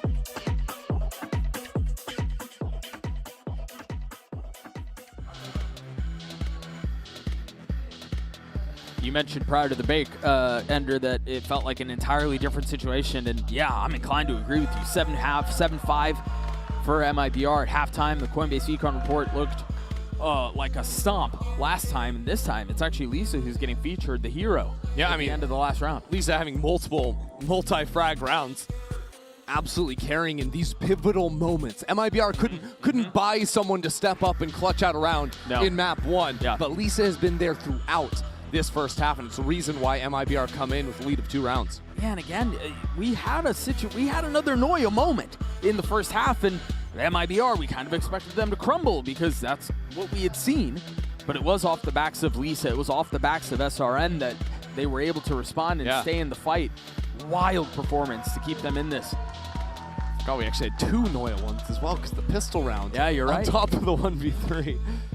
A little bit ridiculous, but this is where MIBR need to see things through, and I don't think their job gets super easy on the defense side. They do have the 2 get out of jail free buttons, so I think fighting over mains is going to be their bread and butter.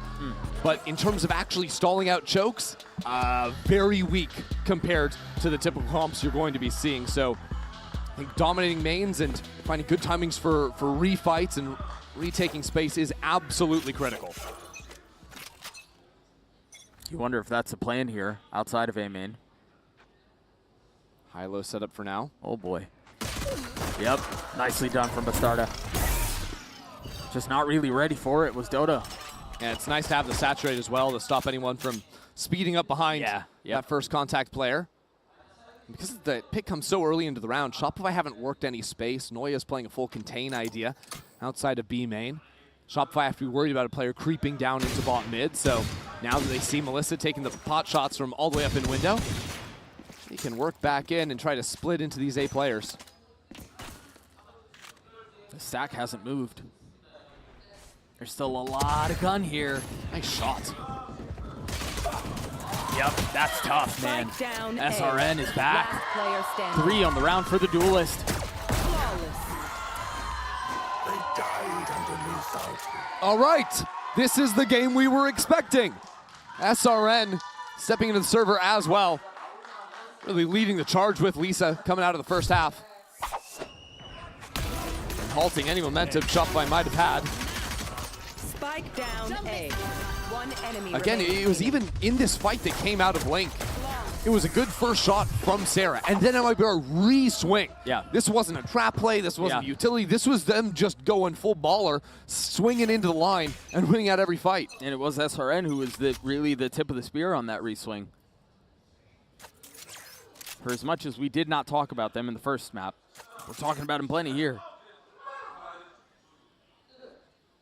Little jiggle from Lisa. Paranoia, one of the best tools MIBR have in stalling out, apart from Lisa's gun. Right, that one's also pretty good at stalling out. Forget about that one. Good God. The Molly, too, was perfect out from Sayuri. Not even letting him play in the smoke. So MIBR are getting through this this step pretty cleanly. One enemy remaining. Flawlessly, some might say. Ace stolen, others would say. So sad. So sad it had to go down that way. So now Shopify are going to be back on guns, and this is where you would expect them to respond. See what kind of plans they have on the attack. One enemy remaining.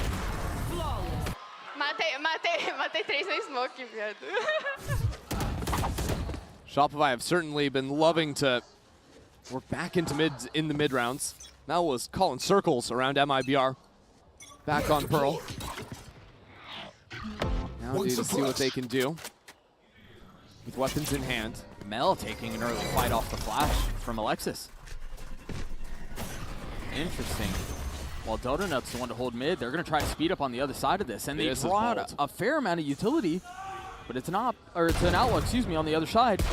And both miss. Noya is just full steam ahead. Yeah, what are you going to do there? You got no other bullets to fire. Now, Melissa does have a timing to catch here inside of the smoke. Danger. Melissa's ahead of this, but with no real help. Takes a step back, waits it out, tucks in the smoke that you were mentioning. Hard now for MIBR. All 4 players grouped together. That dart's going to cause problems. A double dash over the top, but Dodonut clean with it. Beautiful tracking. Paranoia's going to help, too. 4-3 position, flush out of the corner. And Noya's in a very nice spot. Mel's in a great spot, too. Able to contain out an elbow 3. Dodonut gets the last. Shopify gets to 6. Yes, they do. Honestly, say what you will about the round, about the gun advantage, whatever. I just want to praise Dodonut's sort of presence of mind, the game sense there. Instead of, so many players will track the waylay as she double dashes through the sky. She full weights. Yeah. She doesn't raise her crosshair ever. It's always at head level. She knows where that waylay is going to drop to get the kill. And because if there is someone who tries to swing under, out of the smoke, you have to deal with both. Yeah, you're absolutely right. And so Shopify get up to 6, as we mentioned. Now it's going to be gun on gun. Now it's going to be good on good. But MIBR not fighting aggro over mains. No. Except Lisa inside of the smoke.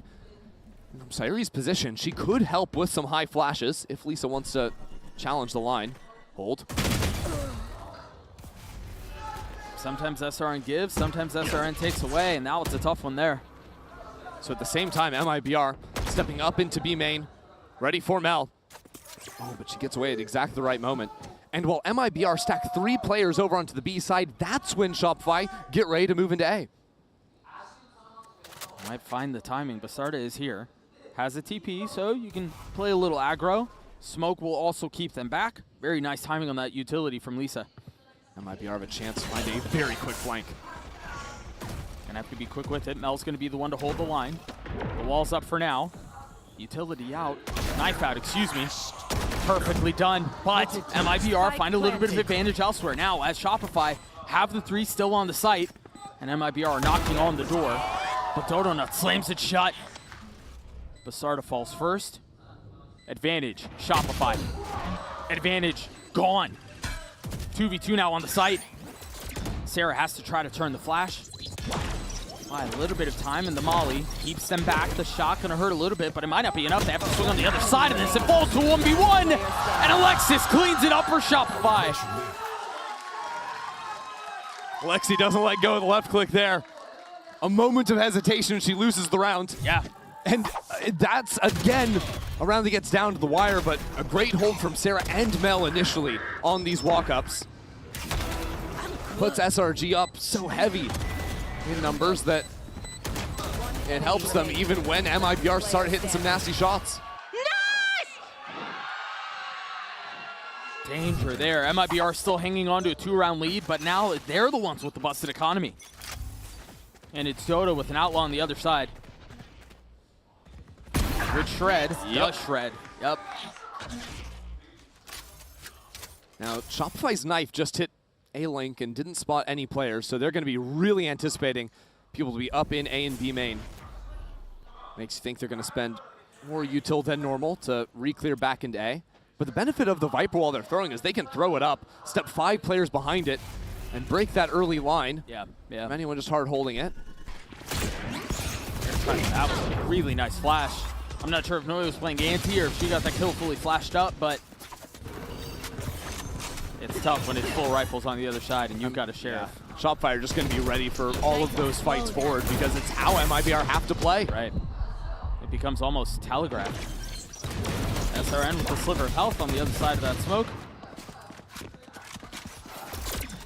Don't really have time to rotate to the other side of the map. Yeah, gonna wait for the smoke to drop. Yeah, reset. Nicely done. Very good discipline from the attacking side. Remove even the possibility of funny business. One enemy. Yuri has to swing. Dodonut gets 3. Ult online. As the gap is now 1. Shopify really locked in since they got weaponry in this half. 30 seconds I think left. again you call it their control in the mid-rounding from Mel. Not rotating around the map, not getting creative with the macro, just no, wait for the util to drop. We're gonna high-low, we're gonna protect the planter. No problems whatsoever. Sometimes the game can be simple. Yeah. Mel shows it there. We're gonna play back behind that Viper wall that you mentioned. They want to go really fast. Lisa's gotta be careful. Can you really punish on the other side of this? Yes, they can.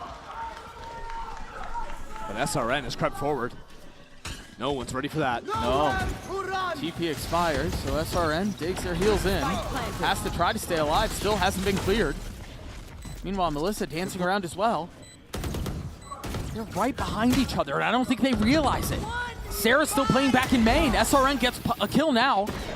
Now it's on Sarah, who has to try to clear that up. Meanwhile, it's Noya who actually punishes. The op in the hands of Sayuri, up close and personal.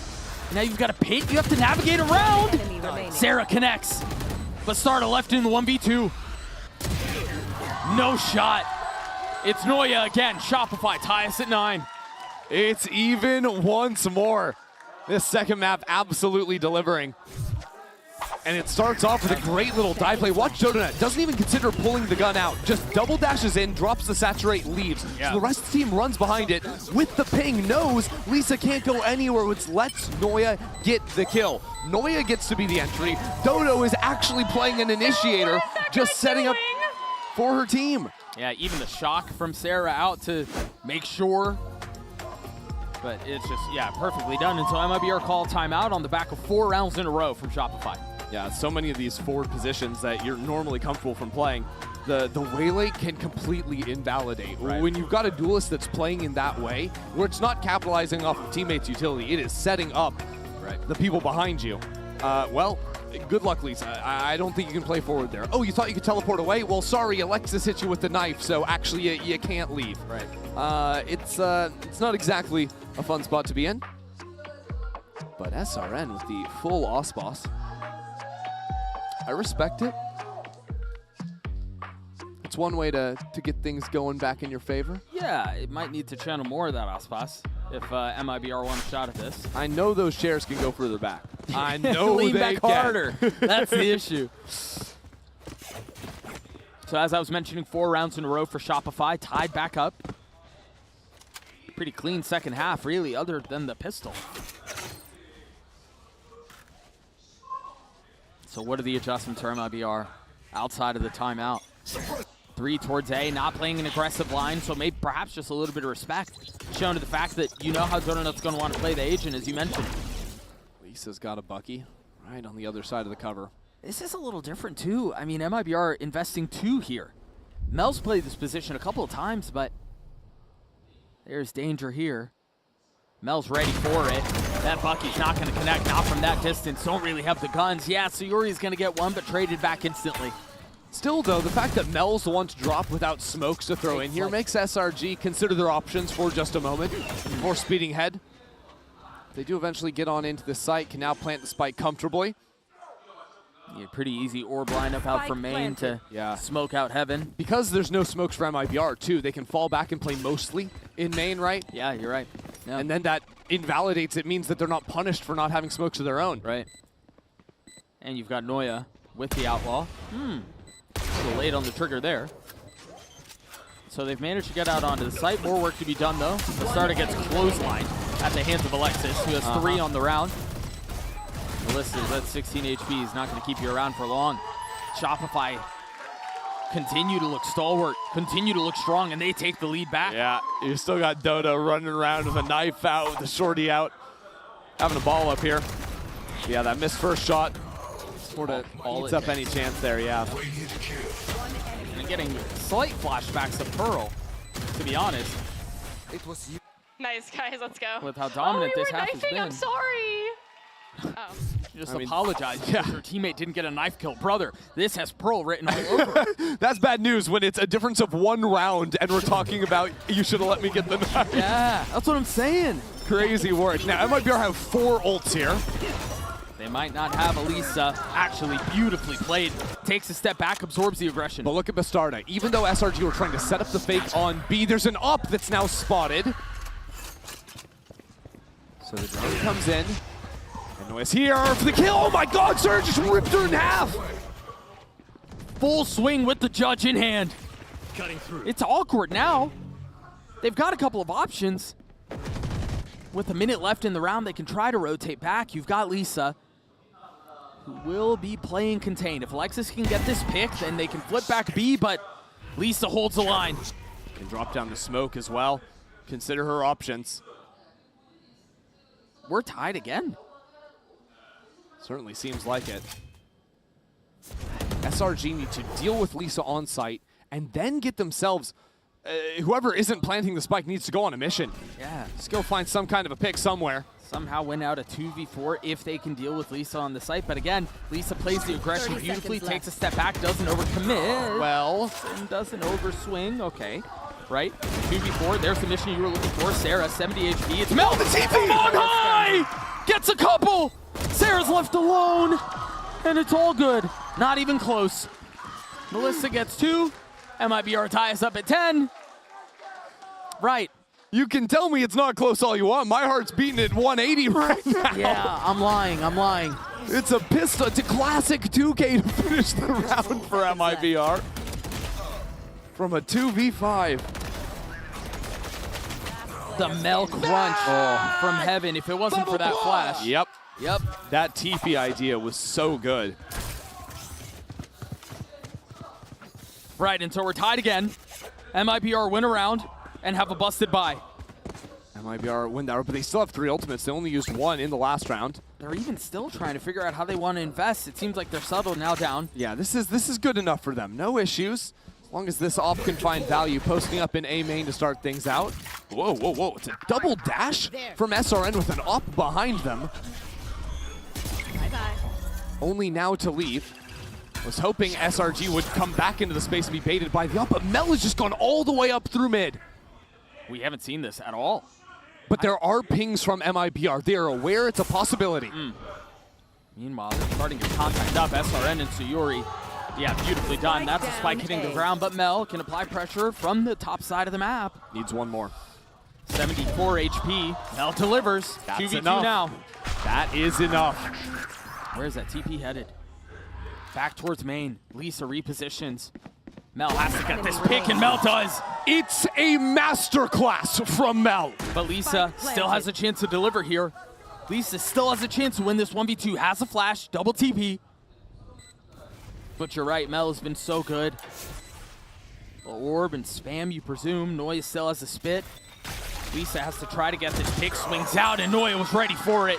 Shopify take the lead back. You ask for anything, and Mel will deliver. Yeah. That round, whether it is that gutsy double teleport up through mid to find the quick timing into spawn, to get the pick on the enemy Yoru, right there, to then come back in and catch SRN after Mel had given up her position, to then go back into spawn, win that fight. Nice, let's go. Good shit, guys. Be crisp on the shots. That round is a thing of beauty. Big round out from Mel, and that's going to call the second time out from MIBR. Shopify will still have one to play with. But Doug, you were talking about, you know, MIBR figuring out how to buy in the last round. Had one Bulldog. Oh, woe is them. They got nothing in this next. Yeah, much, much worse here. And while we were saying, hey, they had multiple ultimates they could play with in the last round, so things were looking good. Yeah, they've got both their duelists with the ults, but no money behind it. And with so much pressure riding on the next two rounds. After MIBR were the ones leading at the half, they had cast off the disaster that was map number 1. Yep.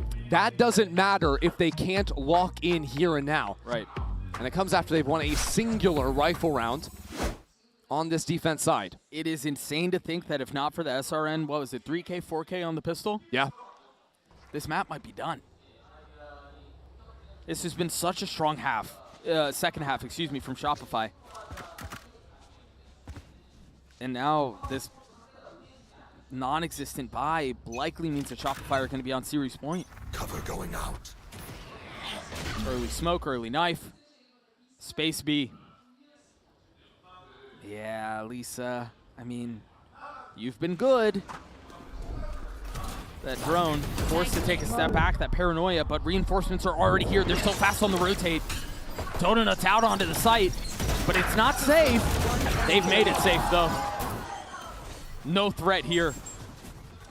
SRN with the Sheriff in the 1v5. No shot. A flawless round to Shopify. Get to series point.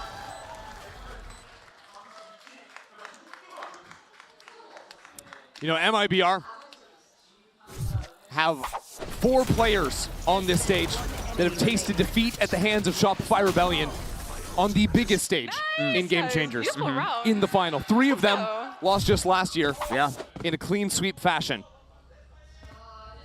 Now at risk of dropping 2-0 in their first shot at revenge since 5 maps in a row.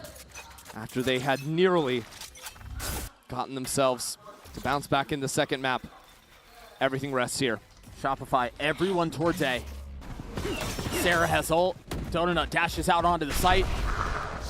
And they've guessed the right site. It was a gamble stack from MIBR, and it does not pay off. They have the ult for the retake, though. So 5-on-5 retake. Bastardo with the dimensional drift. And SRN with ult as well. Bastardo goes exploring. Whoa, and Alexis had her back! Perhaps overcooked it. And Mel has a flank. Mel has a timing to catch here. They're not ready for it. They have no idea. It's not going to matter. They're winning every single fight, every step of the way. Shopify close out MIBR 2-0.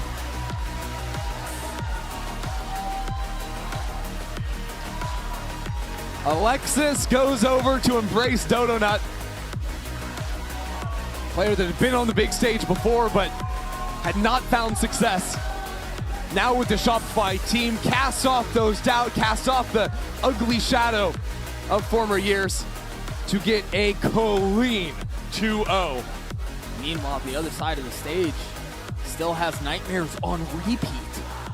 Because yes, this wasn't for the final, but I mean, how do you look past the fact that you've lost 5 maps in a row to this team? It was a rough way to start, especially after stepping onto the stage a couple days ago, feeling real strong. Yeah. Up against it, just get smacked down 13-1, but it still shows the grit and determination of this team, the fact that they had such a bounce-back first half, they had such a bounce-back game. A 13-10 is close, but you need more than close if you want to take down the Queens. Right. A statement made. Shopify Rebellion walk away 2-0 over MIBR. We've got the Verizon post-match interview here in just a moment. Great start from Shopify.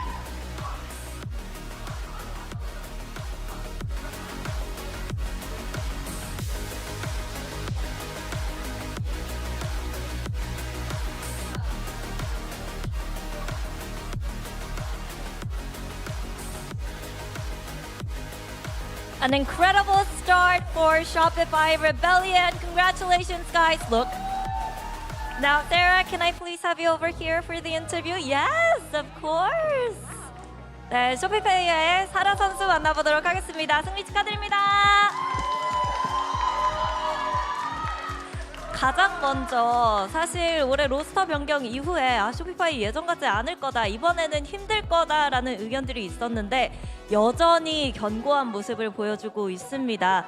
이번 로스터 그리고 3피트에 대한 자신감은 어느 정도인지 물어보도록 할게요. Congratulations, Sarah. Now, there was a bit of a skepticism when it came to this iteration of the roster. What have you got to say to that? Because I feel like you guys proved it otherwise. Yeah, I mean, obviously we lost an incredible player, but nothing's really changed on our team. I mean, we're still putting the work in, we're still putting in the hours, and that's really what makes us SR. 선수 몇 명이 달라지기는 했지만 그래도 여전히 견고하다고 얘기를 합니다. 계속해서 정말 열심히 일하고 있고 그리고 노력과 그리고 많은 것들을 함께 만들어가고 있기 때문에 이런 노력이 쇼피파이를 만드는 것이고 또 그런 문화가 계속 있는 한 쇼피파이는 여전히 강할 거라고 얘기를 해줬습니다. 말씀하신 대로 사실 올해 진 적이 없거든요. 그리고 발로란트 역사상 정말 3번 연속 챔피언스를 우승한 팀도 없는데 그만큼 선수들 누구보다 스스로에 대한 기대감이 많을 것 같습니다. 이런 기대감 그리고 부담감은 어떻게 받아들이고 있는지도 물어보도록 할게요. Now, when it comes to how you guys performed this year, haven't lost and no one's ever won 3 in a row, 3 championships in a row in the history of Valorant. And I feel like you guys have higher expectations than anyone for yourselves too. So how are you kind of embracing those expectations and pressure? And is that even a thing that you guys need to kind of address? Yeah, I mean, obviously there's some pressure going for the 3P. It'd be really cool to do. But ultimately, I think we were confident today. We knew we put the work in. We were feeling really good. It's just a lot of grind that has given us the confidence to not really feel that pressure, I think. 약간 3피트라는 부담감이 있기는 한데 그래도 역시나 열심히 그동안 노력했기 때문에 거기서부터 오는 자신감을 무시할 수 없고요. 그렇기 때문에 또 이번 대회에서도 좋은 모습을 보여줄 수 있을까 하는 생각이 든다고 얘기를 합니다. 그리고 사라 선수 오히려 이번 로스터에서 더 멋진 모습을 보여주고 있는데 개인적인 퍼포먼스나 성장에 대해서는 어떻게 느끼고 있는지 마지막으로 물어보도록 할게요. And it looks like in this iteration of Shopify, you're popping off and you know there's some spotlight on you with your hero plays and stuff. Do you feel that way as well? Honestly, this series it was mostly Nicole. I feel like Nicole is always out there winning 1v3s, winning 1v4s, just in impossible situations, doing unreal things. So I don't know, not really a lot of pressure on me. More so I think my duelist player and Nicole are just incredible. 사실 오늘은 다른 선수들이 조금 더 많이 빛난 것 같고 특히 1대3이나 1대4 그리고 그런 다인 클러치 시츄에이션에서 다른 선수들이 더 많이 보여줬고 또 타격대 선수들이 빛난 것 같지만 그래도 오늘 본인의 퍼포먼스에 대해서 더 만족스럽다고 얘기를 했습니다. 이렇게 해서 사라 선수 만나봤습니다. Congratulations, Sarah, once again, and best of luck!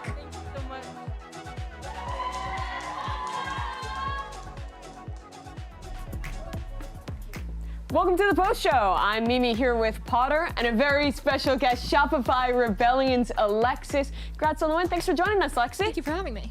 Yeah, I want to start with kind of the big picture, because obviously you had a pretty significant roster move coming into this year, losing your MVP player and picking Dodo up from FlyQuest. But no matter what roster you've had, be it Shopify, Cloud9 White, any of your teams in the past, you guys have been so consistent at finding success with any iteration of players. What do you think it is about you and Mel and the core of this team that means you can implement really anyone in and find success?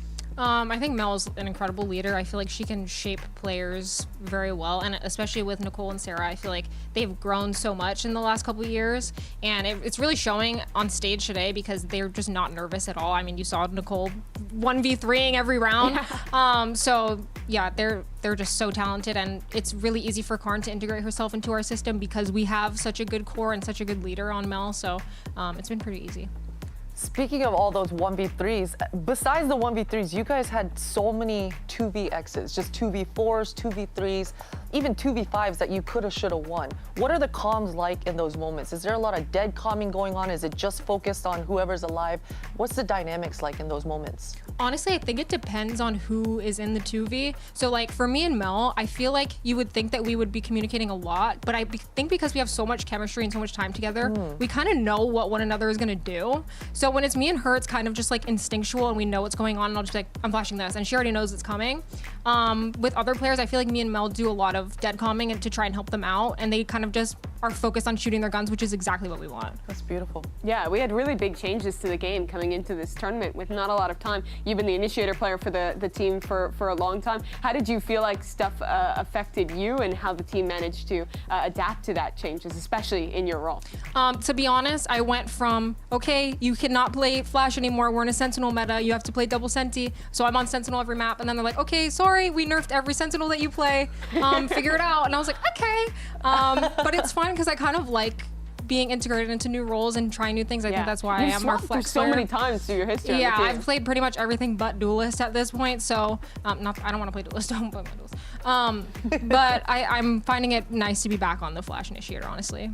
Speaking of Duelist, I definitely remember a time when I saw you on Phoenix in an official match running There was a time. When's that coming back? There was definitely a time. Yeah. But let's go back and talk about how do you guys decide? Because you being kind of that underappreciated teammate, you're always flexible. You're always willing to sacrifice. So how do you and Noya decide who's gonna play the Viper, who's gonna play the KJ? To be honest, I will just say to Nicole, do whatever you want and I'll fill, to be honest. I'll take whatever is left, and whatever nobody wants to play, I'll just fill that role. I don't mind. That makes sense. Let's take a little look at the bracket and talk about what's upcoming, because you started this tournament with a full rematch of the 2024 finals. You've blitzed through that one, and now you'll go on to play Carmine Corp. I just want to get your overall impressions, having just played one Brazilian team. We now have another who has also played in a final against you here. How do you feel like the overall field of competition is at this event compared to previous ones? I want to just say MIBR is an incredible team. I think that their aim is insane, and I think that they're going to make a lower bracket run. It was honestly crazy that we just replayed our grand finals from last year. Obviously, they have a few different players, but that was a really fun game. Going into our next match, honestly, I don't know much about KC. I haven't watched a lot of their games. I know that Glance is like a veteran, like OG player, so I'm excited to play against her again. Honestly, I'm just excited to play more matches on stage. Yeah, it's always fun to see that. You won't be playing tomorrow. Instead, it's our first elimination game. Zipto on the rocks there in a regional matchup against Ninetales, followed by Visa, Crew, Blaze, and Giant X. You have a little bit of time off, but Alexis, thanks so much for joining us. And I guess my last question I want to ask is, you guys won such a ridiculous amount of clutches. What is it like to just be like in the server, watching your teammates and you yourself doing it sometimes, just pull up these ridiculous things? I literally think there was one round, maybe it was the last Nicole clutch that she had, where I was just like this. How are they letting us do this? Like, genuinely, I don't know how this keeps happening. I think that's what I said. I was like, how does this keep happening? Just disbelief. Yeah. Didn't you stand up and salute as well? Yeah, we did. We did do a salute for our president. Well, that's beautiful. And I feel like we should respect Noya, the Danish president, by sending off the show with one last salute. How would you guys feel about that? Yeah. I think that would be beautiful. Well, thank you guys so much for joining us for day 3 of GCC. That ends it here. Elim Games coming up tomorrow, same time, same place. And a salute to our great Danish president. Good night.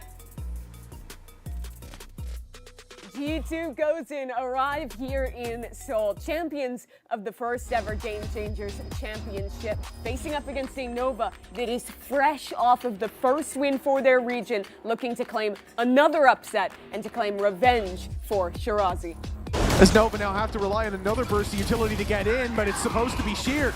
In the back lines, only able to grab one, and then it's a desolation from G2. They don't know where Mimi is, and they don't know where Petra's gone. Another swing, and it's a hit! G2 now with the advantage. The time ticking, Petra in the corner, and she has heated up in this map. But Mimi's already faded out, gone back to the rest of the squad, as Sheer is able to slip past on the backside. Nova with a lifeline! Sheer dominance on the B site as they find their second, a much needed round. 1 versus 2, it seems like Nova may have stumbled, but they will not fall. Not just yet, unless Petra's got a big play up her sleeve. Already isolating one, the reveal is there. The reload needed, and now her opponent rounds the corner to destined death. Petra puts them in their place with an 11th round for G2. It will be a triple from Mimi to close this out in flawless fashion. G2 have given Nova courtesy enough, and they take it 2-0.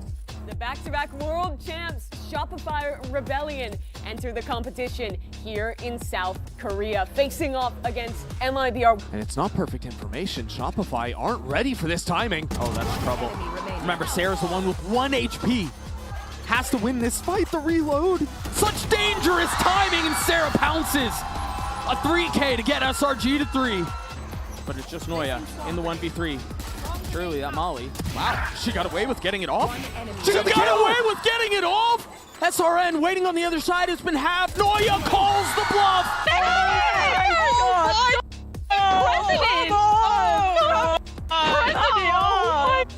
Start is going to get the first line, immediately put the op down. Oh my god. Noya's going to do it again. Has to get on the spike. Crouched. Keep your head down. Noya gets it to half. Waiting for the swing. Waiting for the challenge. Now doubles down, and Noya does it again! I like Lisa's position. A chance to get a pick, teleport away.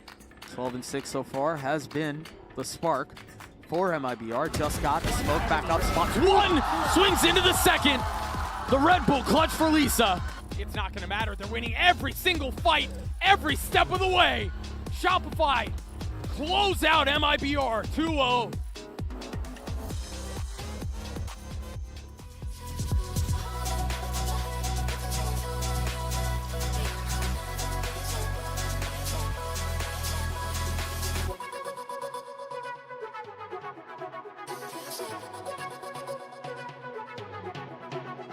Thank you.